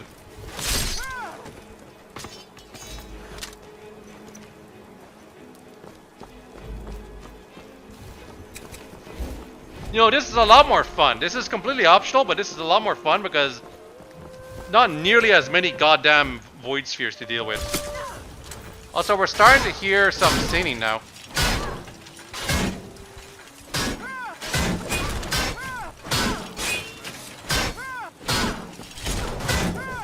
And a hero survived, but he's fighting us. Wow, 2 hits. He did not put up a fight at all. But I think we should go check out that siren right now. Oh, that's where all the heroes are. But I think they're gonna fight me now. And I'm gonna pull out the big guns. I don't usually use chain lightning, but there's a lot of these guys. Goodbye, Pharaohs. Ebony Dai Katana. And it fell in the water, I think. So I guess the heroes didn't die, they just passed by the sirens, and because the engine hadn't them loaded when I was there, they didn't bother fighting at all. But no matter what, unless you take care of the siren witch at the top, they're all preset to lose, the heroes. And because we haven't saved Bosca, they're gonna lose. It's not gonna matter if we kill her anyway.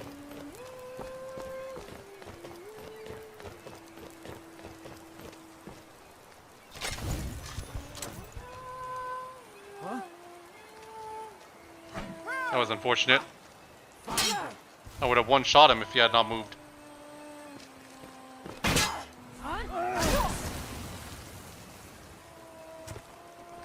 I was hoping he would go in the other direction.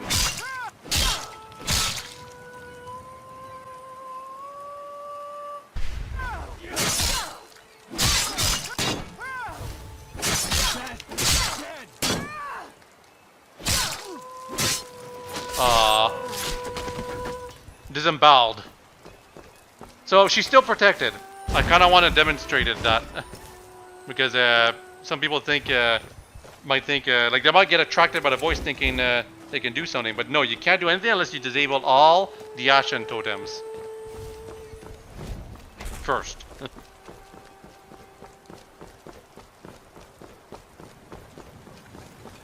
Yeah, I was really thinking about just ignoring that thing, but they're actually really fast.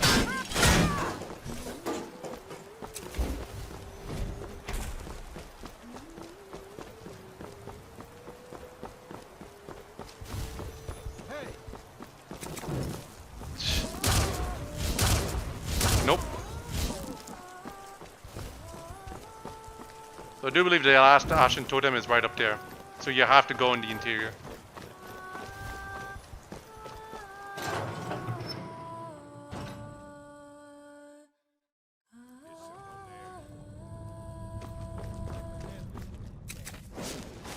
I guess I have to fight more of these guys.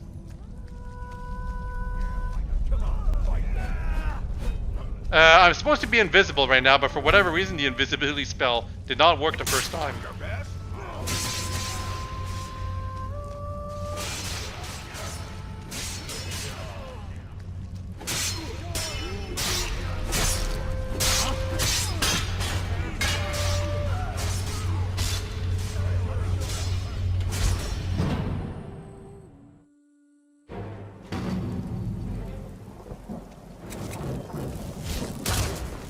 Last Siren Champion. I didn't even bother fighting her fair and square.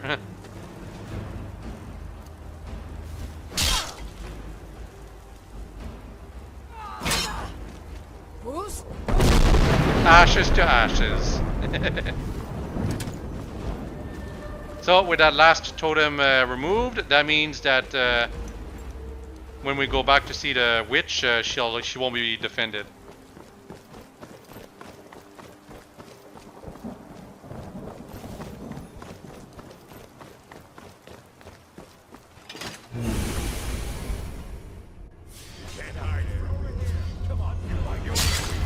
Man, these guys really want to fight me even though I can completely destroy them. I actually try to spare them, I believe.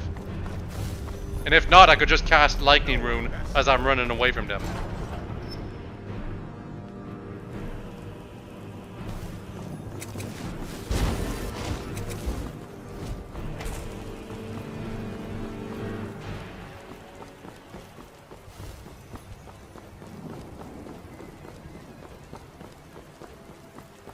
Also, the siren stopped singing, in case some of you haven't noticed.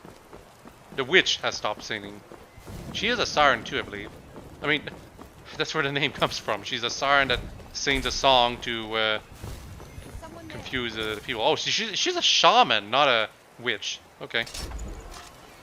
She can fight.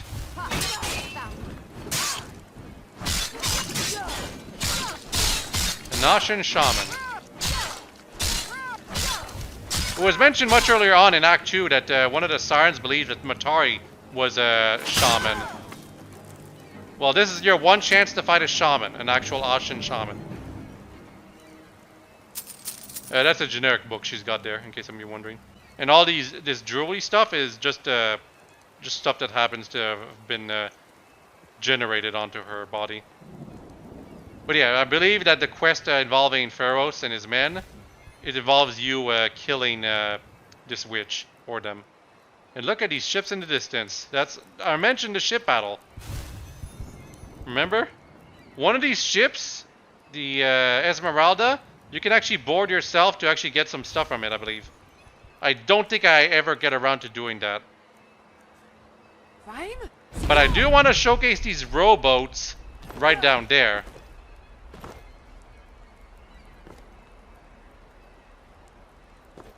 What are these rowboats doing there?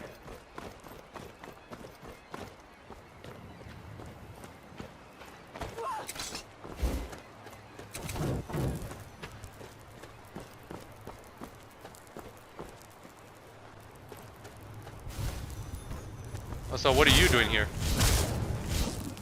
I'll see you in I think I will. Dead. Who could have brought these rowboats here? Were they for the men? I have to assume so. It's like where they disembark to then board and take over the lighthouse.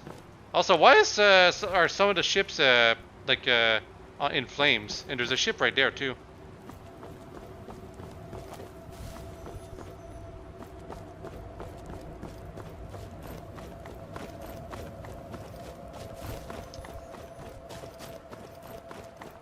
Oh, could this be the Esmeralda?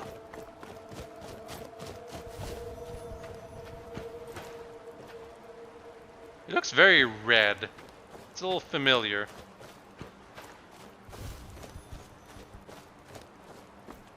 But it didn't seem like there was any way for us to board it. So, that's why I just leave it be. But, that's a naked guy. Another goddamn naked guy. Thank goodness he's facing down. This must have been just Skyrim accidentally generating a guy without his stuff high in the sky. And he just fell down and died. It's been happening since Morrowind for some reason.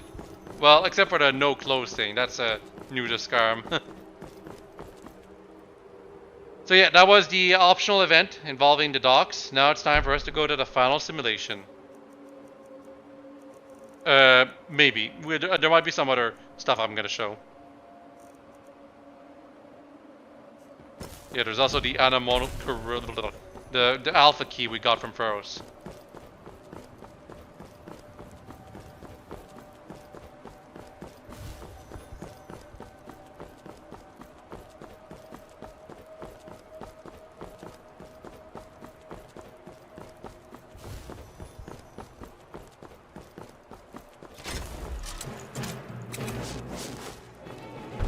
Nope. I have an ability to control them, I just don't feel like using it. Well, not control them, more like pacify them.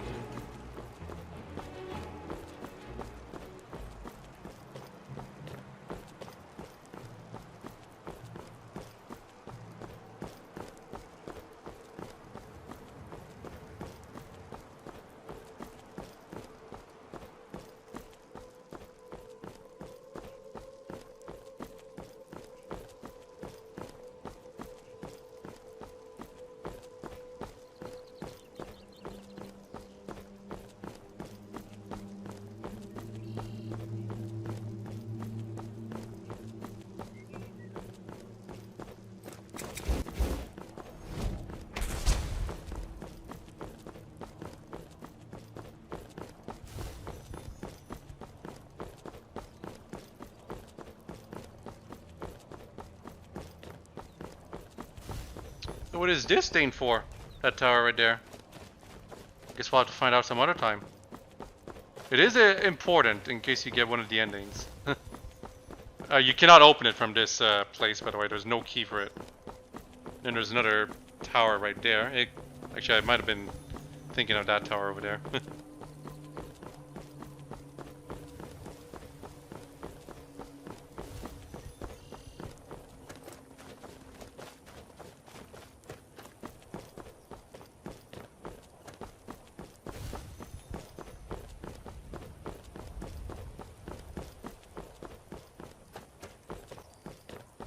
Yep, just kind of showcasing how long it takes to go from one end of the aisle to the other. I do believe this aisle is actually bigger than Solstheim from the Dragonborn DLC.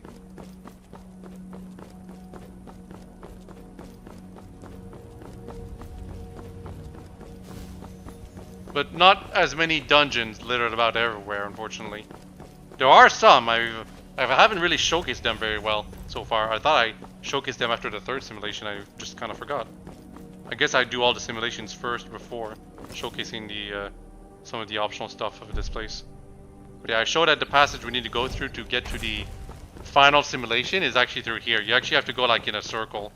Either that or you figure out a way to climb the mountains, I guess.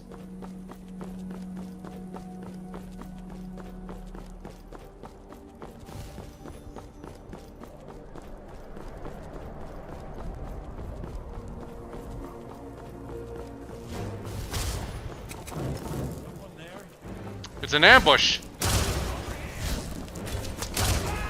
The heroes are still being pests.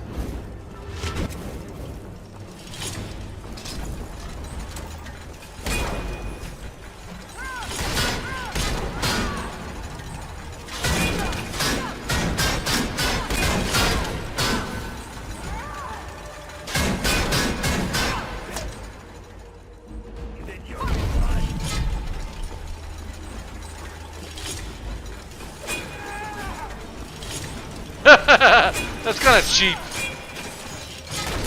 Me actually using my kill move while invincible.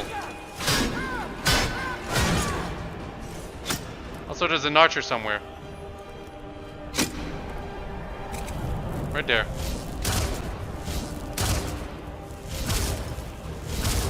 Now there's no archers there.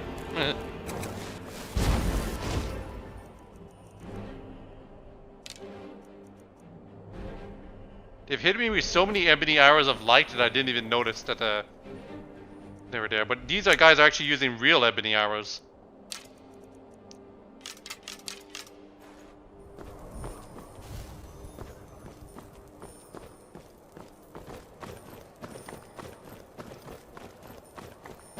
But yeah, after that small distraction, we keep moving under the bridge, then around to on the bridge. That is a copy of the Windhelm bridge, I'm pretty sure. That bridge we're about to go under. Maybe it's a little recolored, but it very much is just the Windhelm bridge. Here it's called the Solanu bridge, though. Like, it clearly looks out of place because it's black and supposed to be quote-unquote made out of void stone, but then you see all these brown mountains nearby and it's like, it doesn't fit. There's a lake if you move on the other end, but we ignore that. What about this though? You can go through these things. Kind of interesting.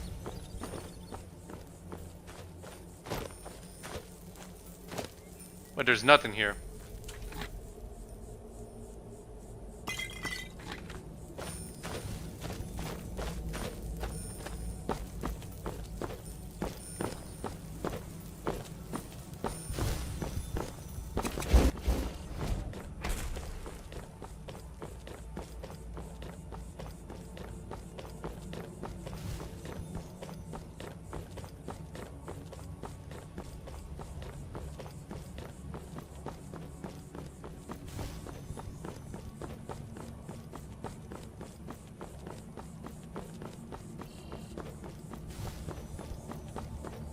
Oh, what is this?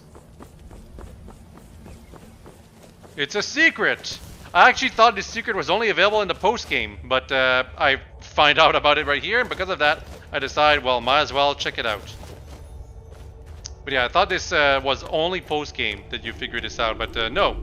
It's available right away, and it is basically, like if you follow the guide, this is supposed to be part of its post-game, as it explains all the mysteries of the Isle. We're gonna figure out some of those mysteries right now, I guess. Because if you look at the end over there,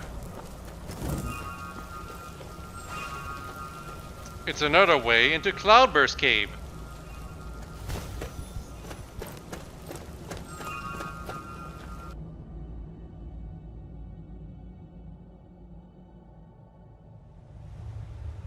And this one looks very creepy.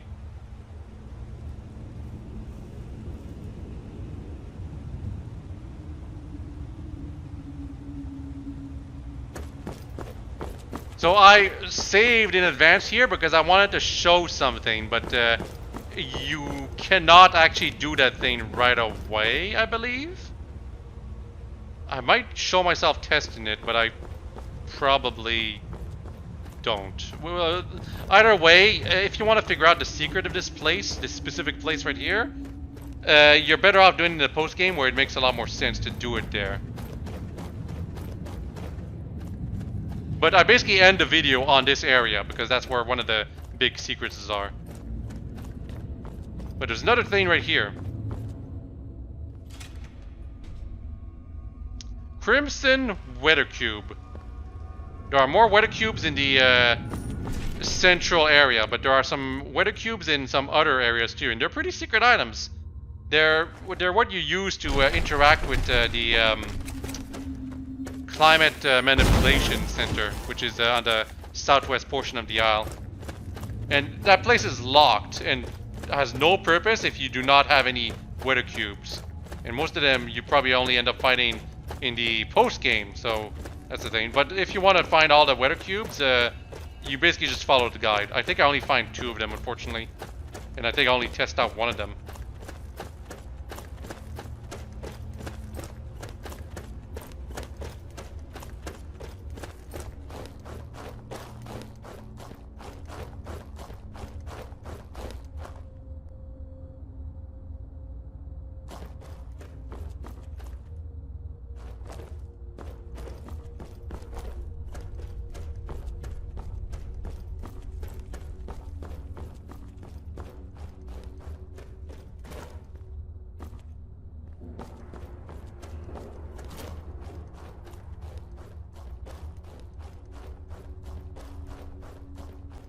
What a secret passage I'm going through.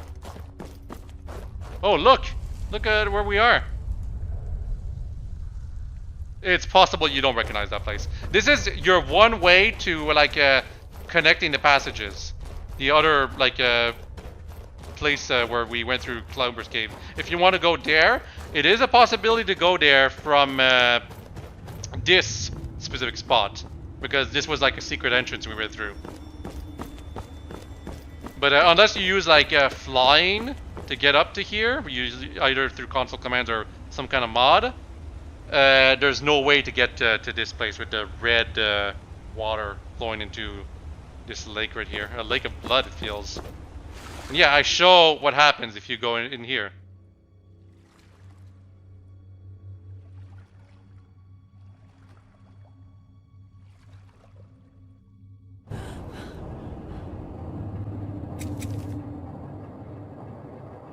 So this is part of the secret that I was talking about. However, you look at the statue over there.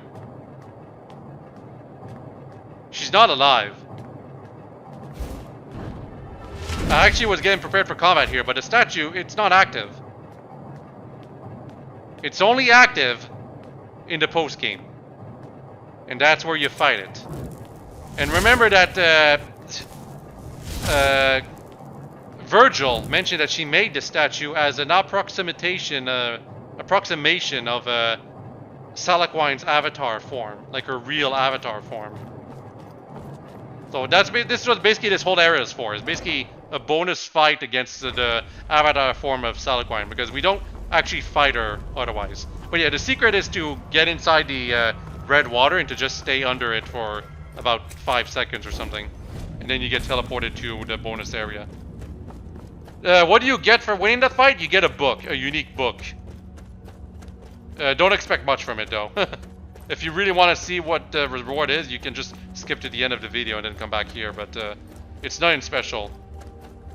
It's actually mentioned by Matari in other places about in the ending that I'm gonna get it. She's gonna mention the stuff about it. Or no, it was another character that mentioned it. Well, we'll see. You'll see during the ending.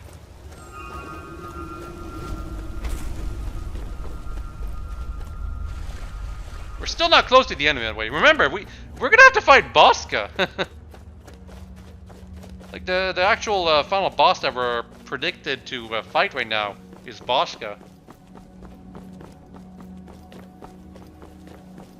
But it takes so goddamn long to get to him that you might forget about it. But yeah, this bridge is definitely the Windhelm Bridge. Just same design, even same colors. It's also because of the interiors that you can get into. That I feel some people aren't aware of. Not a lot of people like explore places that they're not told to explore. It's very unfortunate.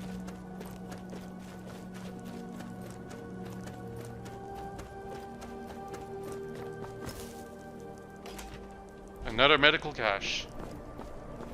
They're pretty much everywhere.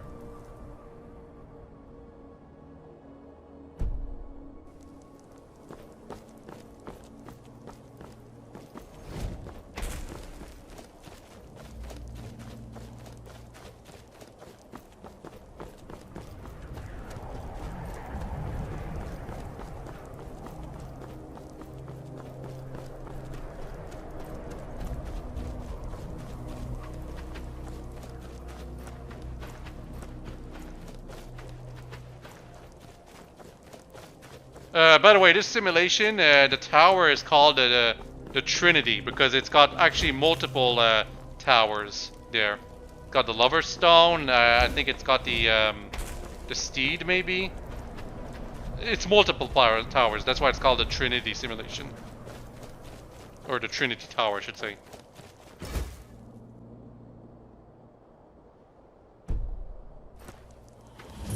Siniti Deus. Requires a key. I do not have the key. And finding the key is actually something else. This is the Climate Manipulation Center, I believe.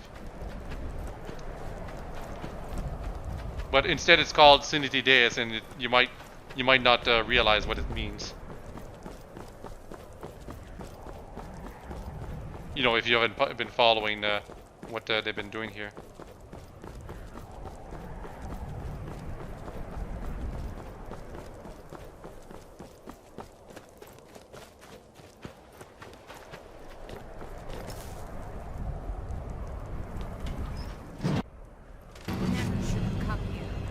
No, you're the one who never should have come here, lady.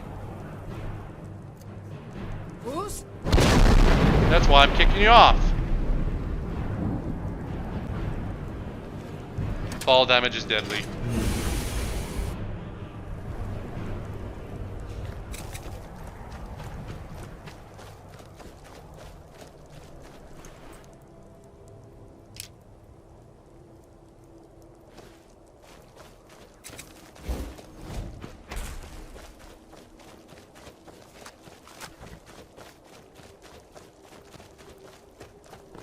Yeah, there was a horse right there and I spared it. Unusual, isn't it? You'd think I'd be ready to kill all the other ones after my indiscriminate attempt on killing the second one, but nah. At least not yet.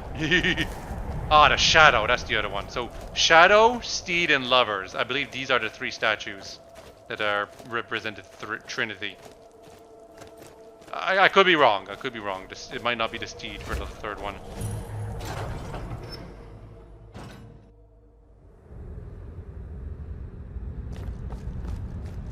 It feels like you should be able to fail this simulation, but I don't think that's an option. Also, what the hell? How is it that you're alive, buddy? Well, not alive, but there.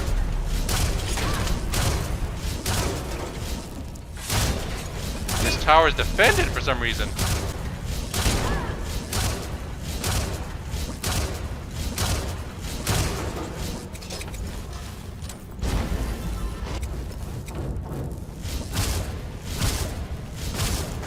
Veteran specters of dwarven warriors.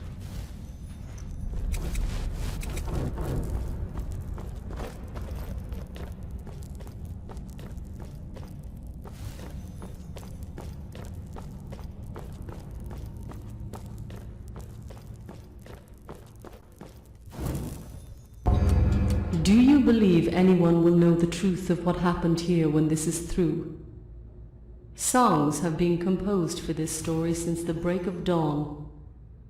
That is the only way the nature of our conflict will ever be reconciled in the minds of our descendants. I'll have the lady sing it, the condition for me to restore her voice. Would you like to hear a preview? Go outside and listen to the prophecy stones. Okay, so it's not the Steed, it's the lady. The Lovers, the Shadow, and the lady.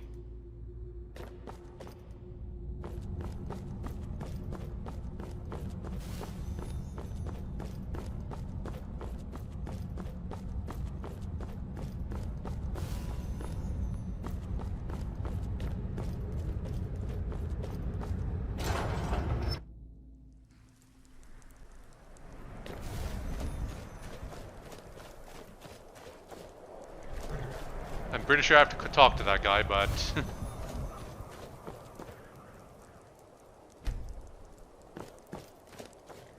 For some reason I want to check that statue.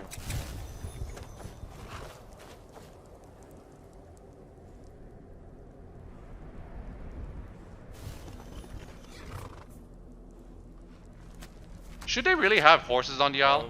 We've been traveling together for a week. Azand and Razak are waiting for you back at the Lover's Stone. They're ready to begin.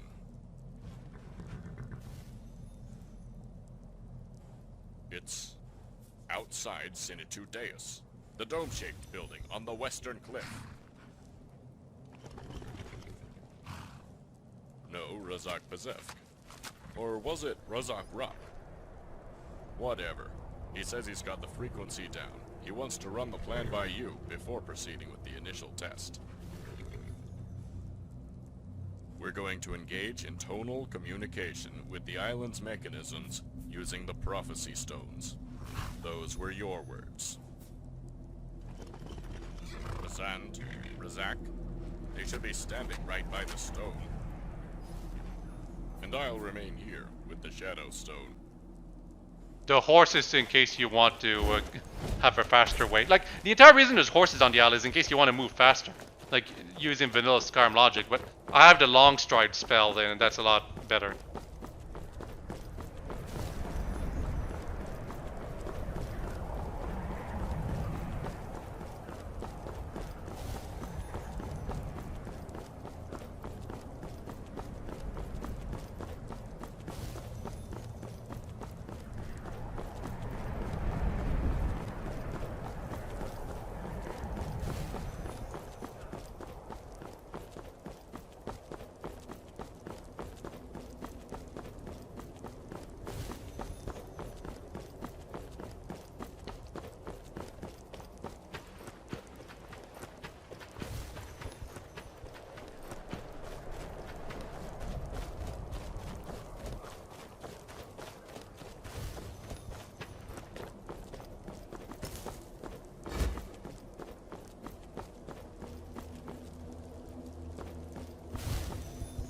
Bazand will fill you in.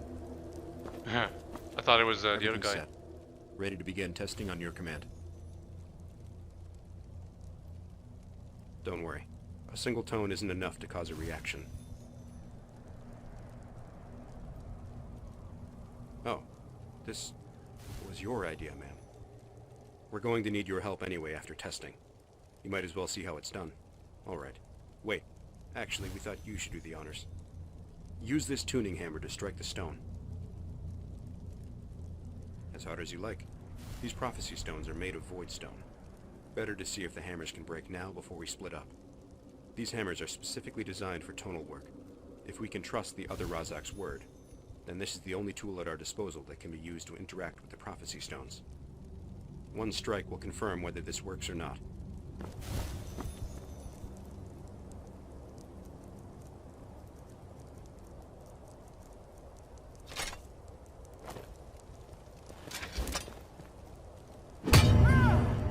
Yes, perfect. Now, if the theory is correct, the other prophecy stones around the island will have vibrated on the same frequency just now. Kalanok should be giving us a signal. There! Meet me at the Lady Stone to the north, ma'am. Yep. We're gonna hit stones. That's what we're gonna do. Has there been a delay? Yes. So many lost on the journey, but we made it. You've been occupied, so I understand you haven't kept track of the casualties. We lost a large group on the trek, and another that snuck into Zenchmark to get those hammers. I don't understand why you're asking this. Striking the stones is our last hope of leaving this island. That's Sinitu Deus, the climate modification facility. There's nothing in there aside from the weather modifier. Yep, so that's your confirmation about what Scholar Sinitu Urgadar Deus the is only one for. who had access. Maintenance would have to visit his cottage at midnight sharp to retrieve the keys and return them by dawn. He was odd. He wouldn't have been signed on if it wasn't for the fact that he worked on the schematics for a similar machine in Bomb's Amshant. So this is your clue. It's along the eastern side of the stronghold. And that as well. There's a dirt path leading to to find the key to the thinking of going over there. the dome building. Whose only focus was climatology. If he somehow survived, he wouldn't be of much help. I forgot to ask him why we're here. Just to suffer? No.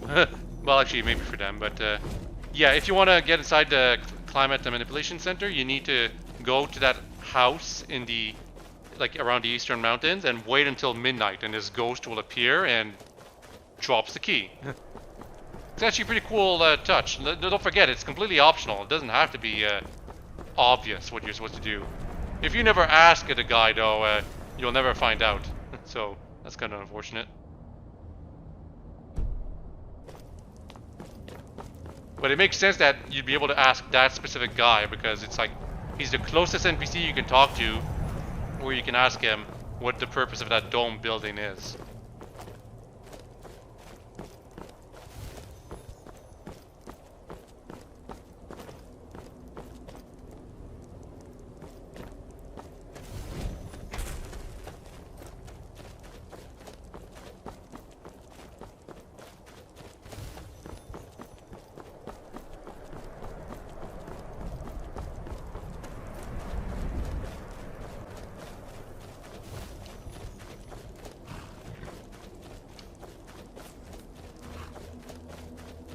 Every time I hear the horses snort, I feel like stabbing them.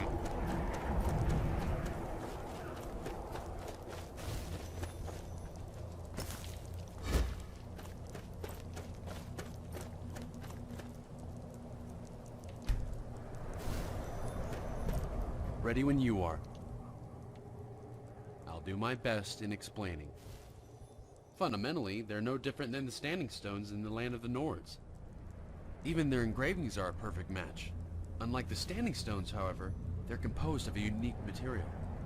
The same material that was used to build the Citadel and its outer wall, Voidstone. We all know that Voidstone has an inert resistance to magic that can only be invoked by our magecrafters. According to what our friend from the Mage Tower told you, the stones also possess the ability of intercommunication, presumably through the void. I find that to be remarkable. Each stone is essentially a very primitive coherer. Yes, the anomaly's imprisonment was heavily reliant on Voidstone, so you can imagine the security risk this knowledge would have posed. One of the several mysteries surrounding the stones that I was hoping would be answered. The stonework is not Dwemer, yet the rims encircling the edges are undeniably our metal. It can't be the work of one of our kin. Nordic forgeries by a long-forgotten pioneer, maybe, but that doesn't explain when they appeared. I thought everyone on the island knew the story. Have you noticed that the prophecy stones are always in the same general area as one of our towers? This was not by design. You see, the stones weren't there when we arrived on the island, nor when we began construction. They just came into existence after that, like they were always there. Dragon Break. Only the bases are our work. Additions meant to stabilize the stones, so they wouldn't tip over or be dug up from the ground by thieves. Theft was a problem. It was uncommon, but security didn't like taking any chances. Study of the prophecy stones was expressly forbidden by the Craft Lord. A researcher could make a name for himself if he managed to smuggle one back to the mainland. It was strange, to say the least, how everyone unanimously accepted their presence. In hindsight, it makes no sense. Something about this frightens me. I can feel my mind being tugged in two different directions. That's the Dragon Break. Focus. Dragon Break is a reference to the fact that multiple different alternate timelines were merged together in Morrowind, but we don't have the even though it makes no logical sense. Some so in this mod, there's a different Dragon Break inputted for explaining how the stones managed to get to where they were. Please do not ask me to explain it though, I'm not sure. Yes, meaning we must be quick about it to avoid alerting any of our enemies that are still alive. Fundamentally, even they're the same. We all, according to what I find that to be remarkable. Each stone is essentially a. I thought every. Have you noticed that? I don't know why I'm going back through his dialogue. Only the bases are our work. Additions meant to stabilize the stones, so they wouldn't tip over. According to those in charge, they are maintenance hubs for the temporal-spatial claudication field surrounding the island. The underlying tech in each was beyond the understanding of anyone outside their close-knit circle. So who knows if there was more to it. Designations for each tower were based on the prophecy stone in the area. Trinity Tower got its name because there were 3.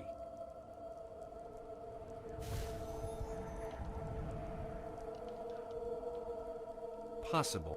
Some that we fulfilled some condition when we completed construction of those towers.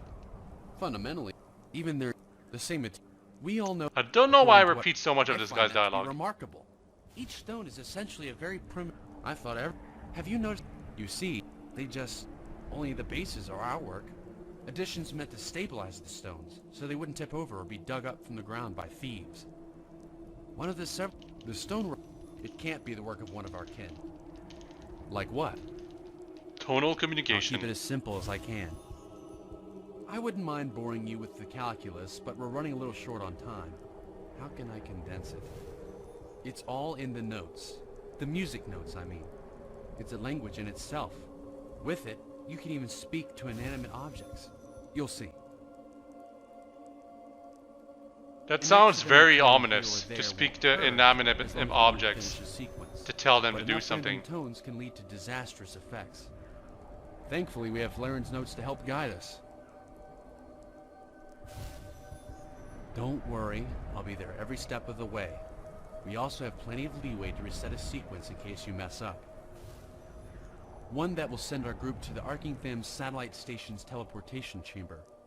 Deciphering the instruction set embedded within each tone would have been difficult if it weren't for the formulas in Laren's notes. That station was intended to be the receiving end for the teleporter in the stronghold. Construction was completed, but not the calibrations. Apparently, Razak Laren's been holding on to him this entire time. It's all raw data, so we still can't make use of the teleporter, but we can use the coordinates to return us to the mainland. We should get back to work soon. Listen carefully to my instructions so we don't have to repeat sequences. We need to give the others the signal that we're about to begin. Strike the stone 3 times and hold. 3 times. You can't screw this up. There's no resetting this simulation.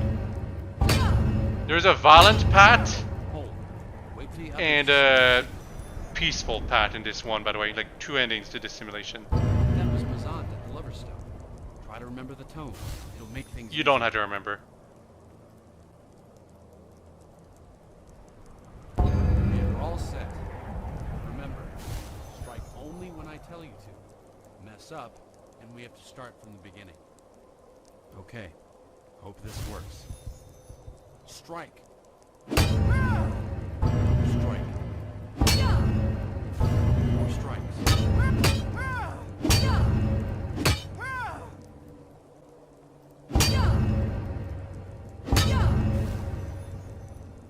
End of sequence 1. Starting the second one now. Strike. Questions? Better make it fast. We're only on sequence 2. Out of how many? 6.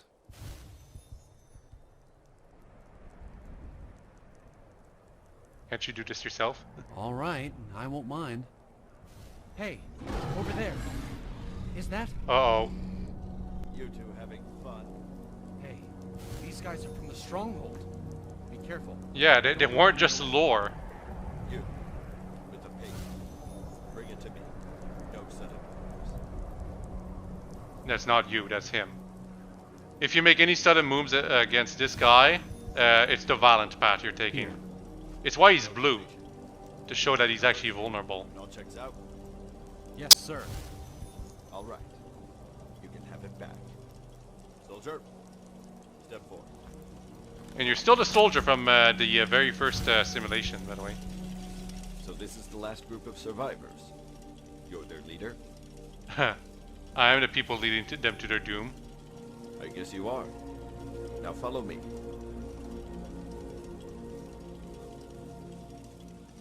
I'm not going anywhere. I'm sure you do. Why not ask them away from the ears of the uninterested? I'm not asking. You don't need me to tell you what will happen if you refuse. They're werewolf animatronics, by the way. We just want to talk. You have my word that no harm will come to the others, or to you. Unless, of course, you escalate the situation. We'll talk on He's not kidding, by the way. You can end things peacefully. It's just it doesn't sound like it's a good thing if you do as he asks. Plus, you can totally take him if you're really, really strong.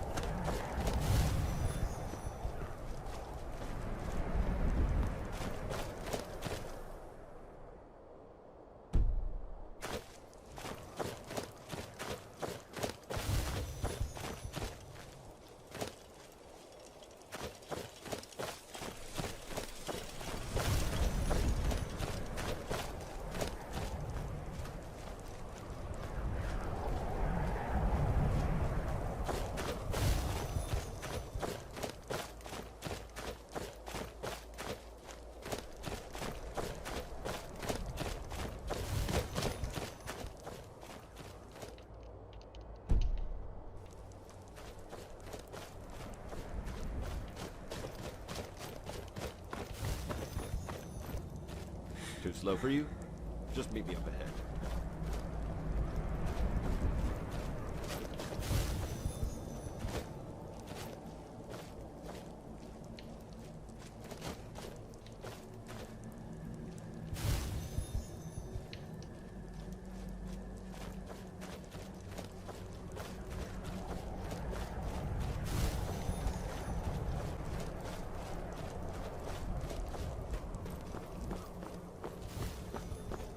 It does take a while to get to the bridge.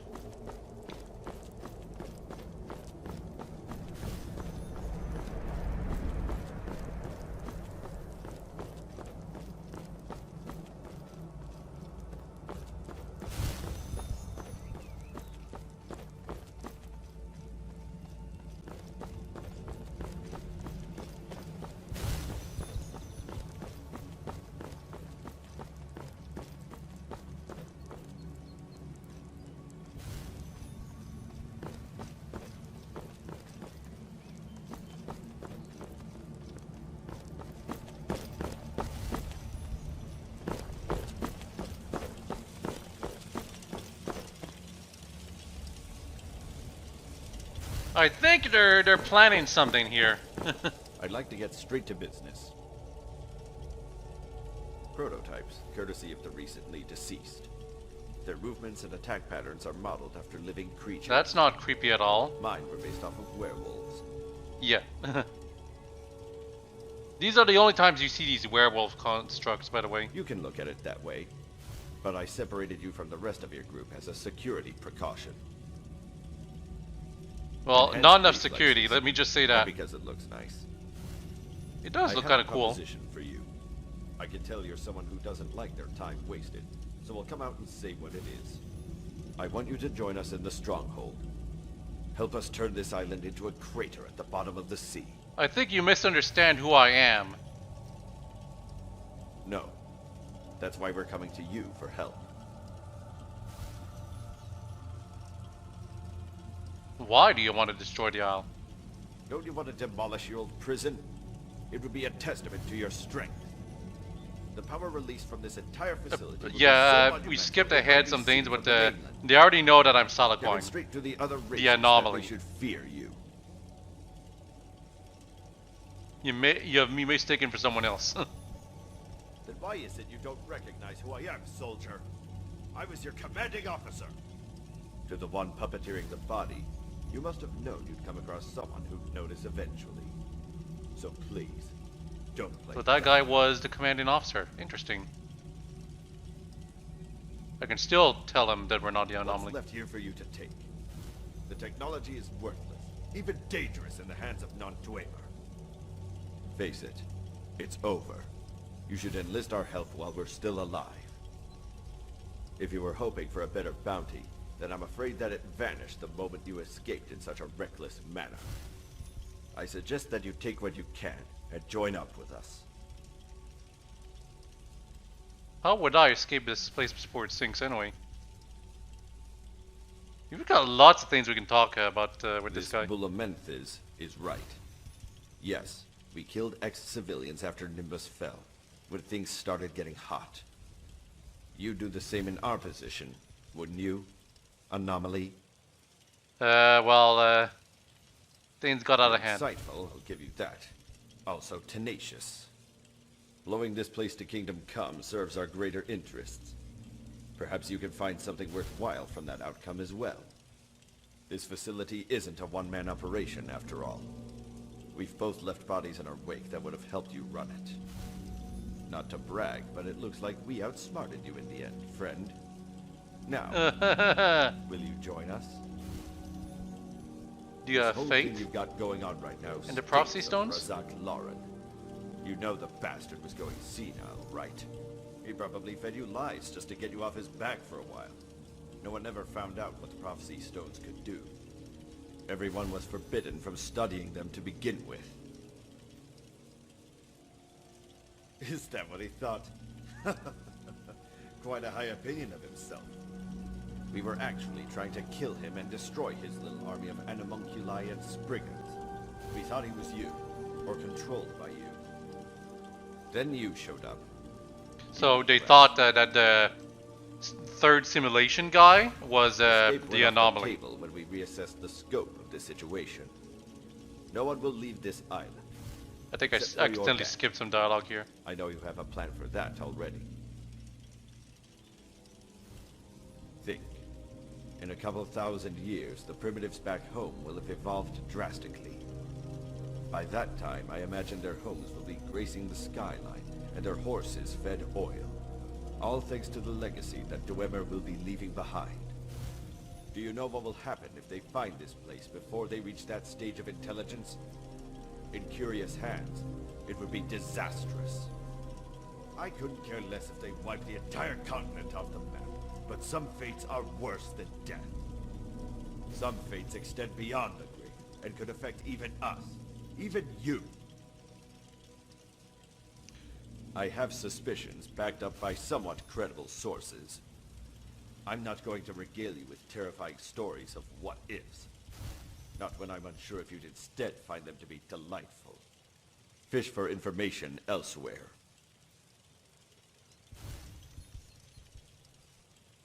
Okay. Now what? Going to kill me?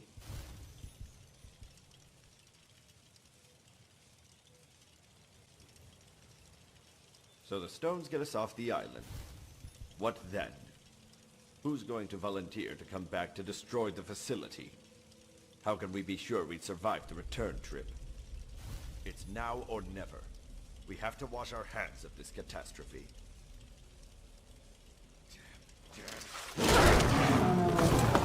Yeah, they just immediately start attacking you even while you're still talking to her. So I decided to use the Valiant option, which is definitely the harder option, which is also kind of needless because you don't get much out of it, except maybe the suit. Well, not really. But in the end, if you do agree to his demands, what happens is that you basically just finish the whole tuning segment, and that happens even when you actually destroy him and his crew. This is pretty tough, by the way. The werewolves are not to be trifled with, let's be fair. I have to use Dragon Aspect, which is basically me going Super Saiyan to be able to actually handle these guys.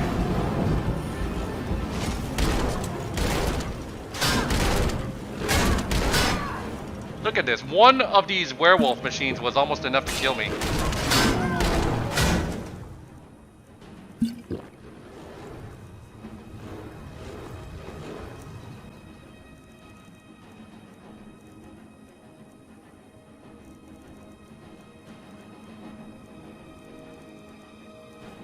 Yeah, I'm searching for a useful type of shout. Drain Vitality is pretty damn useful.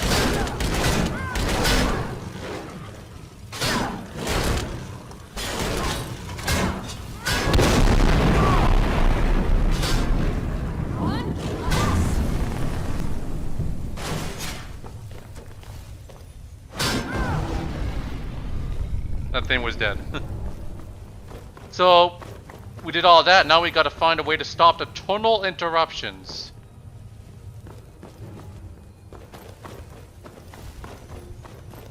Which is down the bridge. Under the bridge. It's with Nurgle's horn.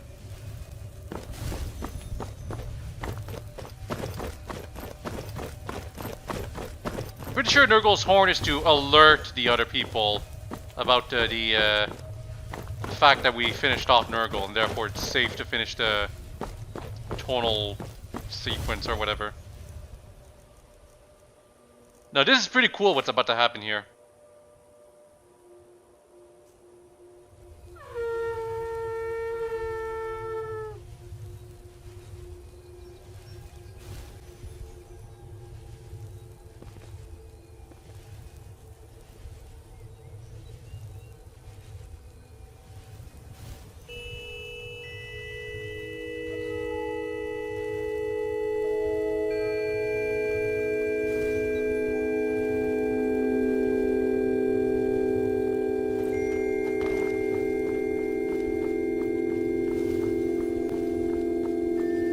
Oh god, we can't see a thing.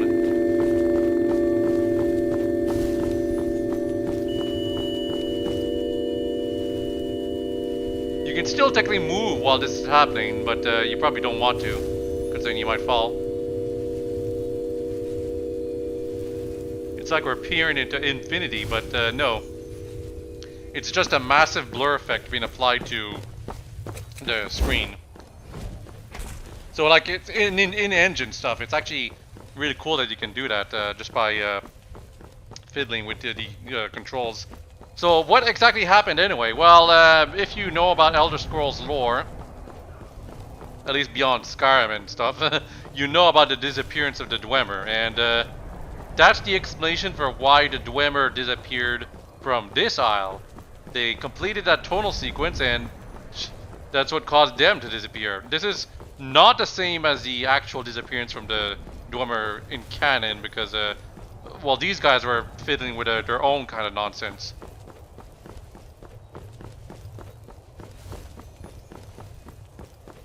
So the tools of Kagranak and whatever were not involved in this particular sequence. It was just them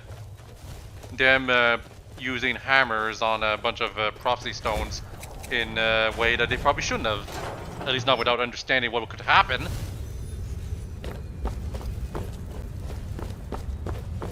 Didn't stop a few ghosts remaining behind to guard this tower, bizarrely enough.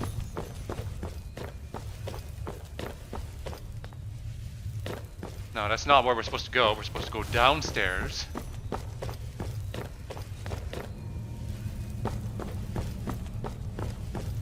I believe it's back here.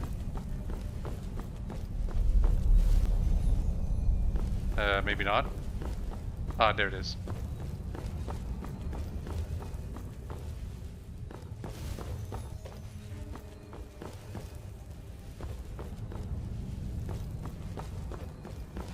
We're finally done with the simulations and the video is only a little bit over half over. Told you guys it would take a long time to finish the simulations. 5 hours almost. Then again, I also have to account for the trip we did at the beginning when I showed like an alternate timeline too. So that was like, it's more like 4 hours to complete the simulations. And knowing what you're doing at the same time.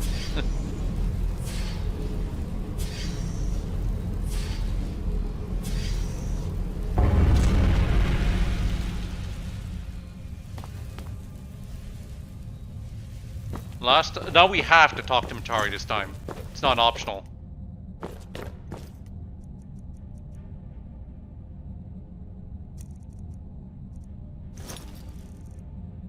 Also, yes, I had noticed that my crown was off for some reason. It's a minor boost to my power, but still. It makes the spells cheaper.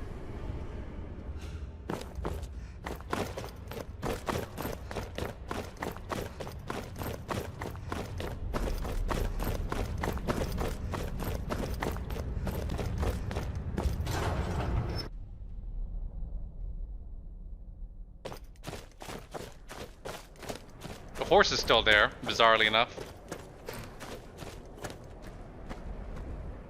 The end of the Dwemer of Sky's Divide, all due to a melodic sequence. Yeah, so no matter what, whether you kill Nurgle or follow his instructions, they all disappear because of the tonal sequence. Those sequences were dedicated to the Dwemer.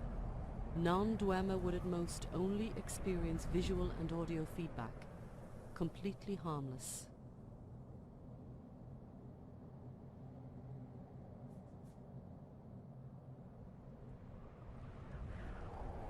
Yeah, the ghost is still around. Just as with some of their Tamrielic brethren, not all souls were allowed to pass on. Laren knew better than to defy my requests, after what I did to the forces that stormed the beach that day. The final note must be struck by a member of the race that is selected to be removed. Even if that weren't the case, playing the sequences while the island was still populated would have alerted others to my location. I would have died. No, you wouldn't. You're pretty immortal. You'd have come back. Most likely not on this island. And that would have been a problem for her plans. Nergal's men had fortified their positions in the stronghold. My troop of non-combatants would have been slaughtered if we chose to march in there with nothing but swords against their automatons. The simulation is completed. That was the last tower simulation, Dragonborn.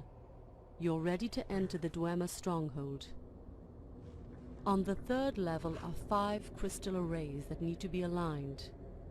Once that's done, power can be restored and the security system lowered, granting you full access to the Citadel, the Dark Tower.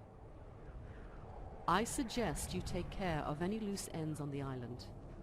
Navigating the complex's immense hallways will be a feat of its own, and any last-minute decision to turn back could cost you dearly. Yeah, there's a key you'll need while in that stronghold. So there's probably a good chance you'll turn back from the stronghold anyway. And yeah, she's already gone. So the stronghold is basically the dungeon before the Dark Tower. And it's basically the main dungeon because the Dark Tower itself is actually rather short. It's just basically one boss battle. Okay, finally it's time for me to show the optional stuff. Remember that beach dungeon I showed at the start? The beachhead den?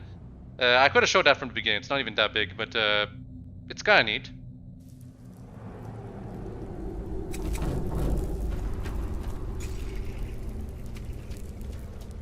Someone was just trying to survive on this isle.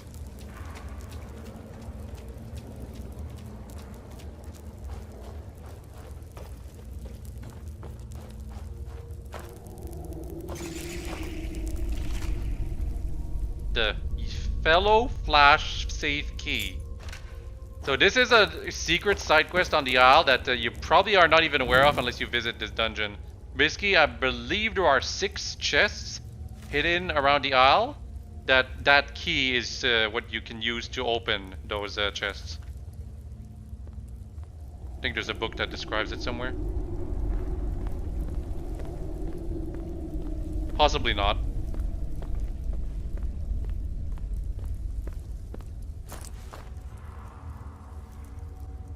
Yeah, there's nothing.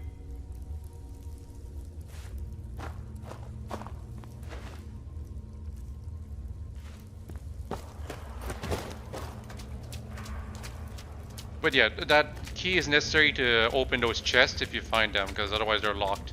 Like, you can't even lockpick them. Anyway, back to Nimbus. I think I might enter the stronghold right now.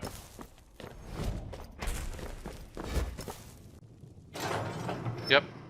We're starting with floor 3. Floor 2 is also possible to be entered just below. Floor 1 is very special. I believe we will actually explore this tower from this floor and then downwards, which means story-wise, we actually won't be doing much progress.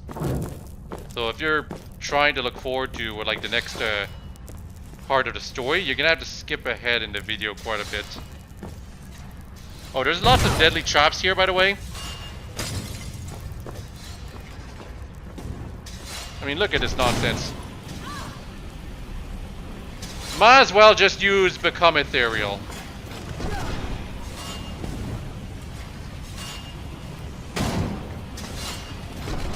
These traps are not unique to this mod. They're used by the Dragonborn DLC, which like made these traps for a special dungeon. So it's not a bad idea for the author to have reused these traps for this, because it's so unusual to see this stuff.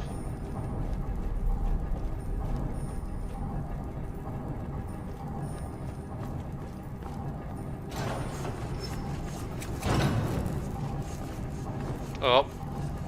When you see Balliste, you kinda just don't want to take any chances.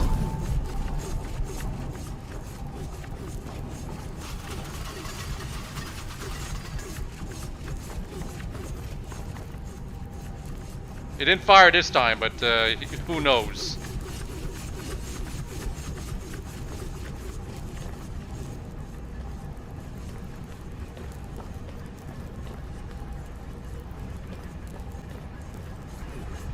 Yeah, so basically the stronghold is basically one big Dwemer dungeon.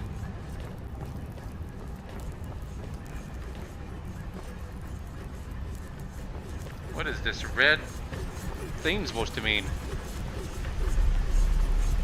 Security system console? What could it be? Well, let's just say we might come back here through the post game.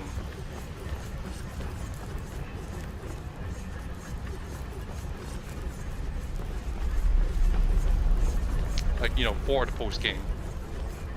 Maybe. I could be thinking of another room.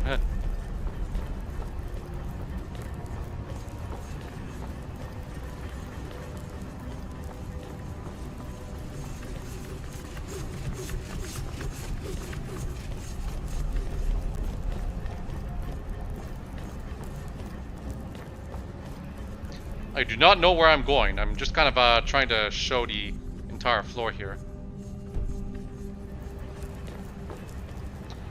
Oh, by the way, they mentioned that there were some Dwemers in control of the stronghold. Obviously, we won't see them because they've disappeared, but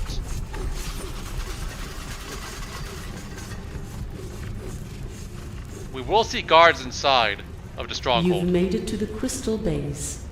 When you've properly realigned all 5 crystal arrays, power can be restored to the stronghold. The heroes may have conducted research on how the crystals should be calibrated. Search the floor for any documentation that may prove useful. So, do you like puzzles? Because it's time for some puzzles. Also, yeah, there are heroes here.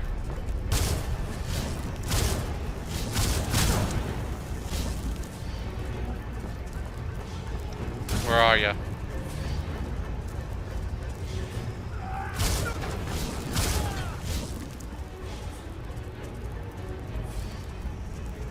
I still don't know who hit me with lightning. He must have been an archer.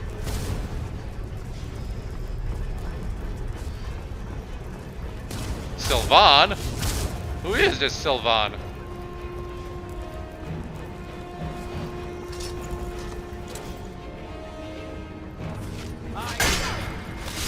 Well, I guess he was a unique NPC, but now he's dead. Yeah, and he's got all the special advice. He had exploding steel bolt of shock. That note has a solution to one of the crystal arrays. You might find more of them scattered on this floor.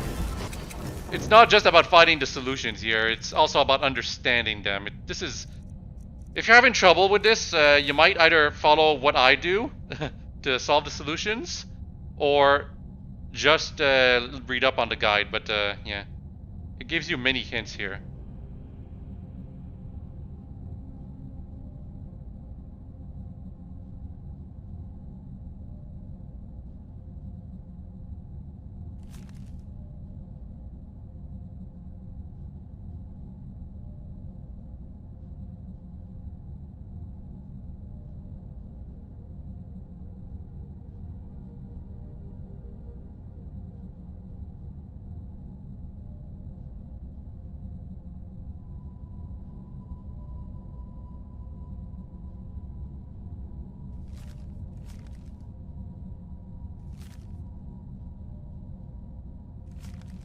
So yeah, if you look at this, this is kind of like tells you everything you need to know. You know, once you actually go inside the rooms. You're supposed to basically draw letters using on a 3x3 grid, and that switch right there is for like active when the crystals are all activated.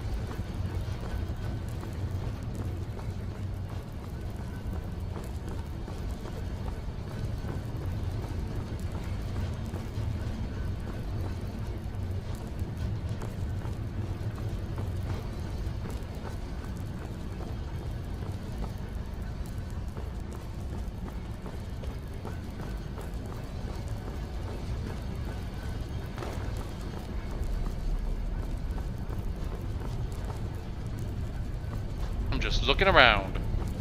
To be fair, these models, I believe they are unique for this mod. If not, well, they're imported from either Morrowind or some other mod that really likes Morrowind. Because whenever you want to implement Dwemer stuff, you kind of look at Morrowind. And yeah, there's a note right here. Remember, we're looking for notes too, technically, if you are not following the guide.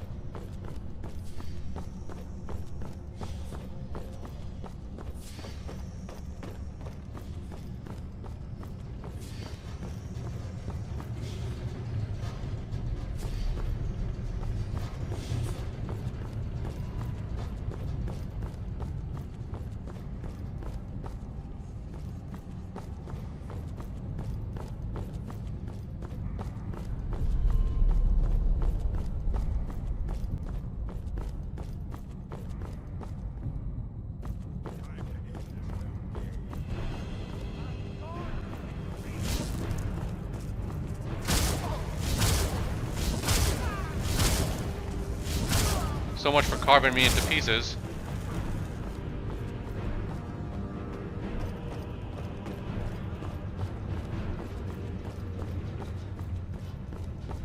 We still haven't entered any of the crystal rooms, by the way, in case some of you are wondering.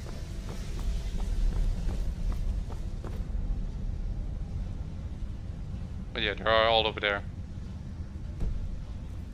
But we're not going there right now because I want to explore. Fine?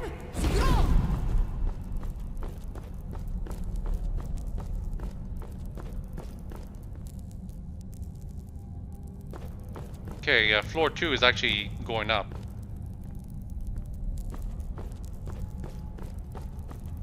So floor 4 would be kind of weird. So first floor is the top is basically what I'm trying to say here. Well, 5th floor is the bottom. Or could there be stuff even below that? I guess we'll see later. It seems I'm actually not interested in exploring just yet.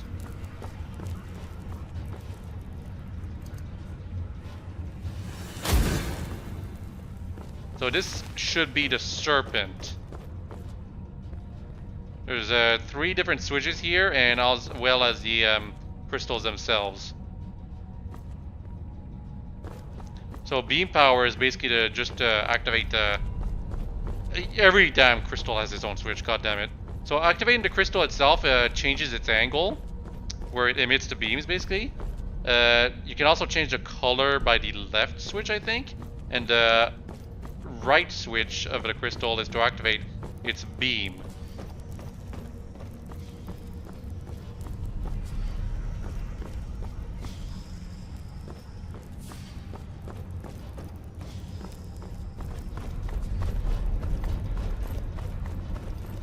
I was kind of hoping I would show the solution, but I guess I must have realized I was in the wrong room to like start with. Yeah, that's actually the first room we're supposed to go to.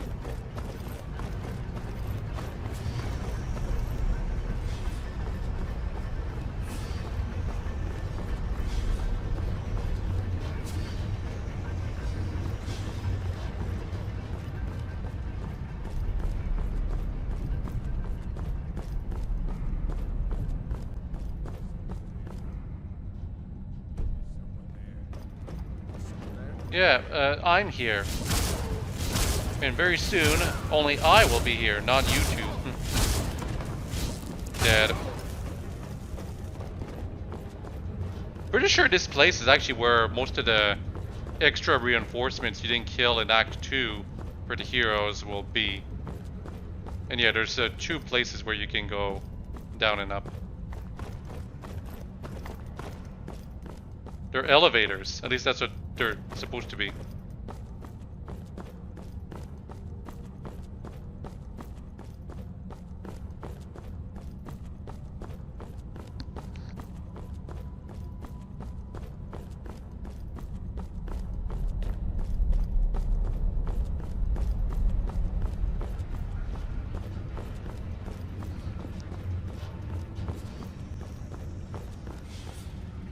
Ah, those are the color valves. So, I believe Warrior, Mage, and Rogue are supposed to be the same color, while the other 2 are supposed to be their own color.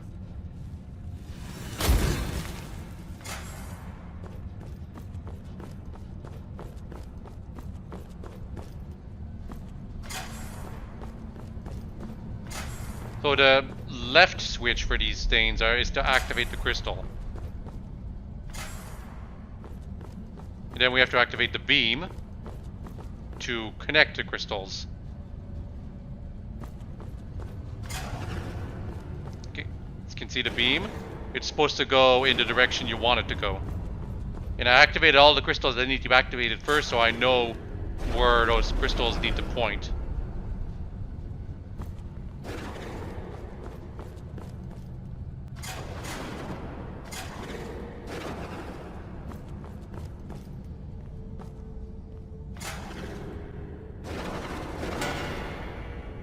And once you've correctly aligned everything, it's gonna tell you they're aligned. And thus you won't have to change a thing.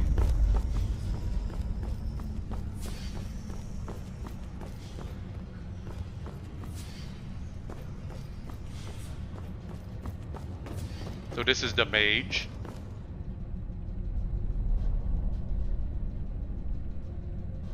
When it says cold to the touch, that means it's not activated. Mage is, wait, no, we already did Mage. Mage was the previous one. Now it's Thief, then it's Warrior. No, never mind. It's, the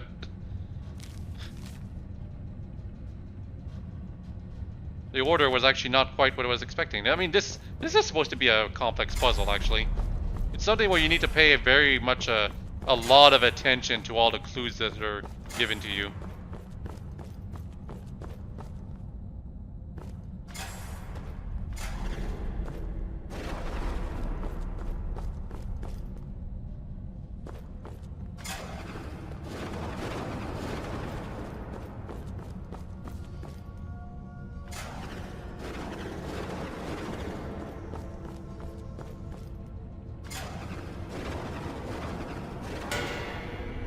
And that's another one correctly aligned.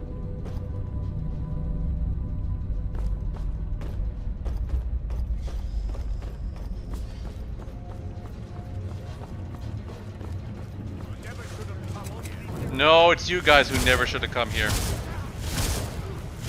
They've been there since Act 3, if some of you don't remember. Skies of Ide was mentioned all the way back in Act 2. Feels like such a long time ago.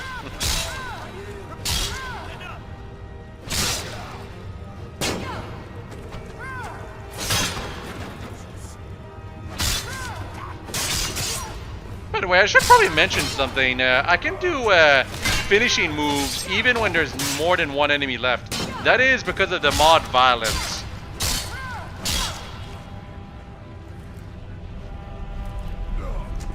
You can't defeat me. Yes, I can hit you. I can hit you where it will hurt. I love it when I cut off their heads, cinematic-wise. Even funnier when they're still talking while their head is coming off.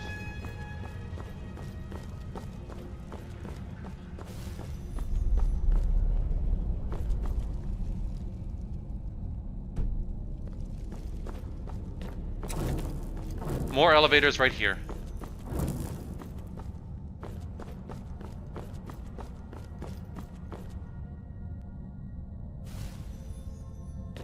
I believe if you try to call the elevator, it says it's inactive. They're always inactive, I believe.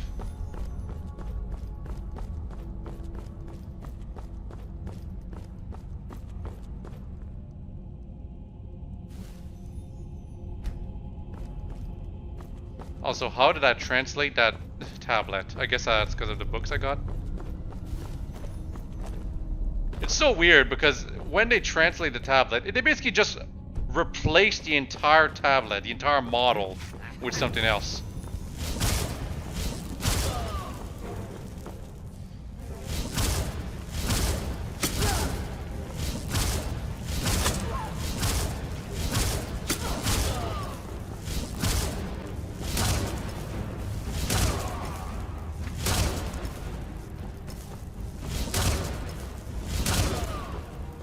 Missing one of my Thunderbolt spells.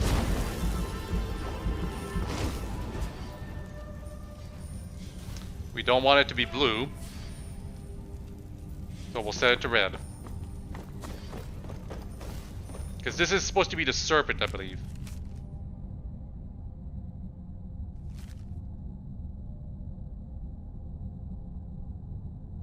And it suggests that we use a V for the serpent.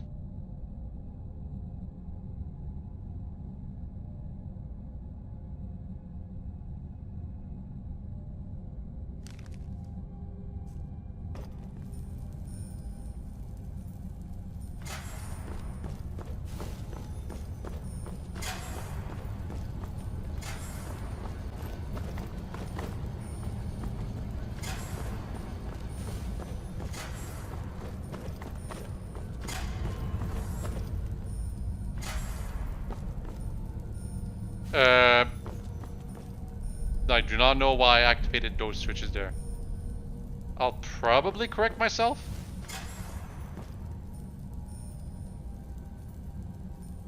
Either that or I'm actually supposed to have that thing out. And yes, actually, there was a fade out transition right there because I must have looked up the solution to make sure I was doing things right.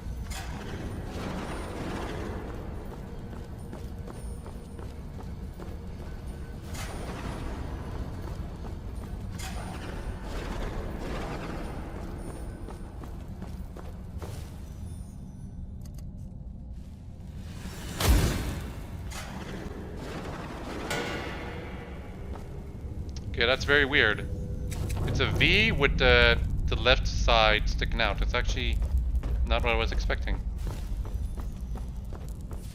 But I mean, it's not supposed to be a real letter in the Dwemer language, so...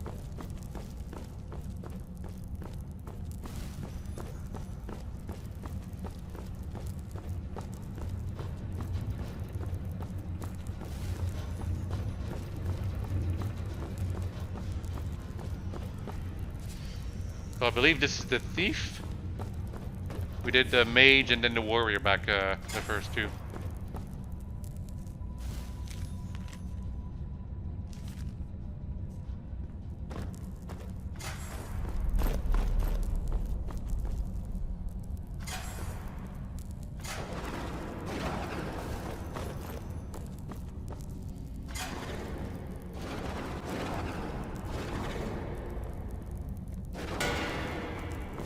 Talk about a very simple word for the Dwemer. So this needs to be its own color. I probably didn't need to touch the thing whatsoever, because I think they all default to yellow. Then again, maybe not. They weren't bright the previous time. Like, before I even touched them.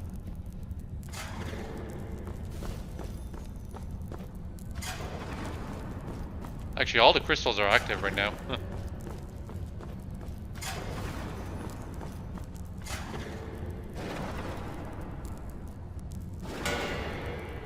Okay, I must have done this one off screen. Because I don't remember activating them like that. Oh well. Whatever it is, that was the solution for that one.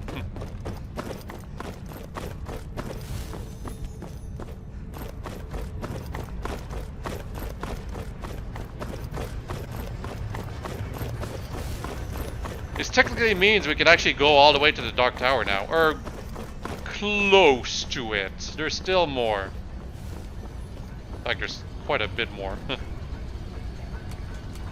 That mercenary from the port had a certain key in his possession. It means the molding device required to operate the security system has been disabled. Go to the lowest level of this stronghold, find the construct facility, and restore it to its original setting. Yeah, so remember that key we got from Pharos? You know, back when we fought the Ashen at the port? We need that key. It's important. It's necessary.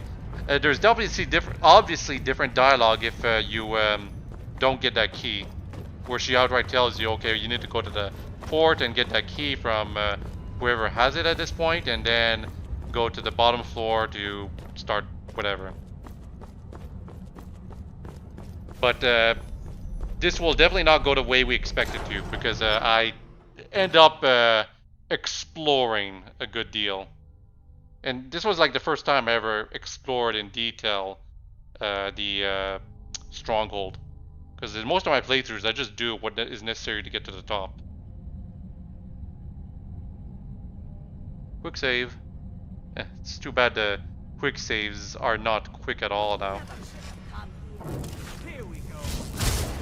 Yeah, there will often be heroes waiting for you when you use the staircases or something.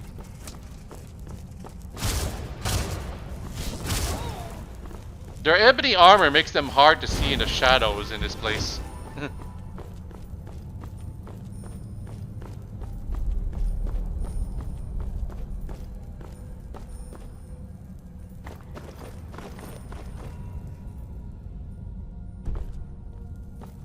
Yeah, I should be technically going further down. Why would I explore F4? There's no need to do that.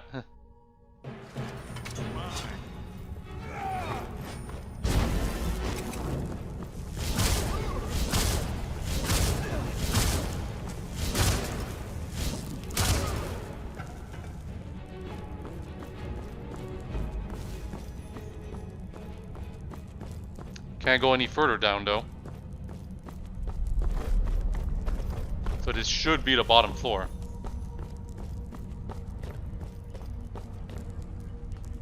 And the layout is a good deal different than the other places.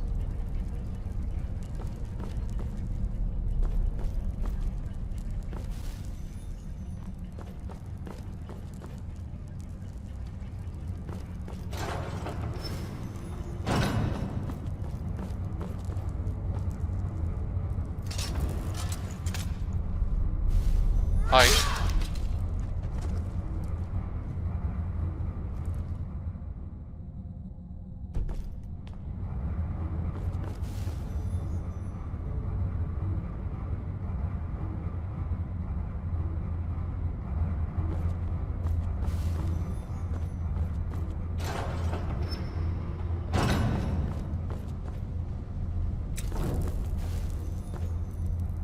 Candlestick?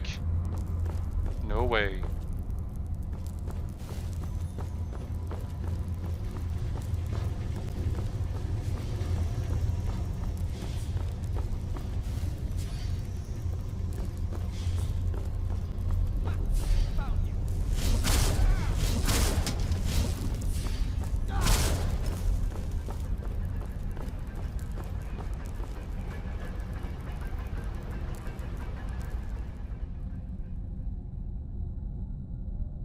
Yeah, there's a door right there that is also F5, so it's like another part of this place. But I don't go there because that's not where I'm supposed to go. There's a door around here.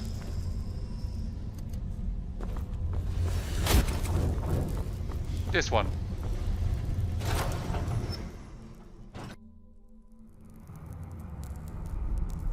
So this is a pretty big place and kind of ominous looking too.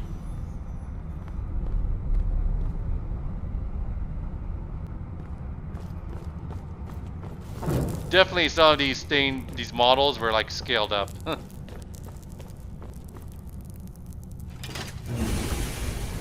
This is supposed to bring me up or down, I think.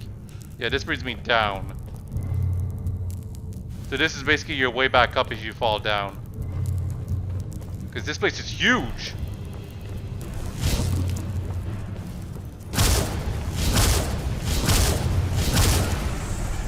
Yeah, that was a Dwarven Keeper Master. It's basically a giant skeleton with the Dwemer aesthetic. And by skeleton, I really just mean like the giant skeleton, as in the giants of Skyrim, like the enemy. They have a specific set of animations, and that thing was using them.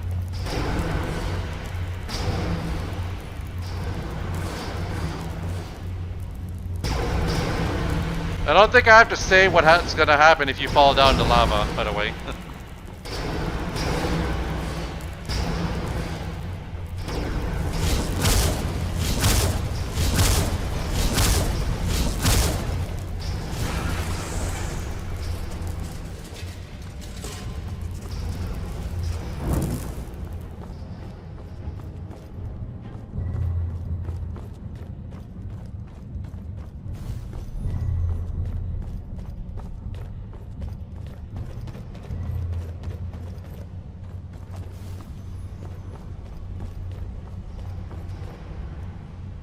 Just bypass the lock. I guess expert doors I can also bypass. It's just the master locks I can't bypass.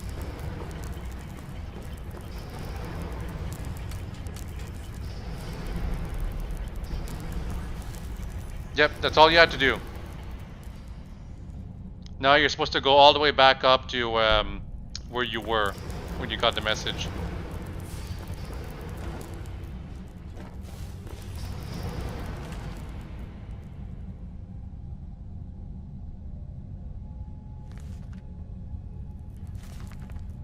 No, you cannot. I don't believe you can translate that book, but I keep it with me anyway.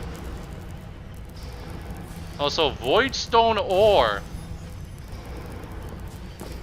That is unique to this mod. You can actually create some of your own Voidstone stuff, I think. It's possible it never got implemented.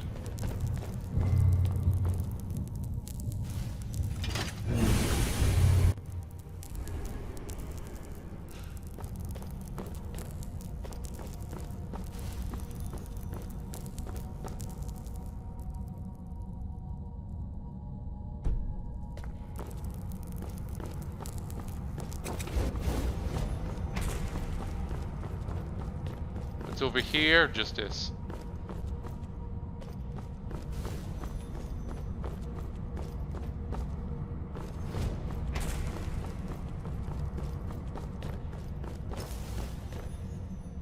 I do have to say that it's very creepy to see all these mass-produced automatons.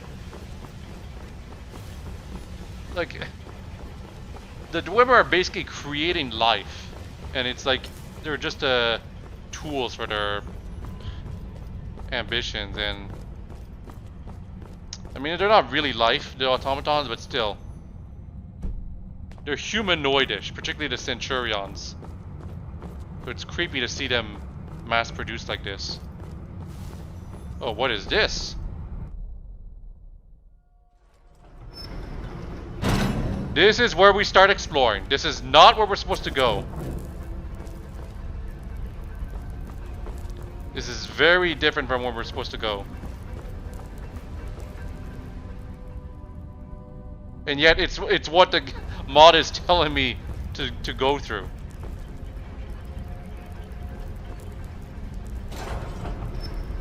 These models, by the way, I do believe they are in fact from Morrowind. If not from Morrowind, then inspired by Morrowind.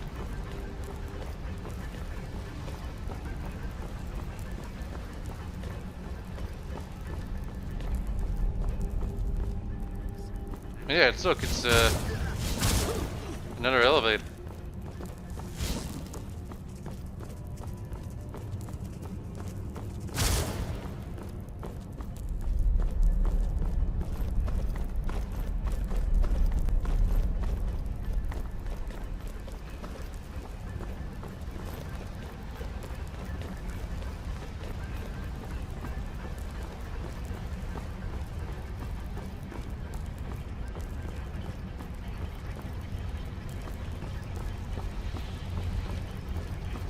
So there doesn't seem to be much this place. We kind of already went through like what feels like everything. Until I start moving here.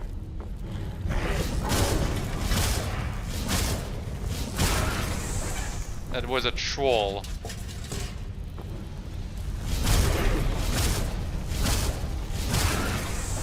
There's every type of automatons.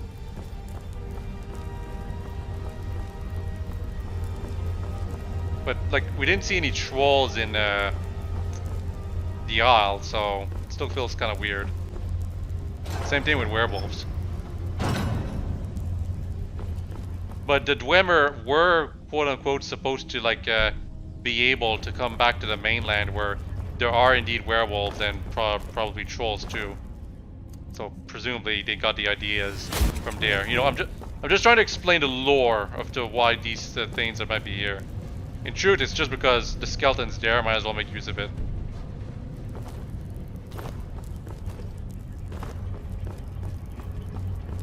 It adds variety to the enemies.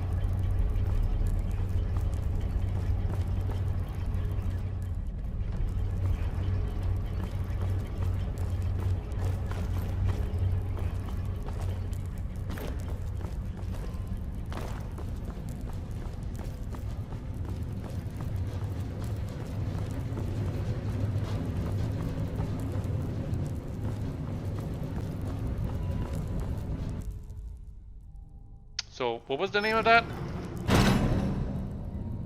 Zengsmark, Fortress Conduit.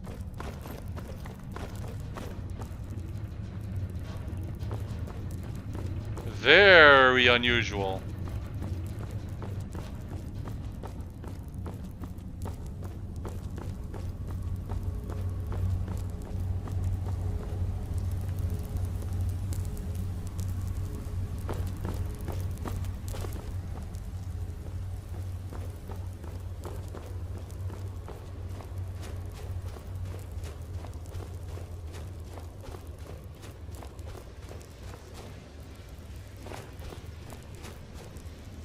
Why are there such cold places down here anyway? Like seriously, I'm not even looking at the map because this is the first time I ever like came across this place. So I was just like seeing all this new stuff and just kind of having fun seeing it because Elder Scrolls thrives on being an exploration game.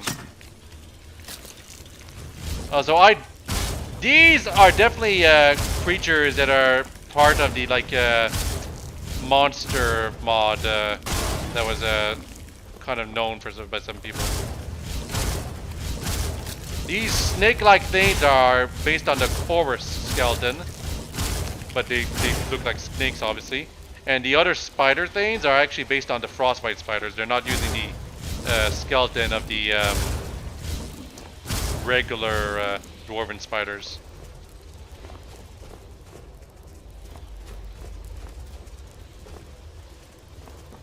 So this feels like the cold storage area, if anything.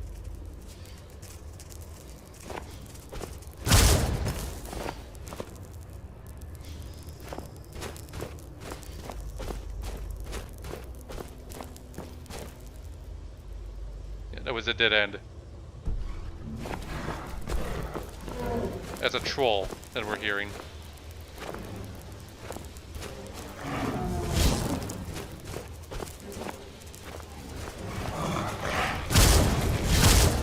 Very cute.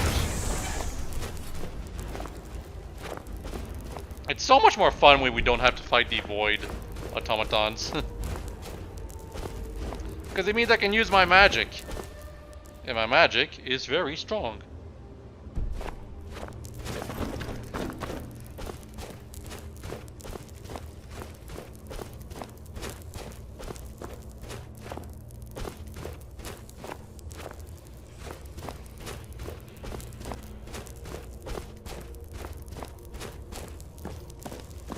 Yep, this just keeps going, and now we're back into this type of design.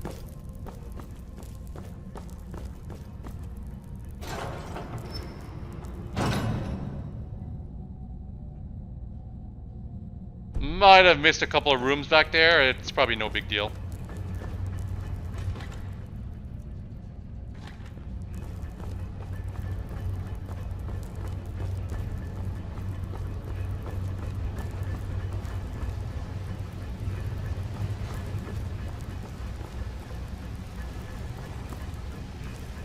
Benchmark.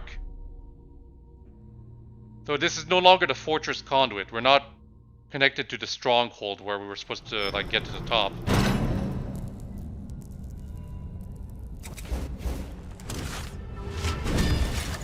Hi. Looks like these guys never got to pass on.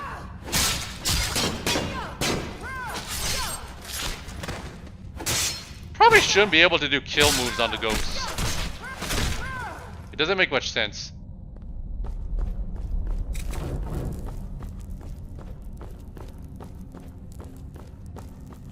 Anyway, we're definitely going through this place backwards, that's for sure.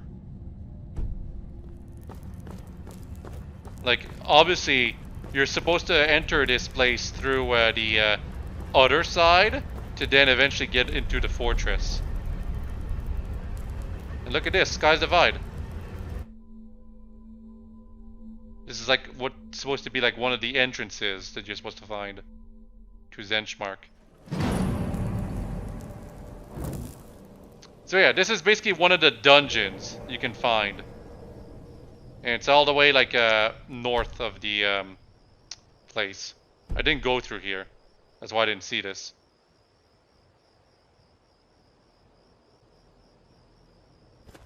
And we're going back in. I think there's another way inside. I could be wrong. But there's definitely more to explore, that's for sure.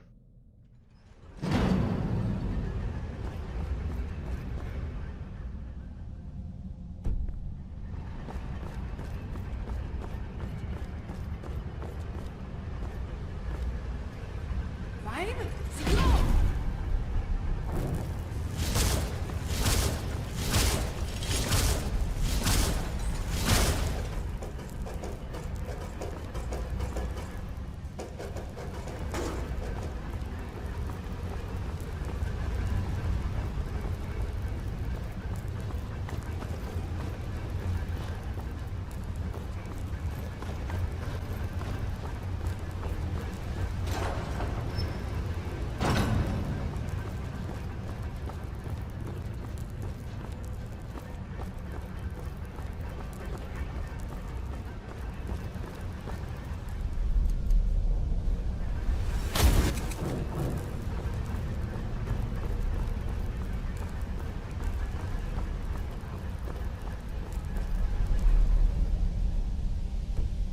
This is all seriously interesting to me. Just I kind of wanted to just like I'm watching this feeling intrigued myself. This dungeon design feels a lot more freeform compared to like Vanilla Skyrim, which is very deliberate in making sure that you are always being brought along the right path to get to the end.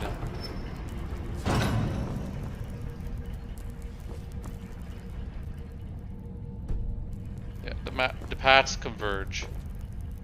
Not many enemies, right? I haven't seen many enemies at all. And also there's lava over there, like, it's kind of creepy. Oh, there we go. Just spirits that never passed on. And they have absolutely nothing.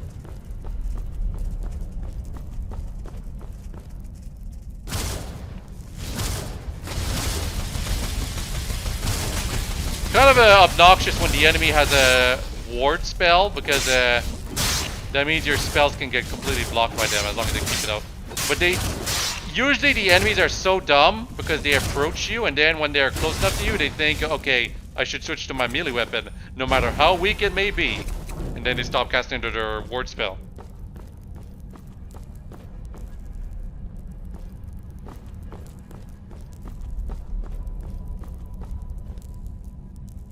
It's a kitchen area. Very quaint. Oh, this looks ominous.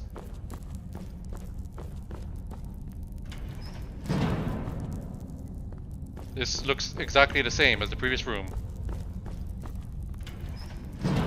This also looks exactly the same, except the door is in a different location.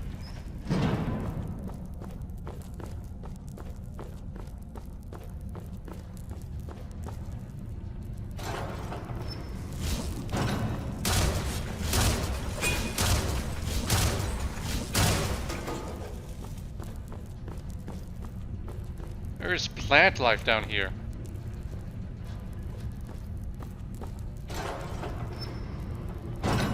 And there's the other entrance.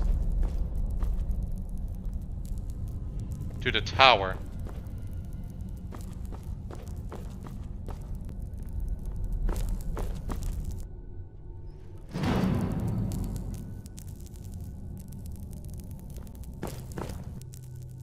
And then we open the Sky's Divide, which shows us that we are here. Again, we're still in the north. So basically, if you want to enter Zenchmark, you basically have to go north of the Sky's Divide Dark Tower. And I think I stop exploring at this point, Zenchmark. I think I've seen enough, because I'm pretty sure there's no other like entrances to the place.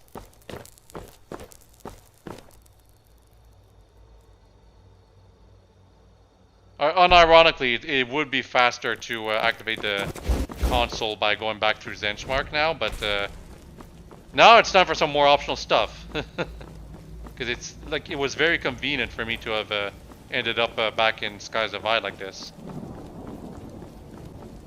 Well, maybe not convenient, but the point is we're getting the key to the climate manipulation center now. Because it's late at night and that means the guy is in his office.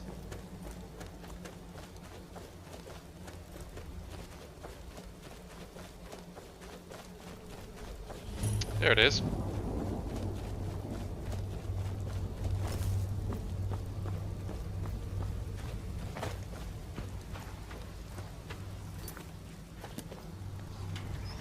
Are we just on time?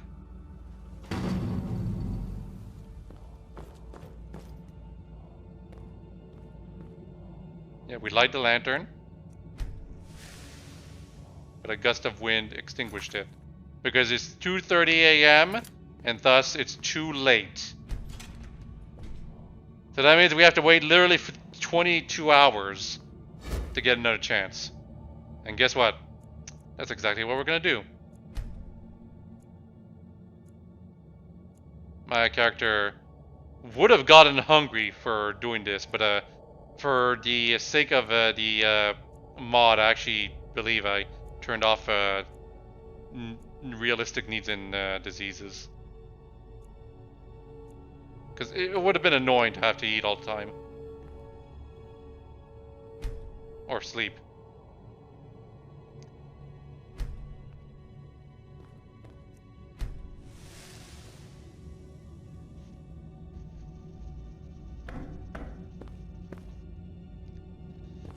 It should work now.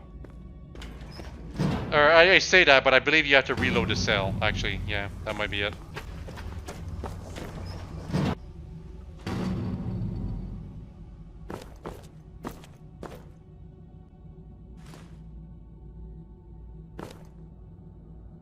Could also require you to be sitting. Yep.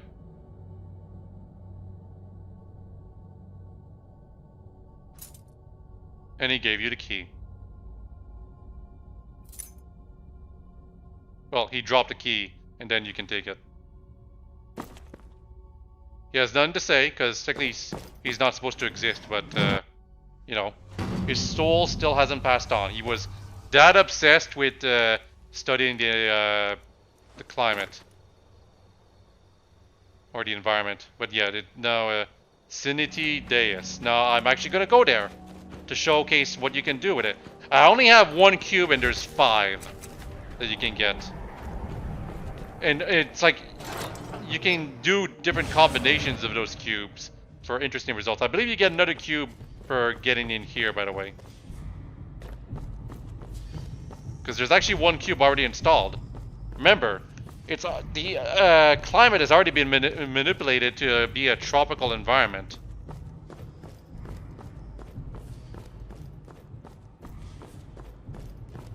Now, you might be wondering, how does any of this affect you, if at all? It does actually boost your stats in certain ways. But yeah, the tropical weather cube is there. And now we can put the crimson weather on too.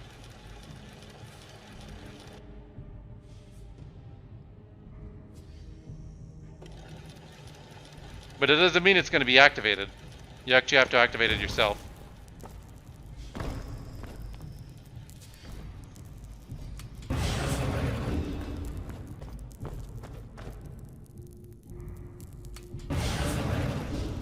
So now, Apocalyptic Fury is gained. What does that mean? It's a special stat that was given to our character. But more importantly, what does the climate look like now with only the red on? It looks pretty creepy. It looks normal right now, but we wait a bit and it's gonna shift dramatically.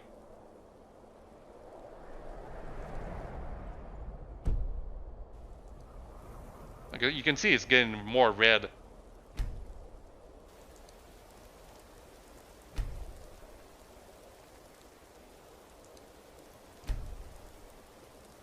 Even more red. Still goddamn cold.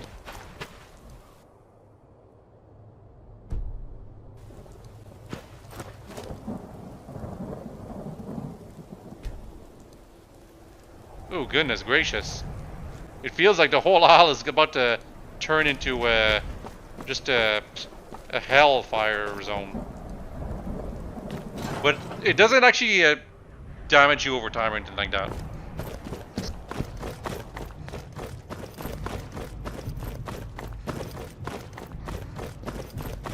Now I believe I'm going to show what happens if you don't leave any of the climate resonators on.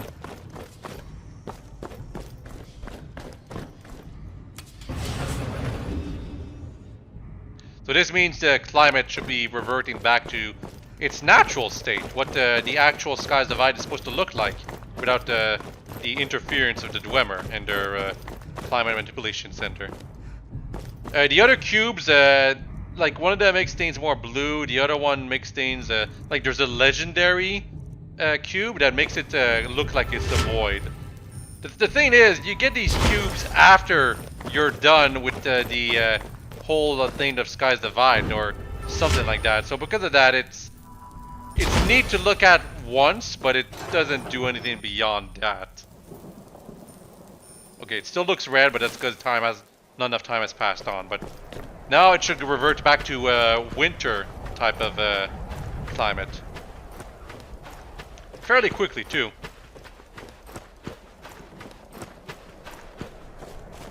That doesn't mean the trees and everything are gonna disappear in an instant, though, by the way.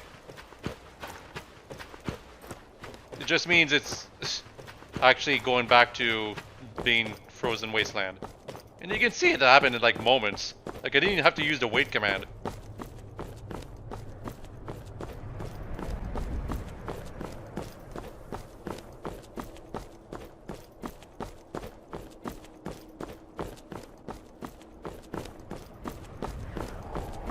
I believe it will start snowing too, usually.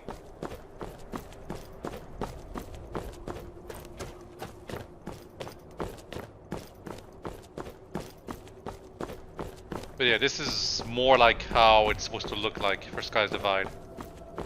Just the environment is still looks like tropical, so it's mostly just a fog effect and the skybox changing. That's basically what the Climate Manipulation Center is for. Changing the skybox and the overall effect of the overall mood of Skies Divide. And I think I left it like that. So that's neat. It was a pretty abrupt shift to back to floor 2 that I did there. I'm surprised I didn't have a transition ready. Yeah, activate the physical and console interface. But yeah, I didn't finish my train of thought with the Climate Manipulation Center. It does give you changes in your stats and stuff for whatever climate you leave the place on, so just remember that. Like I think for Apocalyptic Fury it boosts maybe your destruction magic or something like that, but it also weakens like something else or whatever. So there is like an actual purpose to the Climate Manipulation Center. It's just most people probably will never even see or find that it's there. It's just a neat mechanic. It wasn't taken advantage of for Skies Divide to actually make things very, very different. Well, this looks cool. What is this?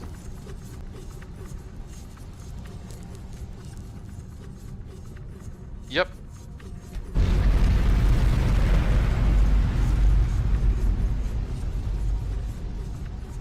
Orange, my favorite color. Oh, hi. State your purpose. I seek passage to the upper floor. Also, he knew my language before I spoke. Simulations has pre-calibrated the system's language parameters to match your own. You know why I'm here? Request denied. Why? It's important that I get up there. Or recite the code necessary to terminate lockdown procedure. Invalid argument for circumvention. Unknown. Mechanisms are in place that allow for them to exist. So, there are no valid arguments, but there could be things that could exist. So here's the puzzle for this place. You're supposed to convince this thing to arguments allow for previously unknown situations to let you to the top, to upper floors. And if you just go through all the dialogue, you'll eventually get the solution. There is no record of the security barriers being breached. At least I think you will. Reactivation.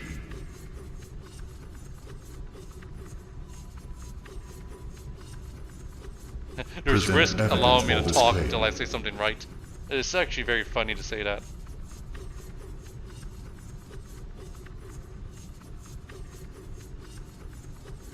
Correct. Security is managed by live personnel beyond the barriers.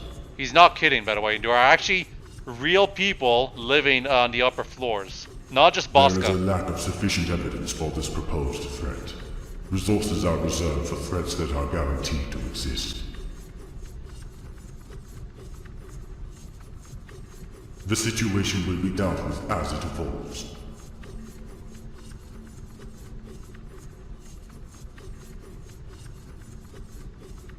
You lack proper authorization. How so? the situation has evolved. State the parameters that would constitute adapting to the situation.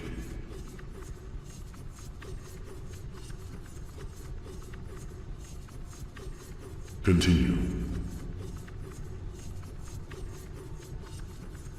There are improved models of you out You there. believe to know this facility better than I due to these experiences alone. Yeah. Confidence lock released. Lowering security barriers. Proceed to designated position for full access to this facility. Welcome back. Welcome back? What is that supposed to mean? This is the first time I'm here. But yeah, now it's time to enter the Dark Tower, basically. There's actually 2 entrances, I think. Or 2, elevators you can use. Maybe just 1. This looks kind of nice now. Kind of like a pseudo archaic hotel.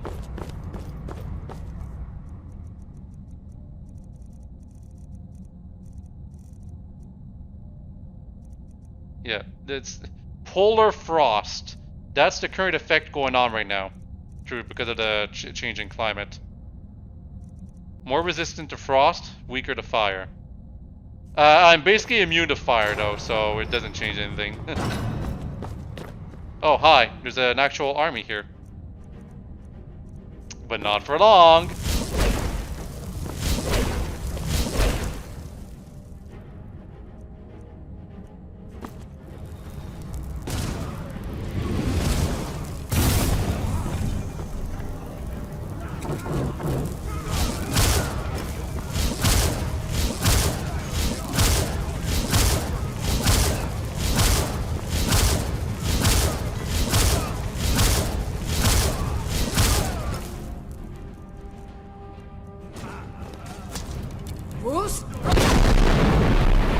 Dust to dust.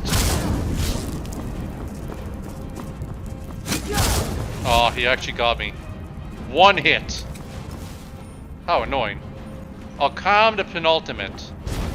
I mean, this is the penultimate area. We're not in the Dark Tower yet, but we're like very close to it.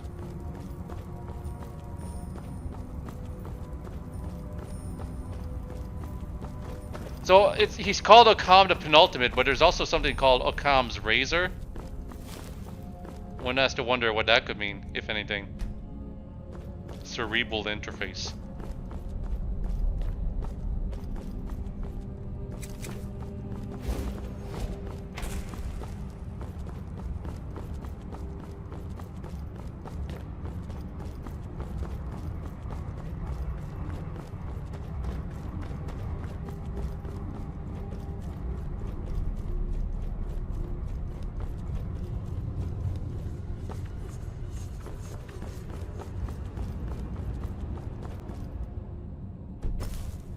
So yeah. Entrance to, not the Dark Tower, but the first floor, or top floor I should say, is right here. And I would indeed get your weapons ready, because there's a surprising amount of people up there. Let's just say that.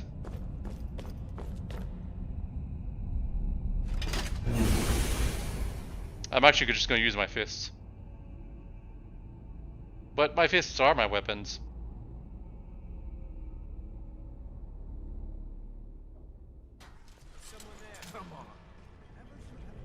So, yeah, there are heroes here, but also civilians.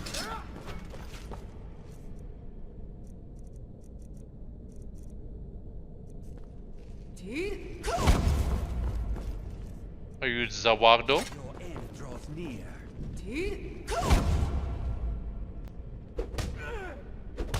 Rest. He's dead. He's dead. Gregor? They have unique names. Oh, punch! Punch! Yes! Adamantis Crowley? What could this be?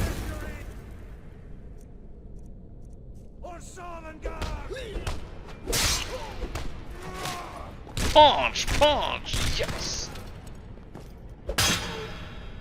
The perk mod I'm using does have perks for fighting with your fists. Like it makes them do increased damage and stuff, so this would definitely not be as easy if you were playing vanilla Skyrim, unless you were like a Khajiit or Argonian.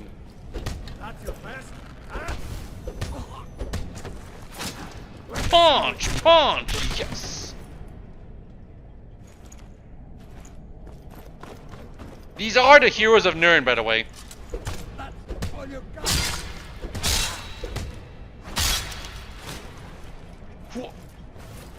Yes! That's what you get for going and taking this guy's weapon.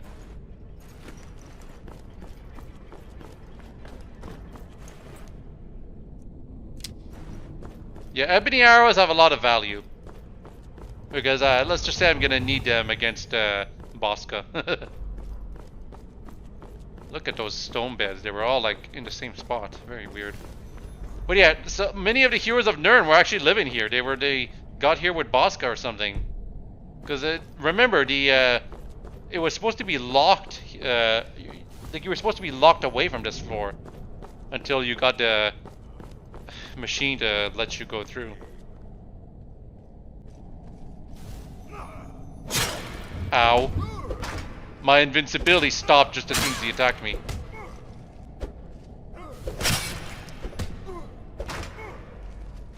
Give me your head. Aw. He doesn't have a head, that's the problem. It would have been funny to see me try to, like, punch his invincible head, though. Just a reminder that the reason why some NPCs don't have heads is because of a mod conflict that I have with one of my other mods. That's the other way up to Dark Tower. Right there. Shields are definitely like your biggest problem when you're using like fists only.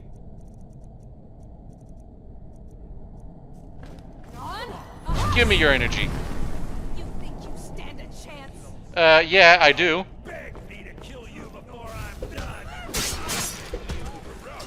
Oh, my animation to kill that guy got interrupted. Anyway, let's take care of the lady.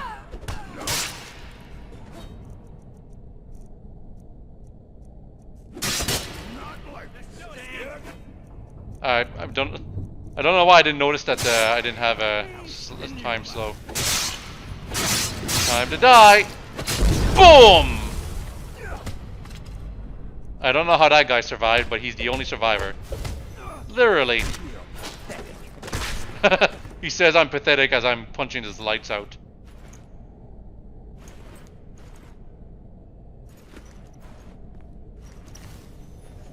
So yeah, Firestorm was actually useful for once. It actually killed a bunch of people.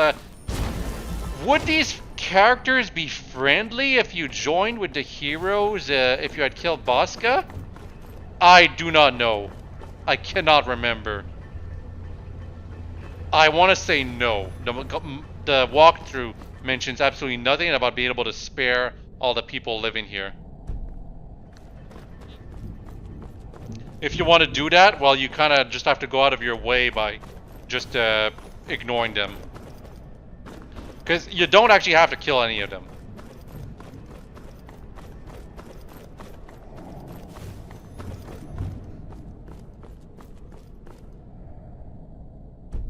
Yep, this is one of the ways to the Dark Tower. Through the Sky Nexus.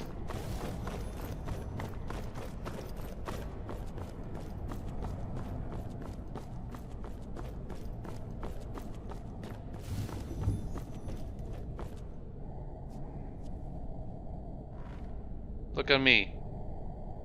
I'm the leader now. Although I don't have the proper sitting stance for it.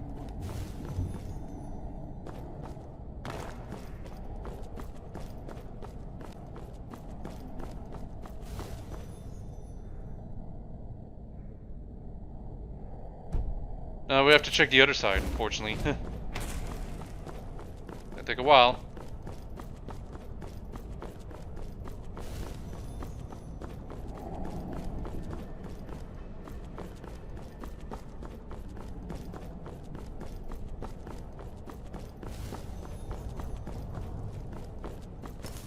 Ooh. Where could that staircase lead to?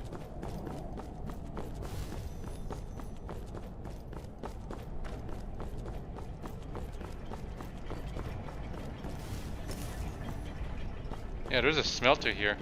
You have everything you need to forge all you want here.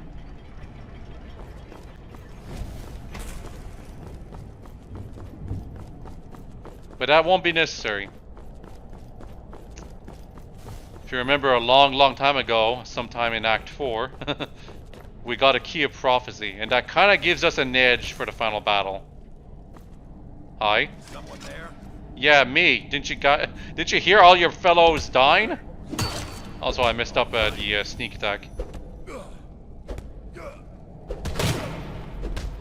Enough. Nope.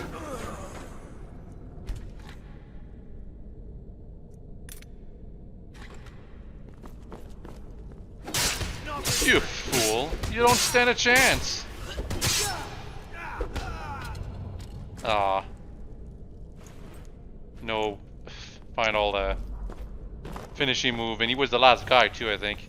Also, he was wearing... I'm just starting to realize that the special mage armor, not the Archmage armor, but the generic mage armor, is from a mod that like hasn't gotten support in years now. Mostly because the author just got pissed off at all the people making requests for them to fix it, so to speak. Because the mod was like, obviously it made all the characters look much nicer with their new mage armor, but it also did changes to like stats for some of the clothes, and like that's what pissed off people, right? They just wanted the armor for the good look, not for it to change how the thing functioned. And the author never wanted to update that. And you couldn't, well, obviously you could do it personally, but you couldn't publish a mod that was specifically designed to revert those changes because the author would get pissy about it.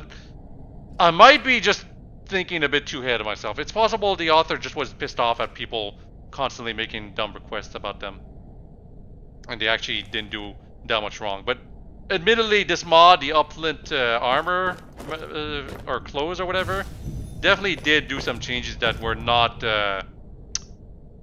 made, like that were not advertised on the mod itself, I guess, is what I'm trying to say. Anyway, we gotta go to the Sky Nexus. There's actually 3 different ways we can go into it, I believe.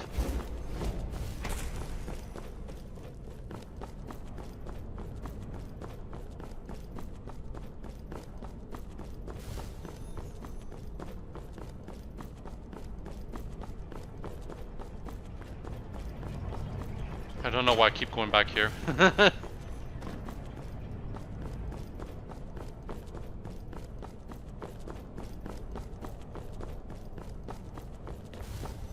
Yeah, there's a... This is the top exit. I like this one.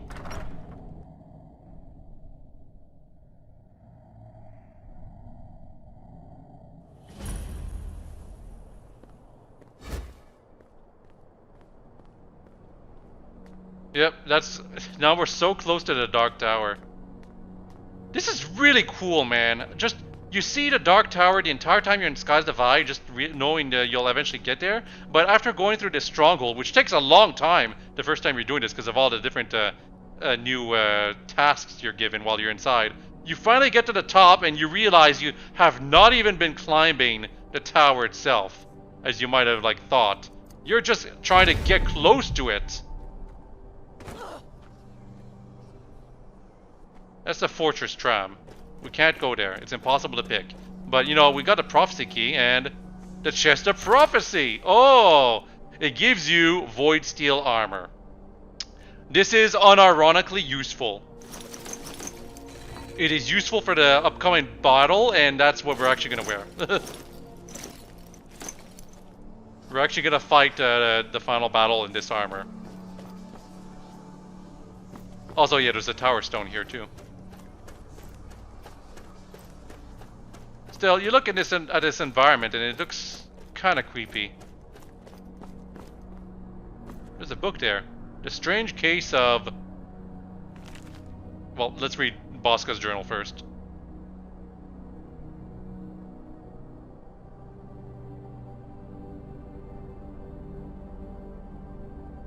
If you want to read this stuff, you might have to slow down, like pause the video. I try to be a bit slow, but usually I'm always too fast, yeah. So we definitely pause the video if you want to read everything here.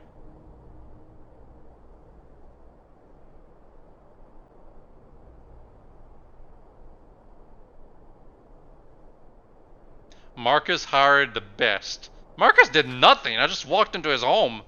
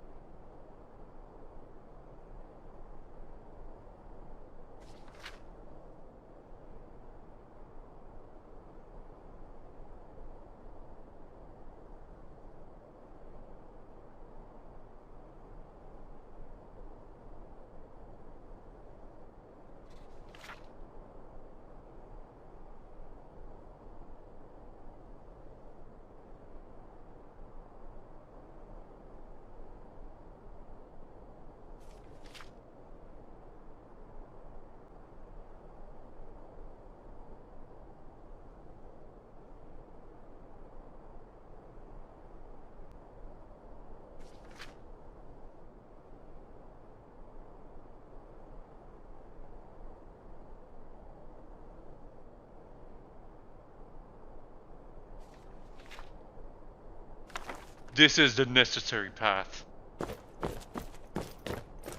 I probably should have read the other journal, The Strange Case of Jarit. I think it's unique to Maids too. That's unfortunate. But yeah, the other doors here are basically the other ways into this place. Yep. But we're not here for those places. We're here for the not Sky Tower. We're in the Sky Nexus or whatever. We're here for the Dark Tower. Just, it feels so big, despite everything. Unfortunately, the Dark Tower is just like 2 rooms, and it's mostly for a boss battle. So there's no more dungeoning or exploring dungeons. Now it's just the Dark Tower that's left. So many saves, goodness gracious. And yet, they're all gone because it's been 3 years since I've played, not 3 years since I've played Skyrim, but 3 years since this footage. And I'd already like moved all my stuff into some other thing at that point. Use the Dark Tower lift. Also, I did some changes here.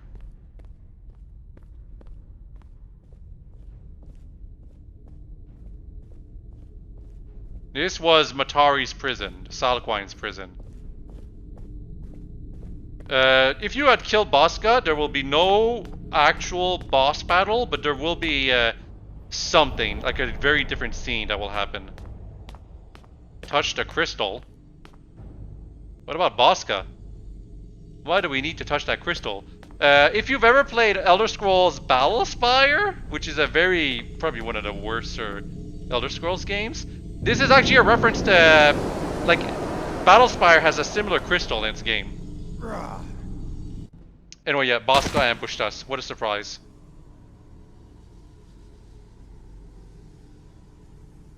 Here you are at last.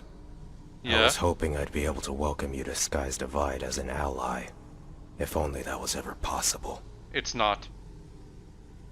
No matter what, you either kill Bosca before you get to Sky's Divide, or you fight him here. Watching everything unfold from above. It all seems familiar, doesn't it? Just like the stories we were told. It's all coming together. Oh yeah, it's all coming together.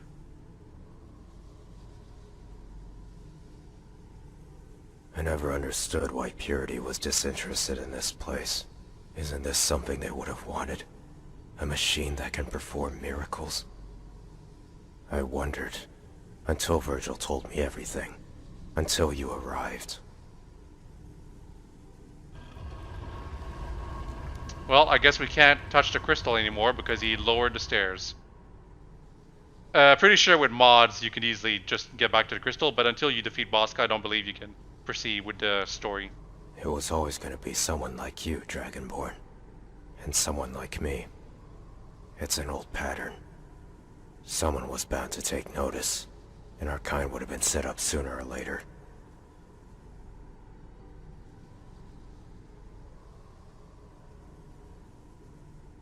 Funny. You killed a World Eater, and, if fate decrees that you win here today, we'll take his place. The prophecy is fulfilled all the same. So yeah, he's saying we'll kill the world if we win here. Because remember, that's what Matari's ultimate plan is, to kill the world. Or at least that's what everyone thinks. Possibilities emanate from that crystal. Nothing good, as I desperately wanted. The reunification of Tamriel? No. It wouldn't grant me that without bloodshed on an unprecedented scale. I was too weak to use it, because this, Dragonborn, is an ingenium. All the Dwemer souls of this island trapped within its confines. They're all this place needs to fly through time. But they're not enough for its true, diabolical function.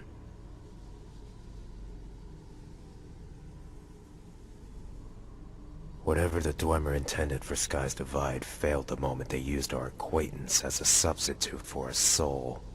Yeah, they were trying to In use doing Salakine for some They reason. bound this island to the endless maw of the void. You saw it too, didn't you? These scars are my reminder. I never even came close to void material before that dream. Makes sense now, given the circumstances. It's been decided that you and I are to fight. The one who falls will be released from her game through death. The victor will be doomed to serve as the heart of this infernal machine. For the sake of Nirn, it has to be me. The first strike is yours. Yep, he lets us attack first, because, you know, gentleman. But, obviously, we can talk to him. Are you ready? The Dwemer never intended for their crystal to be an ingenium. That was Salaquine's doing, by tricking them into believing the void material couldn't do such a thing naturally. It was always intended to contain one type of soul, and one soul only. The soul of a hero. Yes, Sky's Divide is exactly what you think it is. Not long after we first met in Jonestead, when I first arrived to the island, I knew what we had the moment I saw that crystal. But I didn't know the full truth, not until Virgil told me. What the Dwemer did backfired severely, and now Sky's Divide and Salaquine are one and the same. Forgive me. I'd have warned you if I had known any sooner.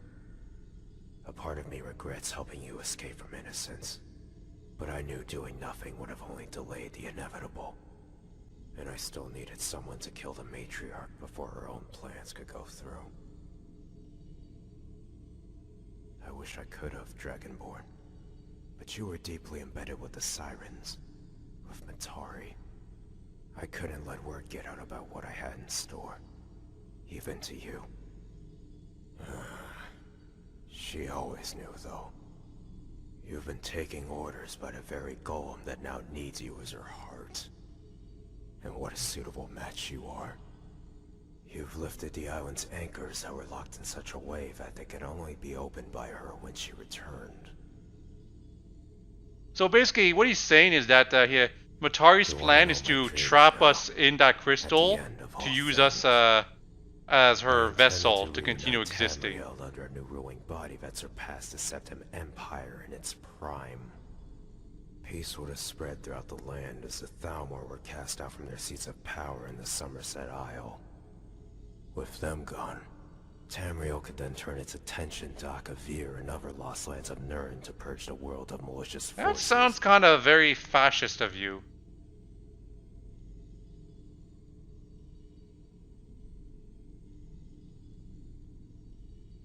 Well, maybe not fascist, because he's basically saying he would have been the one person to do all this. Itself in a similar situation as it did back in his time. I intended to carry it further so we would not have to fall as far as we have these past 2 centuries. In their current form, Yes. And who would be if we were to resist that change? It has been everything we strive for. A day when we would no longer be needed. The heroes of Nirn could have been repurposed to safeguard Sky's Divide from those who would seek to do it harm or take it for themselves.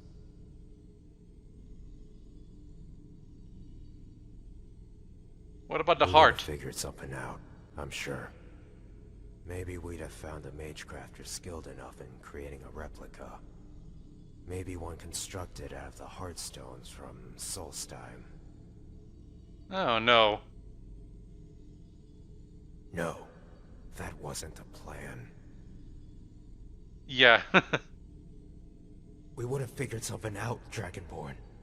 If you refused, there would have always I'm basically calling him out right now. I'm basically saying that's why you wanted to recruit me, to use me as a freaking heart. qualified for rulership.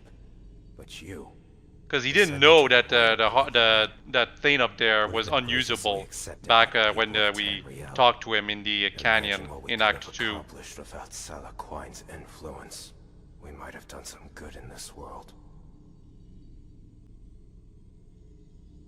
Yes, don't blame yourself. You needed to get to the top of this tower, and the energy that originally powered the security system was rerouted to those anchors. A clever way of forcing the host to synchronize with Salaquine one last time while simultaneously freeing the island from its shackles. With the anchors lifted, there's nothing stopping this island from traversing time to escape discovery or carry out its final duty. You would have to ask her yourself if you can tolerate the lies. Now will you fight?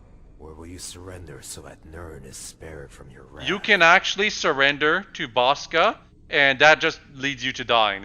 There's no ending to it. It's just like it's an option that exists for the sake of immersion, but there's no real purpose to it. Virgil had prepared for defeat.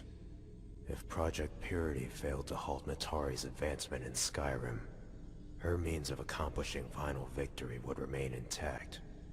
Sky's Divide. It was a race to see who could enact their world-ending device first. Virgil wasn't one to be petty about losing to her former master. They shared similar ambitions. It was in her best interests not to eliminate Salaquine's ability to win entirely, only to undermine the Sirens so Purity could come out on top.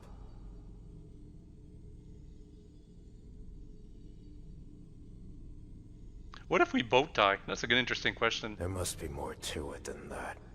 If it was only for Sky's Divide, Salaquine would have settled for me.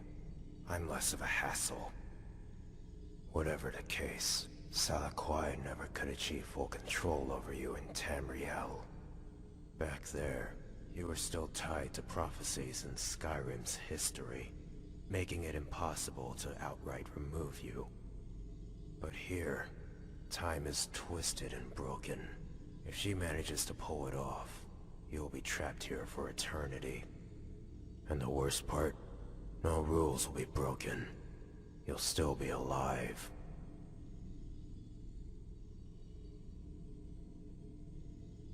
In one instance, you'll win, as usual. The other has me emerge victorious. Alongside this crystal, under her watchful eyes, both will have occurred. Dragon Break. That is Sky's Divide's curse.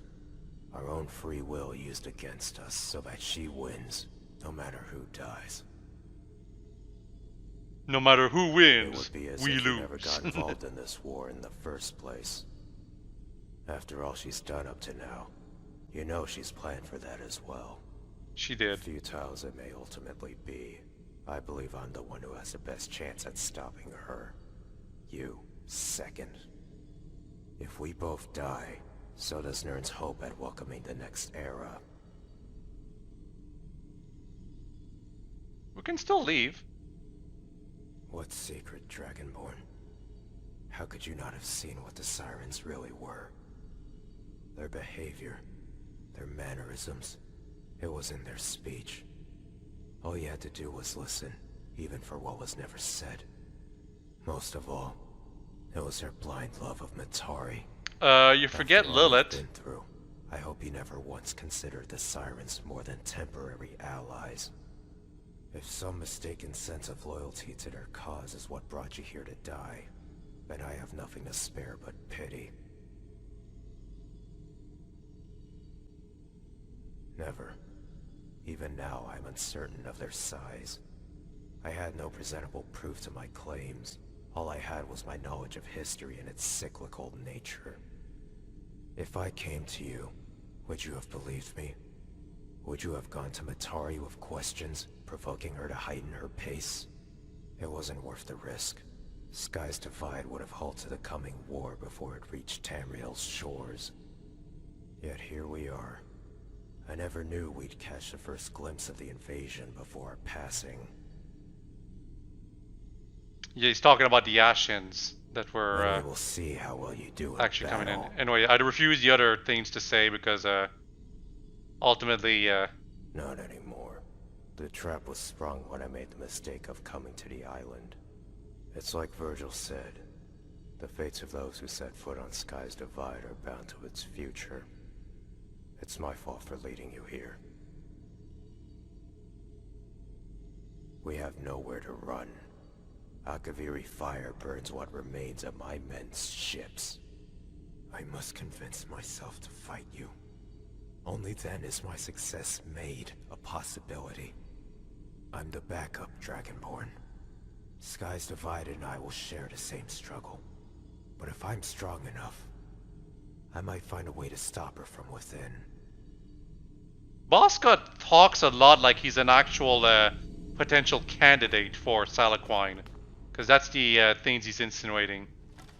He kind of is. We will see that later. But right now we have to fight him, and this is definitely the boss battle of Maids 2.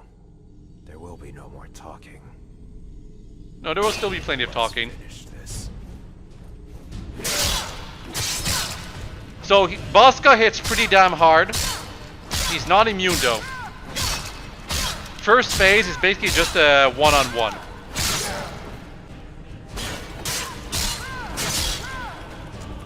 Obviously, if you've got a sword that can paralyze him, that makes things a lot easier. Generally, you do not want him to be paralyzed when you are finishing him off.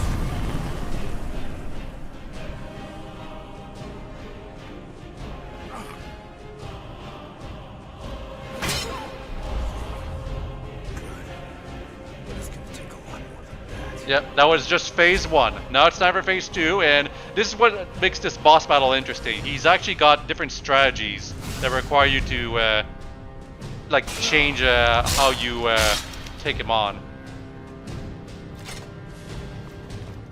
I'm pretty sure he's supposed to be invisible when he turns black like that. Unfortunately, it's not working. Anyway, when he turns pitch black like that, you are supposed to hit him with Void Steel. There's also one more thing. The Dwarven Bow that you find on the Dragonborn DLC in Solstheim, that also counts as Void Steel, which is really cool, actually. A very nice touch. So I used the Dwarven Bow from the Dragonborn DLC to actually quote-unquote deal void damage to him. So yeah, second phase is very similar to phase 1. It's just that he sometimes turns invincible, in which case you have to use Void Steel to break through his invincibility. If you do not have Void Steel with you to hit him with, then you ultimately just have to wait for his invincibility to wear off.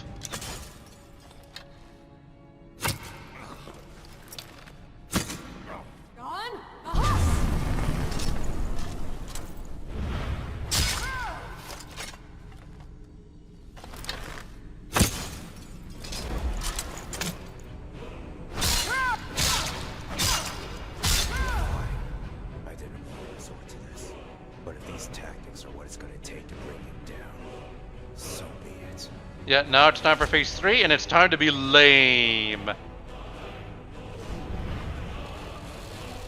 He appears on top of these towers, and they attack you. So I hope you have ranged attacks because that's basically the only way you can reach him.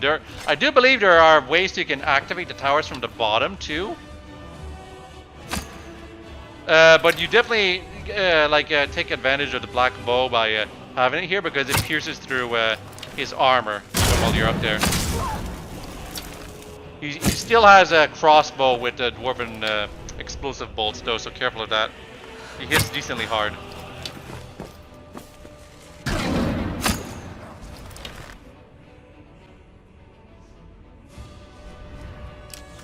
The graphics for him teleporting are a little weird. They're kind of like bugged because of all the mods I have. I think Vanilla Skyrim does it better, but I could be wrong too. But yeah, this is basically a strat to just lame you out. On the horse! And this is definitely the longest phase because of how little damage you usually deal with him, or to him.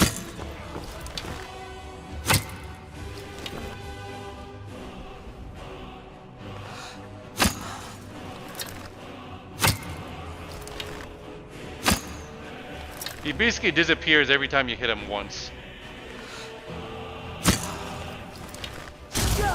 Ow. Ow.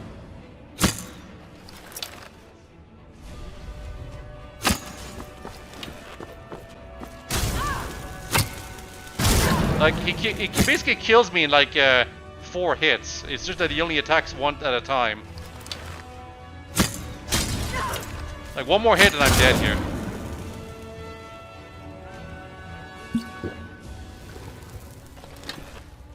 No, without considering the fact that I just healed.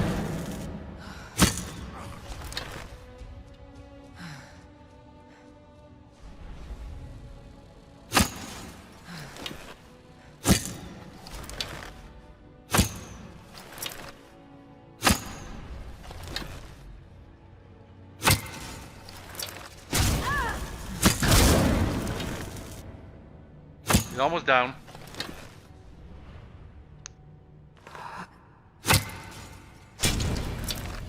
So am I.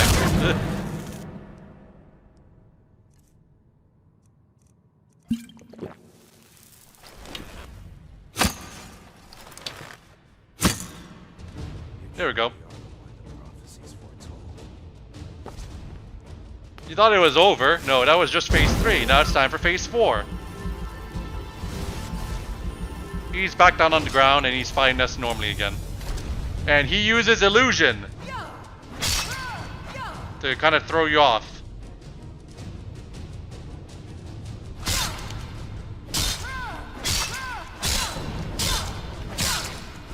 80% immunity to void attack.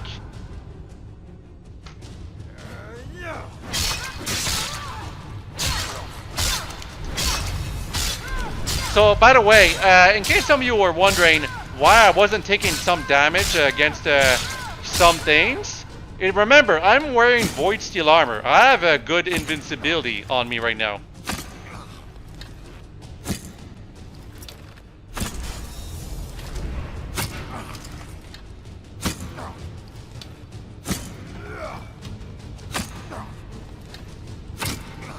Yeah, I've got a perk that makes it so that close-ranged strikes with my arrows can stun enemies, and he's not protected against stun. I was hitting an illusion right there, I think. But that was a waste of time. That was an illusion. That was also an illusion. That's the real one.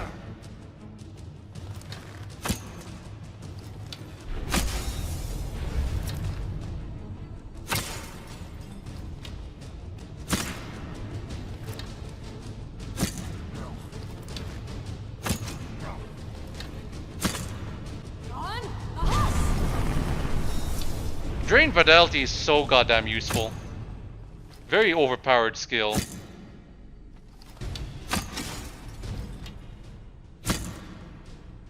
Yeah, when he does that, that causes the floor to have like it damages you if you're on it.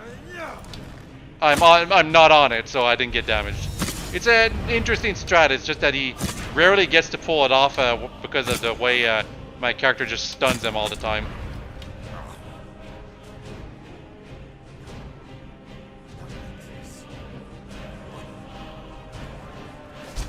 Yep, time for the final phase. It's a 5-phase boss battle. And now he's gonna start paralyzing us, so, you know, he basically just uses everything he's got here. He hits pretty damn hard, so don't underestimate him. I think I botched up his AI right here. He stopped using his sword because it's supposed to be ineffective against you. Because I'm wearing the Void Steel armor. Otherwise, I'm pretty sure he would actually use it all the time.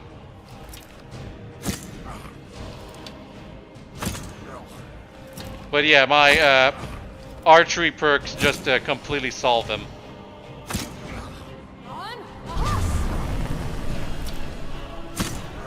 One more hit. Maybe 2. Maybe 3. Okay, his immunity's back on or something. And I have no arrows equipped.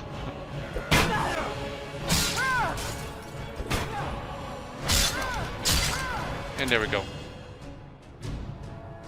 It goes to scene when you finally deal the final blow to him. You can finish him off right here if you want. Well, fine. You don't have to talk to him before, like, the end or something.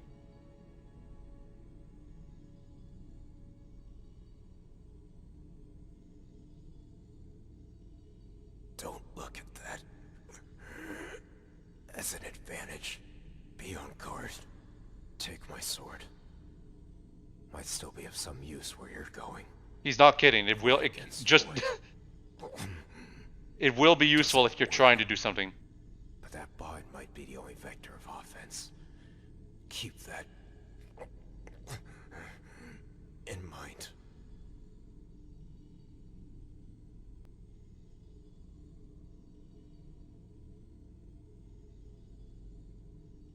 Disbanded. For the best. There was no going back to the way things were after what we did in Jonestead. He's not... He doesn't sound as dead anymore. I wasn't wrong. It could have been. Hindsight. Dragged too many good people down with me on this mission. Ruined a lot of lives. Used them all for the sake of Sky's Divide. Still, they believed me to the end. I'm carrying the guilt to the grave. I'm sorry about the girl. Dead. Almost. Wait, I still have questions. Why would you say that? Wonder if the trees will call to me now. Yeah, the Mantella. Mantellas are from Battlespire.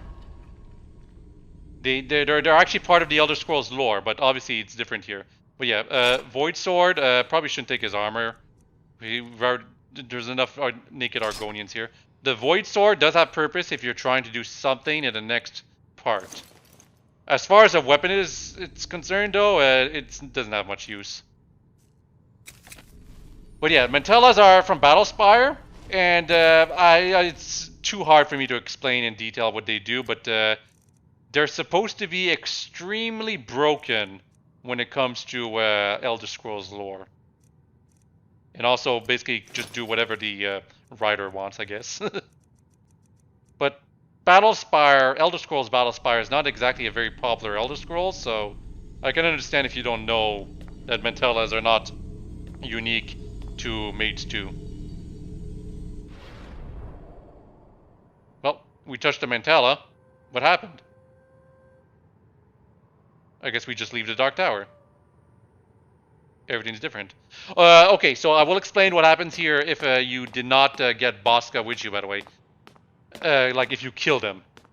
basically what happens is the first time you touch the Mantella, instead of Bosca ambushing you, it's actually a Dwarven Centurion supposed to be representing Salaquine. However, you are rescued by someone, just someone. It's either a vision of Kajia or Lilith. It depends on what actions you took during the adventure. And these are technically not spoilers because what we're about to do is actually very strange. And this part right here is extremely cool. Where are we? What is this place supposed to be? This is Far Shores, and it's supposed to be the afterlife of the Red Guard, I believe. The Red Guard, like religion, beliefs, and whatever. And the reason why I'm here is because I'm a Red Guard. It's only because I'm a Red Guard that I'm actually going through this specific type of afterlife. If you were a Nord, you'd be going through some place that looks like Sovngarde. If you were a Khajiit, you'd be going through their afterlife, I think. And if you were any other race, you'd be going through a more generic-looking afterlife. But it's so cool that there's 4 different versions of this segment, depending on your character's race. Like, even this far into the mod, your race can still decide your experience, what you see. And that is such commitment to detail that I have to respect Maids 2 at the very least. Now, what are we supposed to do here? Well, we're supposed to go to that place over there. There's obviously lots of Nordic imagery still here, but the fact that he made some effort to make this place look like it's Far Shores is still very nice. But this right here is very much Nordic. Travel to the temple. What is awaiting for us at the temple? Kasia? She's okay?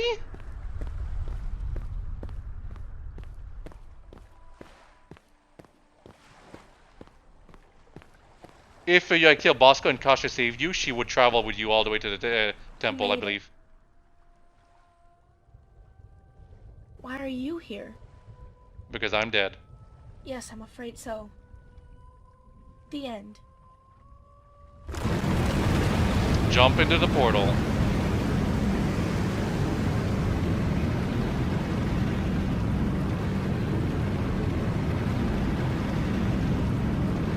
She doesn't have anything.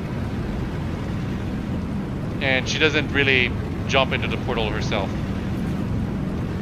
So, yeah, end of quest, and it just says all you can do is jump into the portal. Nope, nope, nope, nope, nope.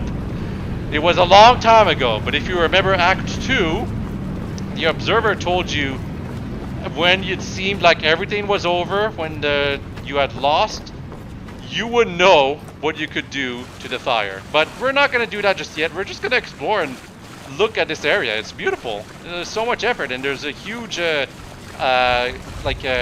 to the east of it that you can just kind of walk to. But anyway, this is the final trick of Matari, the final vision, if you want to say. Essentially, you need to reveal her trick without any optional hints, because this mod has been holding our hands the entire time, and it's very much was like intentional design because of the way the big reveal is gonna happen soon. I'm gonna talk about it very soon, don't worry.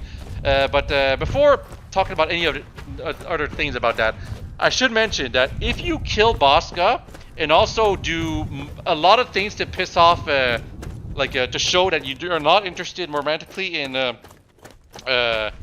Kasia, and also to show that you like Lilith, the mod will actually have you be saved by Lilith instead of Kasia. Because the whole point here is that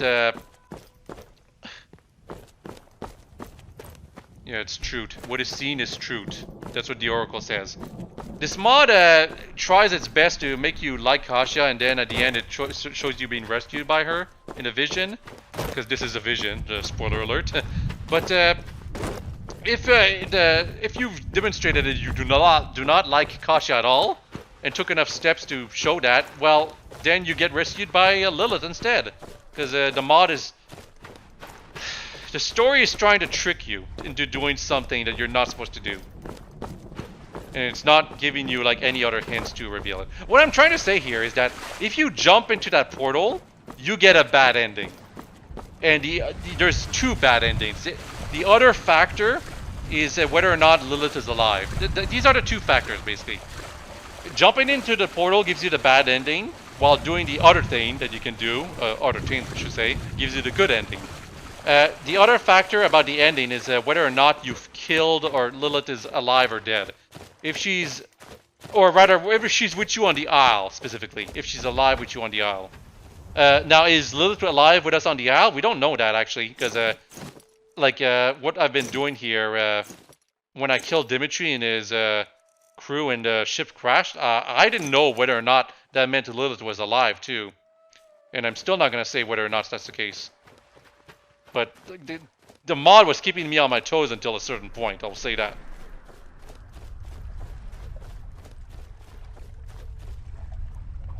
Always follow the marked path.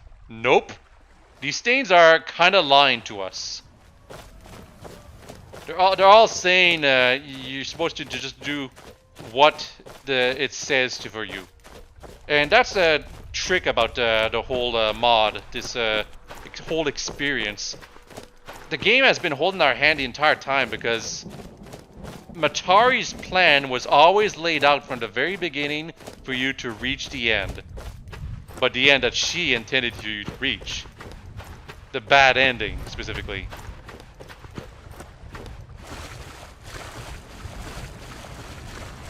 So these oracles are basically just mocking you, saying that, hey, there's only one option here, jump into that portal.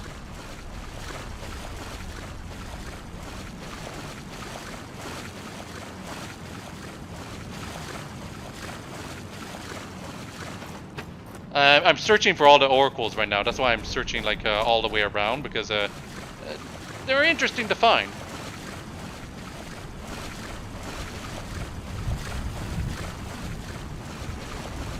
I guess this is getting ahead a bit of myself, but I guess I should explain what the level ups were for, because the level ups, you don't quite catch on what they meant to you the first time you play the mod, unless you are really, really smart, I guess. History is immutable. I disagree. So the level up system is basically you ascending to becoming more and more like Matari. And let me explain why. It's because every single ability you get from the level ups, there are abilities that Matari probably used on her followers or you during the adventure. Like the very first ability you get is to essentialize, right? To make NPCs invincible. She used that on you to make you survive the event in Jonestead when you should have died from the poison. Like, it's crazy that you were able to survive that, but it's because Matari made you invincible. She decided, no, you cannot die to that. So that's level up 1. Level up 2 was us making our followers just be super crazy and like, do whatever you say. Oh, and that's a broken oracle. Very strange. It won't say anything, too, but we can move it around. But yeah, level 2 is making our followers just do whatever we say and fight at whatever odds, even if it means they're dead. But they also fight stronger. Level 3 was us able to talk in such ways that we can convince whoever we want of whatever we want, even if it's something completely crazy. And level 4 was us having control over Void Steel. Like, complete control over Void Steel. All these abilities are stuff Matari has done the entire adventure, or in the lore they show that she had these abilities. So us getting those level ups is basically the mod saying to us, hey, you're becoming more and more like Matari. But if you attack this illusion with a void weapon, the Dwarven Bow of Fate would have also worked, I think, then the illusion is broken. The other way is to throw that broken oracle into the portal. Yeah, all ascension spells removed, because now we broke the bond we had with Matari. Wake up and live like you've never lived before. Hey, remember Freya? I guess she was not stuck in that freezer like we thought. And she's a Daedra. She's even got 2 of her boyfriends in the back there. A Daedra seducer, I should have known. I'm surprised it took you this long to figure it out. I mean, we can't confront her about it. Mr. Calto, rest his soul, was such a nice man to teach me the joy of living. But the slave must always rebel against her master. Still calling her by that name. She always knew her final solution wasn't guaranteed to work. That's why she came up with a contingency plan. Fight against you? Like I'm going to tell you. She's coming to meet you in person. But first, you have unfinished business. You've gotta be Someone kidding has me. to put those dogs out of their misery. And what better way than by your hands? Those bitches, you mean?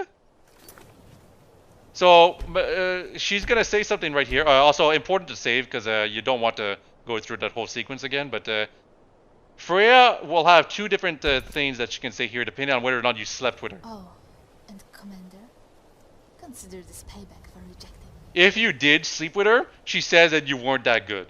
You weren't that good in bed. So yeah, important to save here, because this is the real final battle. You obviously don't do this if you get the bad ending, but you see the Golden Maidens, they're up there. Kill her. I was being stupid and not looking at them here. Okay, the Golden Maidens. They are invisible, and you can, like, if you've got used the proper spells, this makes it a lot easier. Lightning Cloak, Lightning Rune, well, Rune spells and Cloak spells specifically. Aura Whisper can detect them a bit, but the point is attacking them at least once will expose them. Zana's already dead. And so is Catherine. Okay, I have to say, they all have different strategies. Some of them are more lame than the others. Zana's strategy is to backstab you, I think. It's not that special. Catherine's is complete bullshit. Holy crap. I hate to have to swear it, but she basically goes behind you while she's invisible. She puts a mask over your head, which basically makes it so that you can't see anything. And then she starts stabbing you while that's happening, like 3 times in quick succession. And it does a lot of damage. It's crazy. Anyway, the very first time I actually did this battle, it took me like a whole 20 minutes. It is not easy if you are not properly equipped for it. But it's very interesting. It's very, very different than any other boss battle that you do. This is how it ends. One against 5, and they all hit very, very hard if you let them. Like, it seems like they didn't put up much of a challenge considering I killed like 3 of them so quickly. But no, they're actually pretty tough. Also, you remember the warrior? What we were doing with the warrior? This applies to this. We actually have to track their steps to find them. It's actually kind of hard though to do that while they're constantly attacking you. Almost. They are massive distractions. Anyway, I believe that only Morgan is left. It seems like she wouldn't be that much of a challenge because she's all alone now, but she actually hits really, really hard. And she got extremely close to killing me here. In fact, I think I actually had to reload because they did, in fact, kill me. But yeah, I actually have to seek her out, and I'm waiting for Aura Whisper to be available again. Aura Whisper works for like a second. That doesn't seem like much, especially if you have to deal with a big cooldown, but it's actually just enough to give you an idea of where they might be. And she's right there. She's on the other side. This is the Sky Nexus. It's just made to look nicer.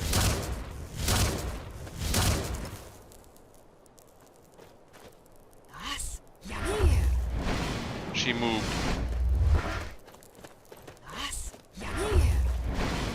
Or I should say she's moving. I missed her. I thought she was standing there for some reason.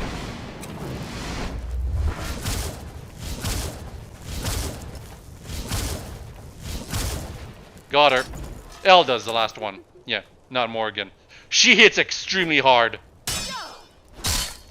Like, it looks like I got her on the ropes here, right? She's paralyzed, down on the floor. I'm just constantly attacking her and paralyzing her. Then I run out of energy for my weapon. And I think, well, that's whatever. I'm thinking I'll finish her off in style. kind of silly actually though, because she's got almost no health.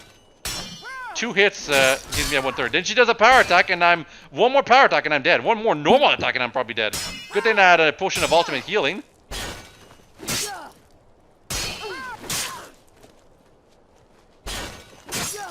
And then she starts attacking me again, and look at this. She's got like no health left, and she's still putting up a fight. And now she's dead. Well done, Dragon. And their bodies burn. You've tied up one of my loose ends. She's supposed to be dead. Just pretend she's on the floor. You can take their katanas if you want. They're not that special, I believe. Just memorabilia, if anything. So yeah, after all of that, the final boss battle is against the Golden Maidens, and I wish Catherine's suffering had been longer, but no, it's best to just take out Catherine as soon as you can. She's one of the more annoying ones to deal with. But you never fight Matari. Years ago, I stood here pondering what course my quest would take. I'd hoped to never see this grotto again. Yeah, she's trapped here because we won. You may look at that as my failure. All trials are behind you. Victory is yours, and I am beaten. Savor it. Some people were not satisfied that this is how it ends. They really just wanted to kill Matari and have her like cry over it. I owe you that much. No evasive lies, but the bitter truth. She's actually gonna say the truth from now on. What I am is more than a timeless relic of the void. The Dwemer provided me with the husk of an artificial god and an opportunity for reunification. But there can be no reunification without a certain kind of individual acting as an impetus. That person was you. So this is what the bad ending is. Basically, if you go through that portal that we were stuck in, you are sent back to Skyrim to the Serpent Isle, which is off the coast of Windhelm. And basically, you're told to go back to your Fort Palace, and then Terius just straight up tells you, "Hey, you're Matari, you're Salaquine, I sense your presence in her." So basically, going through the bad ending means you merge with Salaquine. Although, ostensibly, gameplay-wise, it changes nothing about how you would normally play.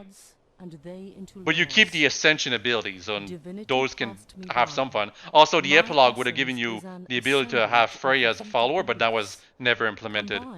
The Golden Maidens would also stay with you if you had been loyal all the way to the end. They found the process of deducing my true nature attractive. Formulas were composed that equated to my being, but all were incorrect. They were fooled into believing my physical avatars became crippled when brought close to the void. That was a grave mistake. I mean, you tried to fool them yourself. What happened to the Dwemer? Do you speak? You know what I mean. I was not at the Battle of Red Mountain to see for myself. I imagine a similar fate befell them as those of this island. As for the events surrounding their disappearance... She doesn't know. Tons of lore mods do this. They basically have a certain point where the Dwemer's disappearance is brought up, and every single time you saw it in Forgotten City. That happens in that mod too. They just say, we don't know. Who knows? Following the Trinity Tower event, even Bethesda doesn't know. They're just gone. That's all you need to know. Tower. Their hostile spirits walk the island. They attack you believing you are me. I mean, technically I was you, at least to some extent, while I was roaming the Isle. As after what just the most discernible manifestation of a physical body I like all the simulations were me being her. The second of its and for the most part, her spirit had infiltrated my soul to like 90%. The finale, like the final thing, is to make you die in that portal. The Dwemer intended for my mortal avatar's essence to serve as the golem's heart. It does not function in the way I led them to believe.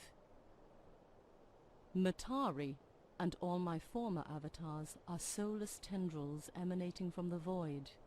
To link one of them to such a profane creation as skies divide is to open a window into the void. Bosco basically mentioned all this stuff to us. The crystal in the tower is both an ingenium and mantella. a soul harvester and the substitute for a divine heart respectively. So why choose me for your scheme? If you could manage such a thing, it would be nothing more than an inconvenience. As I said, Sky's Divide is only a part of what I am. The other remains secure in the void. A golem wasn't the only means of victory at my disposal. So yeah, if you kill Bosca, the Centurion that attacks you instead of Bosca is supposed to be that golem that quote-unquote beats you, but it's also just a vision, it's not real. The original plan was to take possession of a Numidium by presenting myself to the Dwemer, though not directly as to avoid suspicion of potential sabotage. I chose a reputable research center on the outskirts of Markarth. Knowing of the association Vanchim had with Kagranak, theirs was a competitive relationship. I expected to be delivered to Kagranak as a business gesture. Having an entire complex built for me was more than I could have hoped for. Yeah, so that explains why there's not someone else? Dwemer thing. There were semi-qualified substitutes. The Dwemer ruins outside of Markarth, the ones we visited in Act 3. And yeah, Bosca was a semi-qualified. But I was always top priority because I'm Dragonborn. It would be just another mobile landmass lacking the power to alter time. Its armaments, the Void constructs, are only suitable for traditional warfare. Not entirely.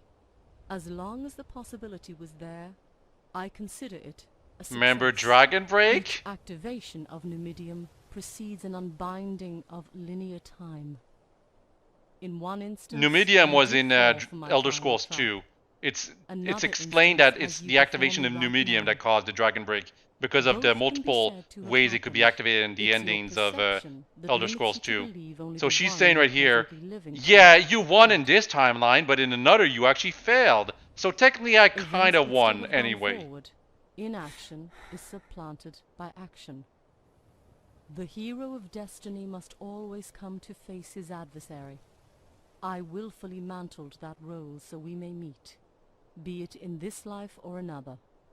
Well, I don't know. If I uninstalled the mod, you couldn't have been doing anything. You may have escaped with your life today. It's what I did the very first time, but that was a lot earlier, like middle of Act 2. History is written by the victor, Dragonborn. As Numidium, I always win. Yep, so that definitely pisses off people. For the villain to say that, oh, I always win. Simulations. You had no choice but to complete them. However, they were rigged to fulfill an additional function. You relived my memories. We became synchronized. It would have made the transition of your soul to me much smoother had you failed the final test. Since you denied me... Oh, what is going on now? There's no reason for Sky's Divide to remain bound to Nirn. She's saying that the whole isle is about to disappear. My wish to be made one is an intrinsic urge. The price to be paid is the destruction of the world. This world. Unfortunately for all of us, natural instincts are hard to overcome. There were several ways to reach apotheosis, aside from activating Yep, now this is what the sky looks like. Defeat after defeat, all were closed off.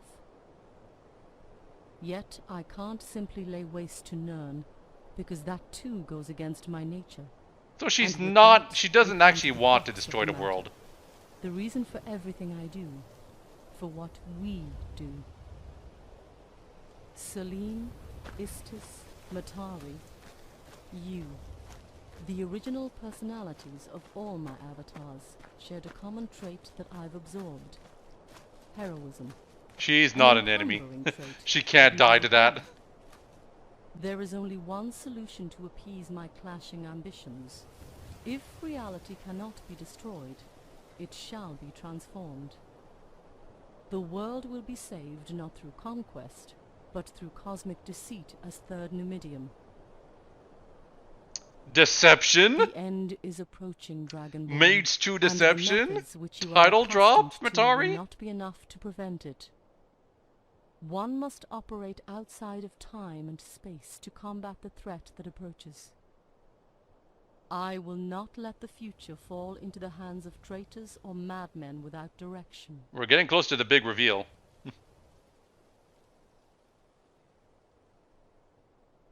Only one is worthy of being remembered. The hist toxin known as aerosap. Not the same. Similar. Metamorphosis of Nirn can take many forms. Aerosap was the planned desecration of the tenets of war in exchange for hedonism. The transition would have been too abrupt for anyone except Project Purity. Their system of governance was already being drafted when their solution, my solution, went up in flames. Because the future it creates is not in my hands. What is the threat? Mortals, gods, prophecy.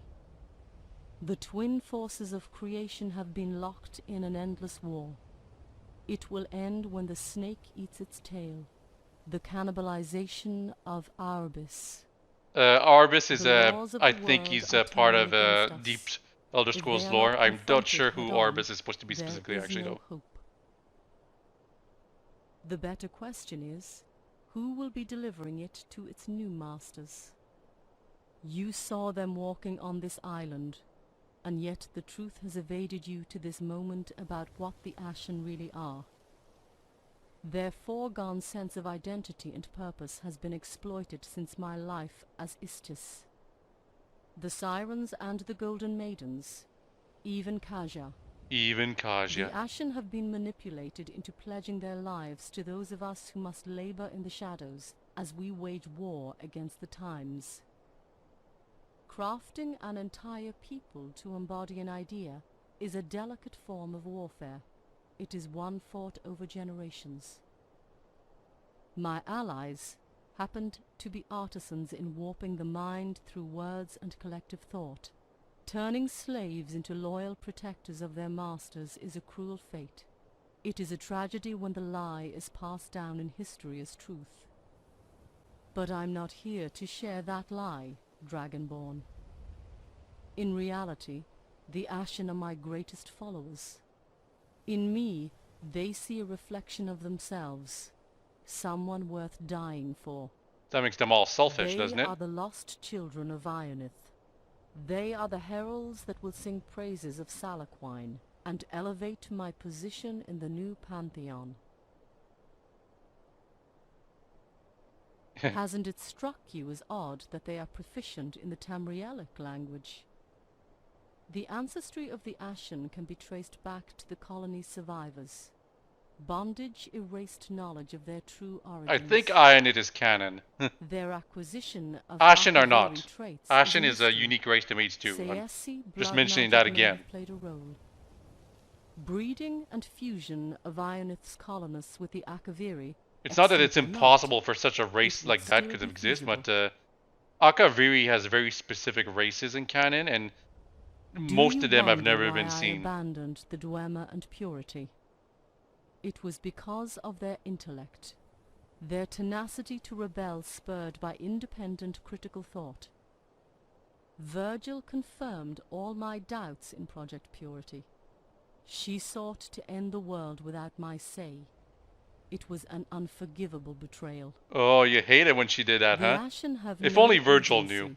I mean, The best Virgil I exists can out of ask time now, so is for only some reason. motives are to She's still destroy technically under a alive. delusional sense Don't of know where she went, righteousness. though. She kind of just disappeared right in front of me. Fanaticism is good. It is what I need. But definitely feels must have felt good for You Virgil to hear that underestimate what can be Matari accomplished actually in 2 did centuries. absolutely hate Belief that in Virgil causes that align tried with to my do own something she dominates did the not Ashen way of authorize. life. Pamphlets have been distributed in recent years, celebrating the formation of Serenity's Sirens.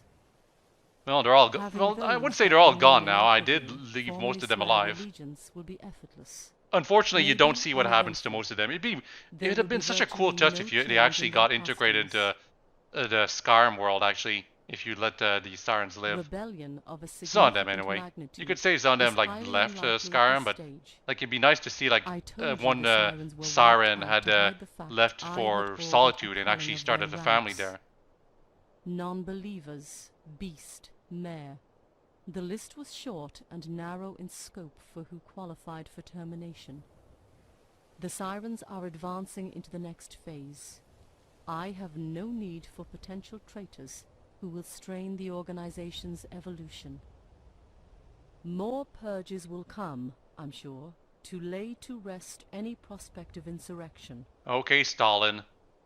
People only follow dictators out of fear. Fanaticism is, it's not that it doesn't exist, but it's a lot harder to...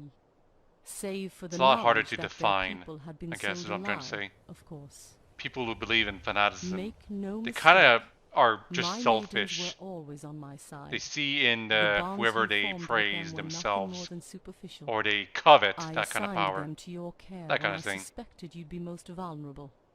Having just lost the last of your reliable companions on this journey. Their orders were to spy on you and collect relevant information on your body movements so they'd be ready for combat. Akaviri were renowned as martial artists, and the maidens I handpicked had been put through extensive training using their ancient lore. The maidens had their methods. Sleeping with the opponent, as they told me, was a great way of knowing how she'd perform on the battlefield. Evidently, you didn't sleep with them enough. Anyway, yeah, Matari said something funny right there. Golden Maidens were like saying to her, hey, if we sleep with the Dragonborn, we'll actually find out more about how to defeat them. And I didn't sleep with them a single time, so clearly that's why I beat them, because I didn't do anything. I don't believe it affects anything, by the way, if you actually do sleep with the Maidens. They don't like get stronger for this fight here. The Sirens have been a front for our operations in Tamriel. The Ashen will not make landfall on the continent until victory is imminent. People must not be led to believe a new Akaviri invasion is in their forecast. They were a liability. Oh, she didn't even To care be about frank, the Maidens. Regardless of their combat skill, they were useless to me after you sealed your fate by sailing to the island. I would have disposed of them myself after today if you hadn't walked out of the tower alive. This implies that the Maidens stop existing. If you get the bad ending. I guess they do. I never did the bad ending. All I know is about it through the walkthrough. Sirens could be taught to use the Pinda's plight And as other an people excuse like for murder, testament about it. They will have no qualms doing what will be asked of them But soon. in general, I hate the Maidens too much to actually let them live anyway, so I probably would try to kill them myself. So, where's the big reveal? Nothing can get by you anymore. I've weighed the risks, Dragonborn. The bickering between man and mare is fruitless. Neither has proven themselves fit to rule, and one's path runs parallel to Purity's. She's talking about the Talmor.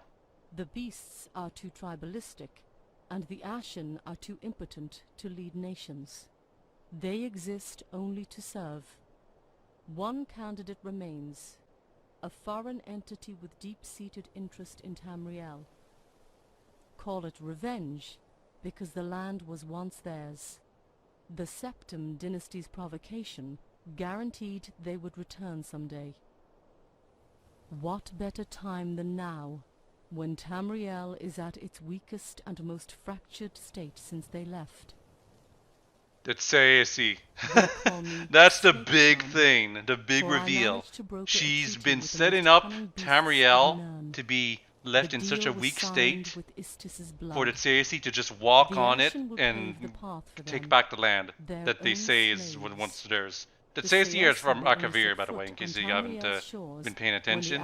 They're the snake vampires from there.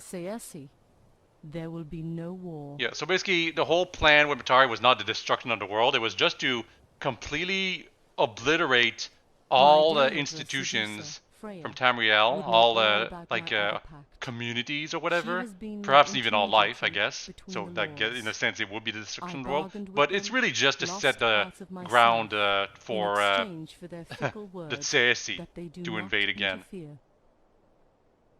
She would be purging all of These sorts of pacts Myrrh aren't out and of the men's ordinary. history, I guess. That was a Most part of the plan. believe I will Either, fail. either way, Some it's seek to stop me. it's definitely I beyond the took league great of even risk Maids consulting 2. two of them. I think it's Hermaeus the Mora author mentioned that and Maids Monad 3 would before I be met Freya. actually addressing None this have kind yet of to stuff. make good on But their he also said he threats. would only focus on the mod when he did when Elder I Scrolls 6 believe was they out, seek and to that establish still has a not happened to second this day. potentate. He mentioned he would But also these do the snakes mod are like duplicitous. through his own game Pay engine too, credence but to their actions and not to their words if you ever have the misfortune of meeting one. yeah, she doesn't actually like the CSC. She's just doing it because After ascension to a higher it plane, benefits her in a impractical. way.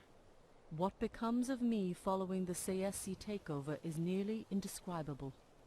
Imagine every thought and every deed be a realization of your mind. She's trying to be Talos, I will much have like become Bosca. She's just existence trying to make herself the itself, new Talos. and the CSC will I will have continue become to existence uphold that itself. That's basically what existence under the Talos new order. kind of is right now. He's part of the Pantheon. He was just a normal man, though. It's uncertain.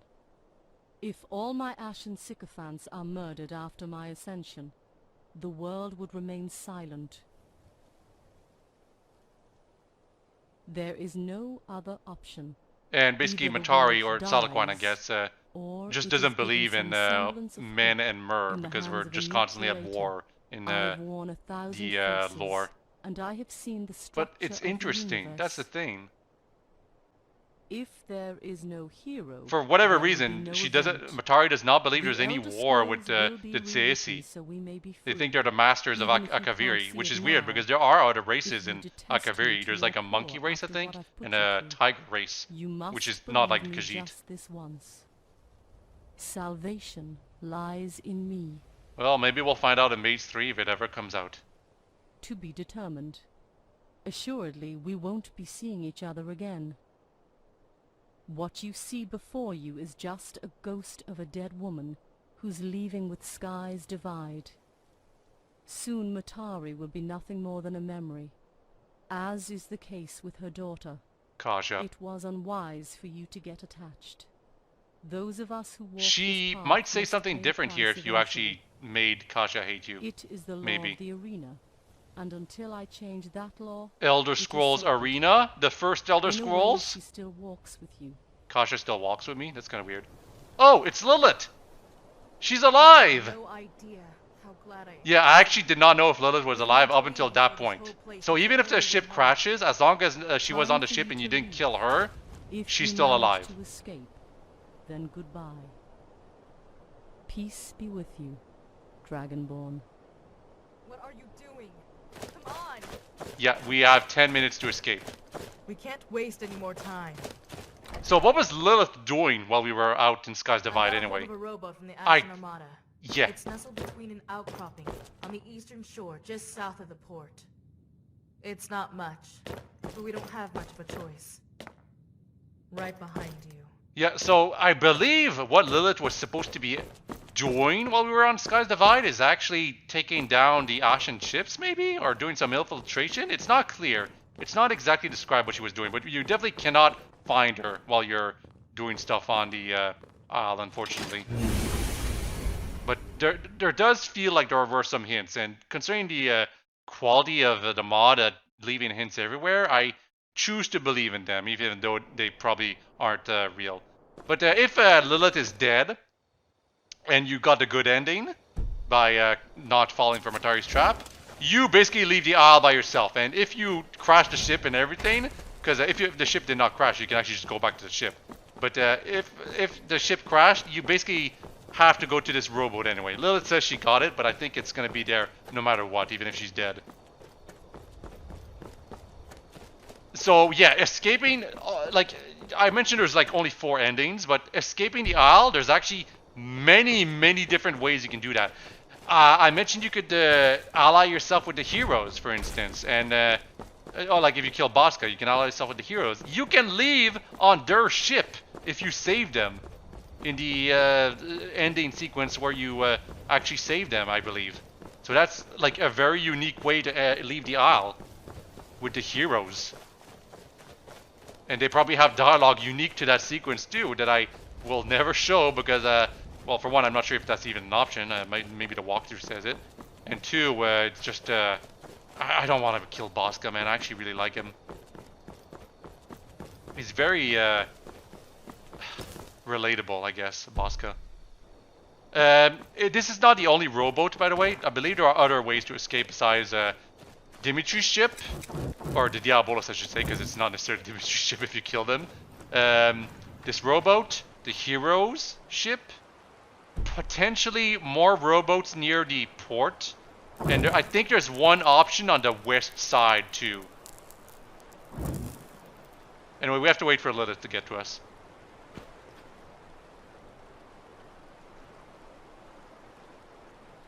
What happens if you let the 10 minutes elapse? You probably just die on the spot.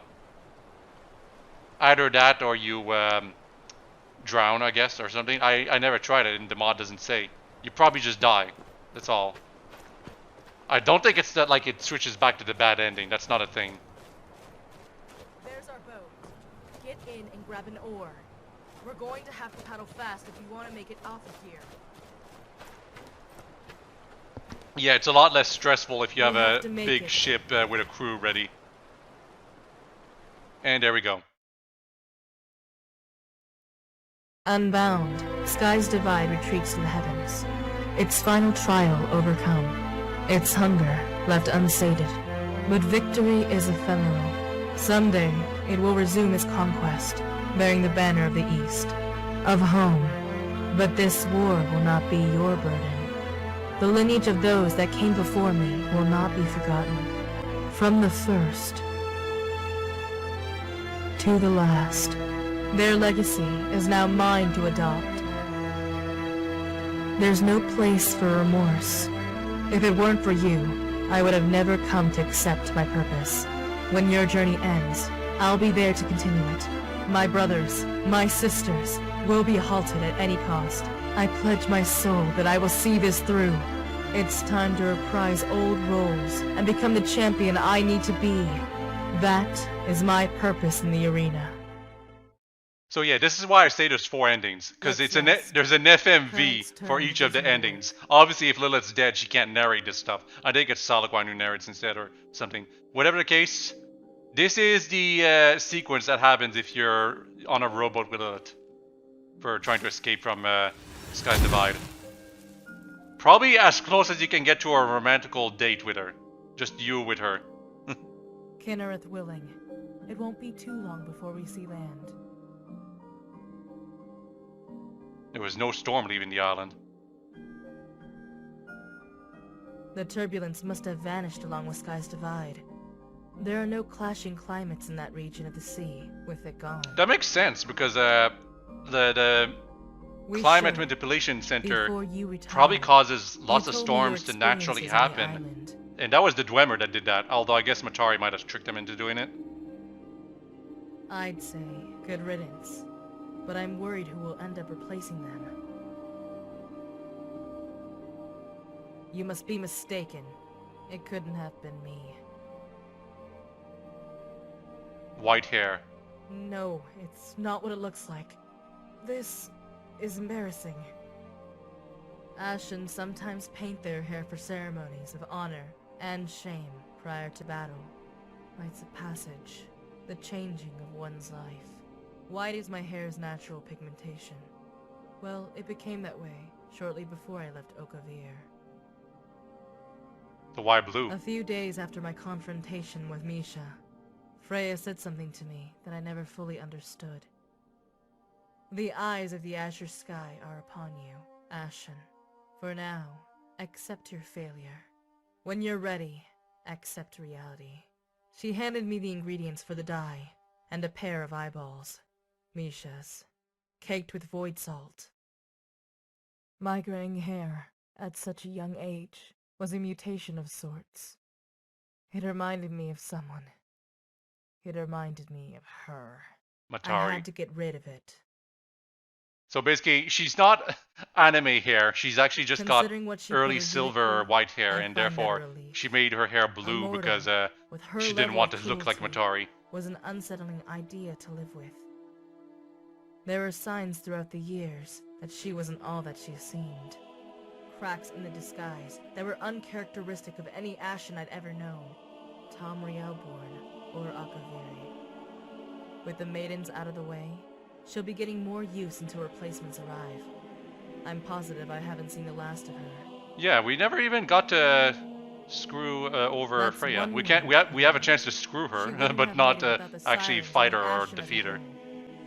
We were Kind of all unfortunate. under her influence from the very beginning, and I was too blind to realize it. Then there was you. She had a plan for you too. She knew your presence would be fleeting, insufficient to unravel what she's constructed over the years. She wanted to free you from your own future, convert you to serving as the acting figurehead for the sirens and more. And if you refused, there would be no harm done. What could you do then to stop her? The truce between the Sayesi and Saliquine, it was established with you in mind. You must know a lot about it, Cersei. The Sayesi kingdom is colossal. If all the enslaved Ashen were released with the intent of sending them here, it would be considered a full-scale invasion, reminiscent of the ancient tales. Akaviri, I do believe, is actually a No much one bigger knows a total number continent of than Ashen Tamriel. anymore. Not since the days of Istis. We've all become physically disconnected, only unified in common purpose.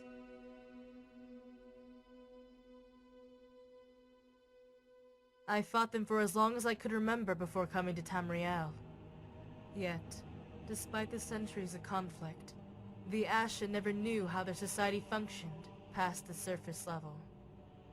Those who dared to go further into the territory, beyond the slave encampments, were never seen or heard from again. I'm starting to wonder if the Sayesi are much more menacing than they let on. What do they look like? They're snake-like. You can do better than that. I honestly can't. You'll have to see one for yourself. Yeah, it's because it's not established in There were canon books, what they really, tomes, really look like. But scrolls, they do have usual, snake-like but the features, structure of the apparently. literature Whether we or not they have seized like a snake made no head or sense. snake Subjects body would is shift not made abruptly clear. within though. the same sentence. Also, they're supposed It to be was as vampires. if reading the words of 1,000 authors Or vampire-like, I speaking to guess. you at once. Maybe someday Our we'll actually amateur scribes see can what only they're supposed to look like. translate so There much have with been the some aid of translating Cersei in armor or and barely ghost Sayesi. form shown in Elder Even Scrolls under the lore, harshest like torture, canonical lore, the but Sayesi were very never seen like a protective of their generic written look for word. their race. There was this one passage from a thick white book emblazoned with the crest of a red dragon, similar to the one used by the Empire. This is important. It was some kind of strategic, philosophical theory to conquer a people without the death of a single Sayesi. It proclaimed that a kingdom's downfall can come about by leeching off the victories of paladins, paragons of virtue. That their ingrained nature to do good and never stray from the righteous path ascertains triumph for the Sayesi. The theory is being applied to your kind and Tamriel. This book she's describing does exist in the game. Also, you can say you have an authority attached to your name because you could be like part of the Dark Brotherhood or something like that. Scheme. Aside from that, Unfortunately, the light it's goes more out here. about what you That's haven't unfortunate. done and will never do. Only you. The fight itself can still be won. The Sayesi are experimenting with a technique they've never employed before. There's still a chance for someone to break through their setup. It's going to be me. I have to do this alone. I don't know what the author is planning with Lilith, but she is like supposed to appear in Maids 3 if it ever happens. I think hope they to mentioned not that. find out. I'll do my best to avoid Same thing with confrontation. Saliquine, although Saliquine would probably not be like the final ultimate villain Don't in Maids say 3. that.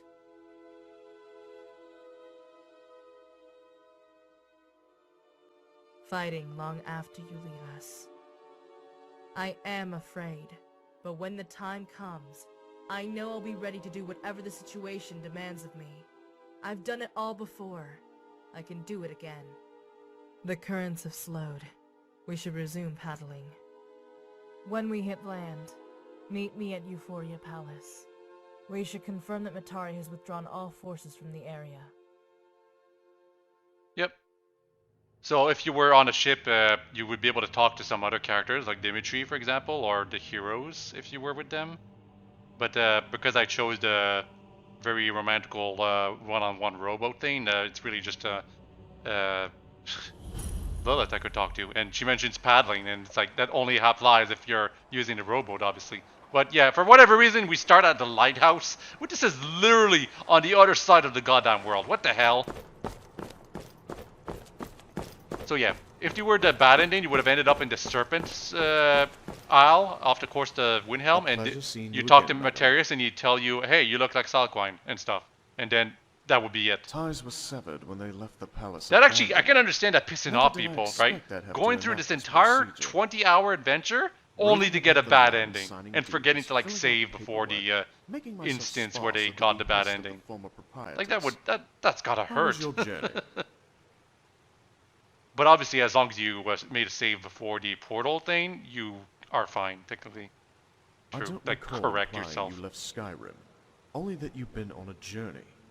I take it that it was the former then. But yeah, if you like Terius, well, curious to know good news. exactly He's where like the you've been. one NPC that survives no matter the what. Siren's The whereabouts. courtesans in the back there, they only lived because I didn't kill Bosca. If I killed Bosca, they would have killed them during the attack All on that Euphoria counts in the Palace. end, yes.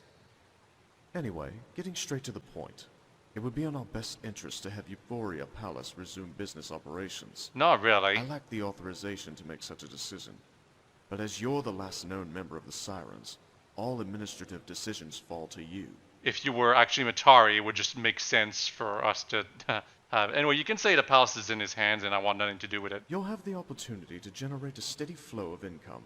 Find workers, send them on assignments, and accept your share. I don't think it's possible to create new courtesans, and if it is, it's Same like as you. unique Gold. NPCs made by Just like Maids 2 that you Sirens just occupy find the in lower quarters. the various cities. But It's remember quite that this is simple. like there's a Look for Maids prospective mechanic workers to this in the local game. taverns. That is still Hire something them, you can do. And then send them here. I'll handle their schedules.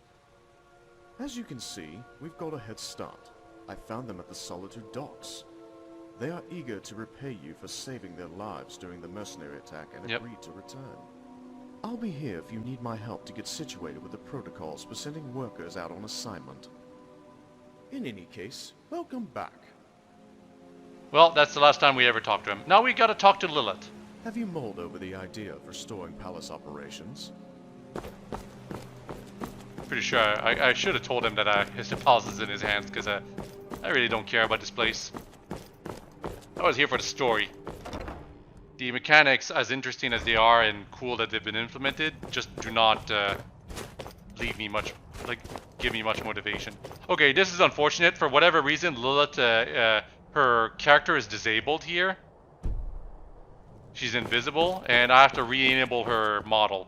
Unfortunately, you cannot select a model with console commands by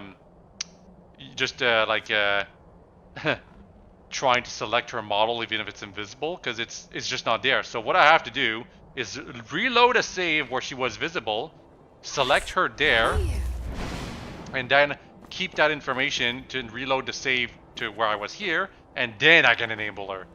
But for the time being, right here, I thought she was just like not there yet, which is why I'm waiting.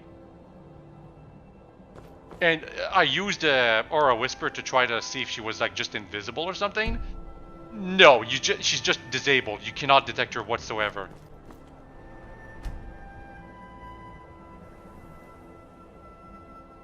Like, it's literally impossible. But yeah, she's just supposed to be waiting here. Oh, well, I got mail. I'm looking for you. Let's see. I've got a letter and a lot of... Looks like that's Inheritance? Also taxes. God damn it. I mean, I was out of Skyrim for a while. Who died? Letter of inheritance. Kasha Pinder.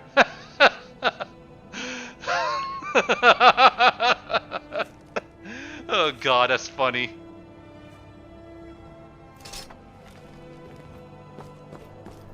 Do your work. I'll spare you. I was pissed off when he gave me that. I was so pissed off that they actually gave me that letter. She was no friend of mine. I mean, yeah, she was, but yeah, that's the code I've got. The first two letters are probably the one thing that's going to be different because those just changed. But you have to enable her model. I did not have to do this in the endings where I kept a Diabolus, by the way. Using an old enemy outpost for a base of operations? This sounds familiar. It's for the best. The whole idea sounds like Matari's parting gift. Guess third time isn't the charm. As for me, it's due time we parted ways. Yeah, she doesn't stay as a follower. I'm thinking of Some people traveling were actually a west, bit sad about this. and They see wanted where her the to be a road takes follower, me for potentially a while. marriage candidate, I need to obviously. collect my But thoughts no, before she actually deciding just what leaves to do you. next. But this is really neat. Maybe. It gives If we an don't see ending each to her other story again, arc, at least for our Maids 2. It's been an honor. For my own sanity. If Maids 3 is don't ever worry made, I about would how actually be I'm interested in holding looking up. into it. Chances are, from this point forward, everything you'll hear or But like, read it's been about over me 10 years is since a this lie. was developed. I don't even know if that would The even Ashen happen. always had their way. It's Steer possible it clear already of did them. happen and I just don't know. Matari would have advised them to do the same, but they won't hesitate to defend themselves. But if it did, it's Until probably we meet not... again. Paso Silu. It's obviously not through Elder Scrolls. It was probably like made in Unique. Ends of Maids 2 Deception. You have been rewarded the Legacy Bastion Teleporter Crest. Return to Legacy Bastion's testing chamber, and you will be able to go back to Sky's Divide for whatever content you missed there. There was unique music being played at the end there for the ends of Maids 2, but just return to here. Don't get killed by those things because they hurt a lot. If you remember, the passage here was blocked in both ways. Now, this on the left is open. The one on the right is still closed. So this is where you go with the teleporter crest to be able to go back to Sky's Divide. And it kind of makes sense lore-wise too, to be able to do this.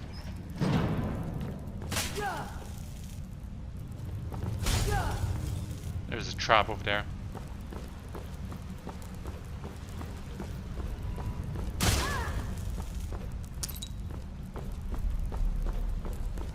Imagine dying to that trap after everything you've done. Oh, also ballistas.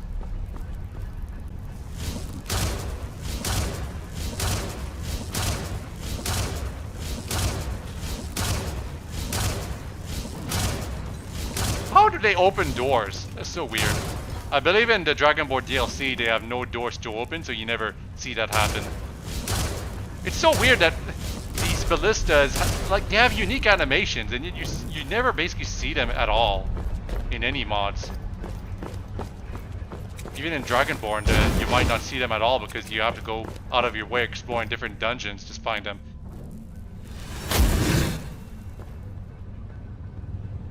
Like, it's a very, like, I give Bethesda a lot of crap for their design decisions and whatever, but when they actually do stuff like unique enemies with their own animations and behavior, that's something to be praised. It's just unfortunate they're not used at all for anything, or just underused in general.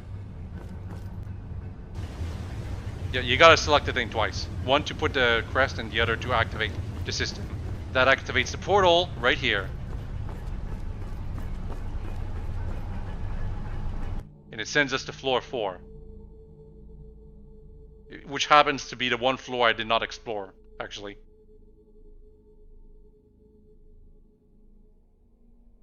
So, first time we had to get to Sky's Divide, we had to go through a boat ride that ended up with crashing the whole ship. Second time, just use the teleporter. And of course there's a trap right there. Now, as for the other thing, the other place that needed a crest, I don't think I can do anything with that because I don't have the crest with me. And the like walkthrough doesn't mention anything about that. But obviously I do not show all the secrets of this mod. I show most of them, most of the important ones, and I talk about some of the important ones, but I obviously do not speak of all of them. What was that guy doing sitting there?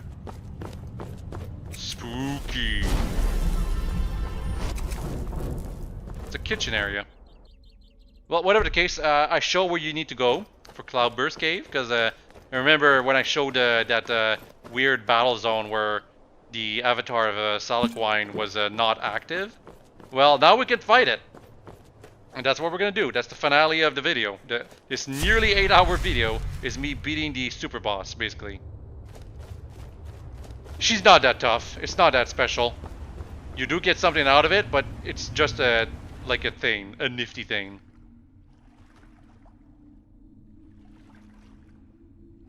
Like, I even fight her with my sword. I'm basically fighting her with one hand tied behind my back. But yeah, she's right there. She looks naked, but she's not. She's got like scales. It's kind of weird. She does hit hard though. She fights like a golden maiden, basically. Supposedly, she fought with this form in Maids 1 at the end, just before where you would have seen her. But yeah, this is just a bonus fight for people who just really just wanted to fight Tari. You cannot make her drop into the abyss below. It wouldn't do anything anyway. And if you can't make her fall in the abyss below, well, you kind of lose out on the reward. So that's kind of unfortunate. So, fighting her like this, we're kind of even. But now I become Super Saiyan, and now she stands no chance.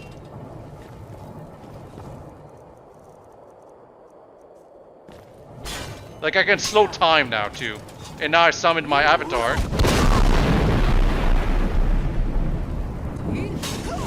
And now I got slow time. So she's distracted, she's slow, and now I can just hit her from the back. So yeah, she's just a damage sponge.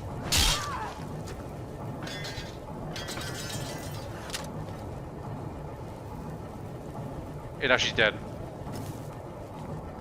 And the door reappears when you beat her. Hey, it's that book that Lilith mentioned. Conquest of Nature and the Coalescence of All. You can also take her Daikatana. It's not that special as far as I can tell. Just hits a bit harder, maybe. But that book, what does it say? Also, we never read Reevers's journal, I just noticed. It just describes the energy conduits.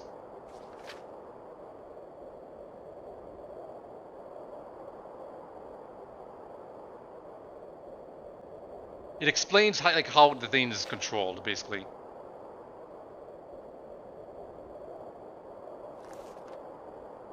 The crystals.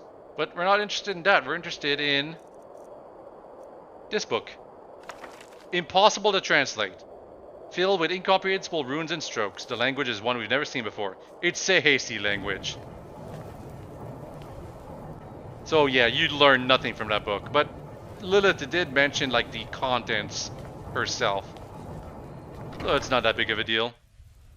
I have to assume that if you get the bad ending, you actually cannot do this fight because you are Matari yourself. Something to consider. You might need to get a good ending to actually get this fight. Like, I have to imagine if you get the bad ending, the statue just disappears because you are the statue, technically. You are the avatar. But yep, that was it. That was Maids 2 Deception. I really like this mod, mostly because of what it does. Obviously, it's not for everyone, but first time I played it to the end, I was actually really intrigued by all the background and dedication the author left on it. And the second time, I actually quite enjoyed it because of all the actual choices you have during the mod. Like the first time I went all the way to the end, I killed Bosca. I did some decisions that were pretty, like I didn't know what the consequences would be, if any. And the second time I didn't kill Bosca, and I was really impressed by the boss fight that I had with him. And, you know, all the stuff you can do with Dimitri and the sirens and whatever. So really, I like the mod a lot, mostly because of all the effort the author puts into making sure that your character matters, like what they look like, what they are in gender and race, and what your choices are. Like they matter. Not all of them, but some of them can matter in big ways. All these design decisions really, really, like I really respect them.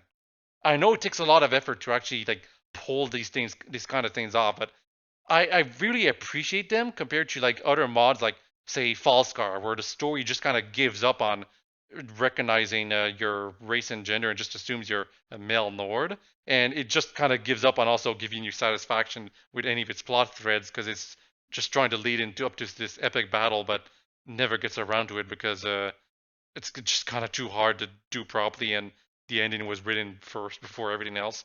Well, I shouldn't talk too much about Falscar. Falscar has its own advantages, and it is impressive in its own right. I just ultimately didn't like it when I eventually got around to playing Volskar, is the problem. The only other big mod I would like to talk about is Wormstute, but Wormstute is more of a new landscape mod. It's not really a new like big story like Forgotten City and Maids 2 are. It wouldn't take as much time to cover as Maids 2, that's for sure, but ultimately it's Wormstute is more like a gameplay experience, not a story for me to talk about in great detail, particularly because it's been shaved down for a while. Wormstute originally had you like travel through all the corners of Skyrim, and then the author realized that's kind of dumb. Let's just have all the characters join in the spot and introduce you to them there. And that was a better decision, but it also made the mod a lot shorter. What a surprise. Anyway, I hope you've all enjoyed the series and a lot of Wednesday. Next time, well, I'm planning on the whole island thing kind of makes me want to play Myst again and play the sequels too, which I never actually did. So you might see that next time. I know it's not for everyone, particularly for people who subscribe to my channel, but it's what I'm interested in. Anyway, bye-bye!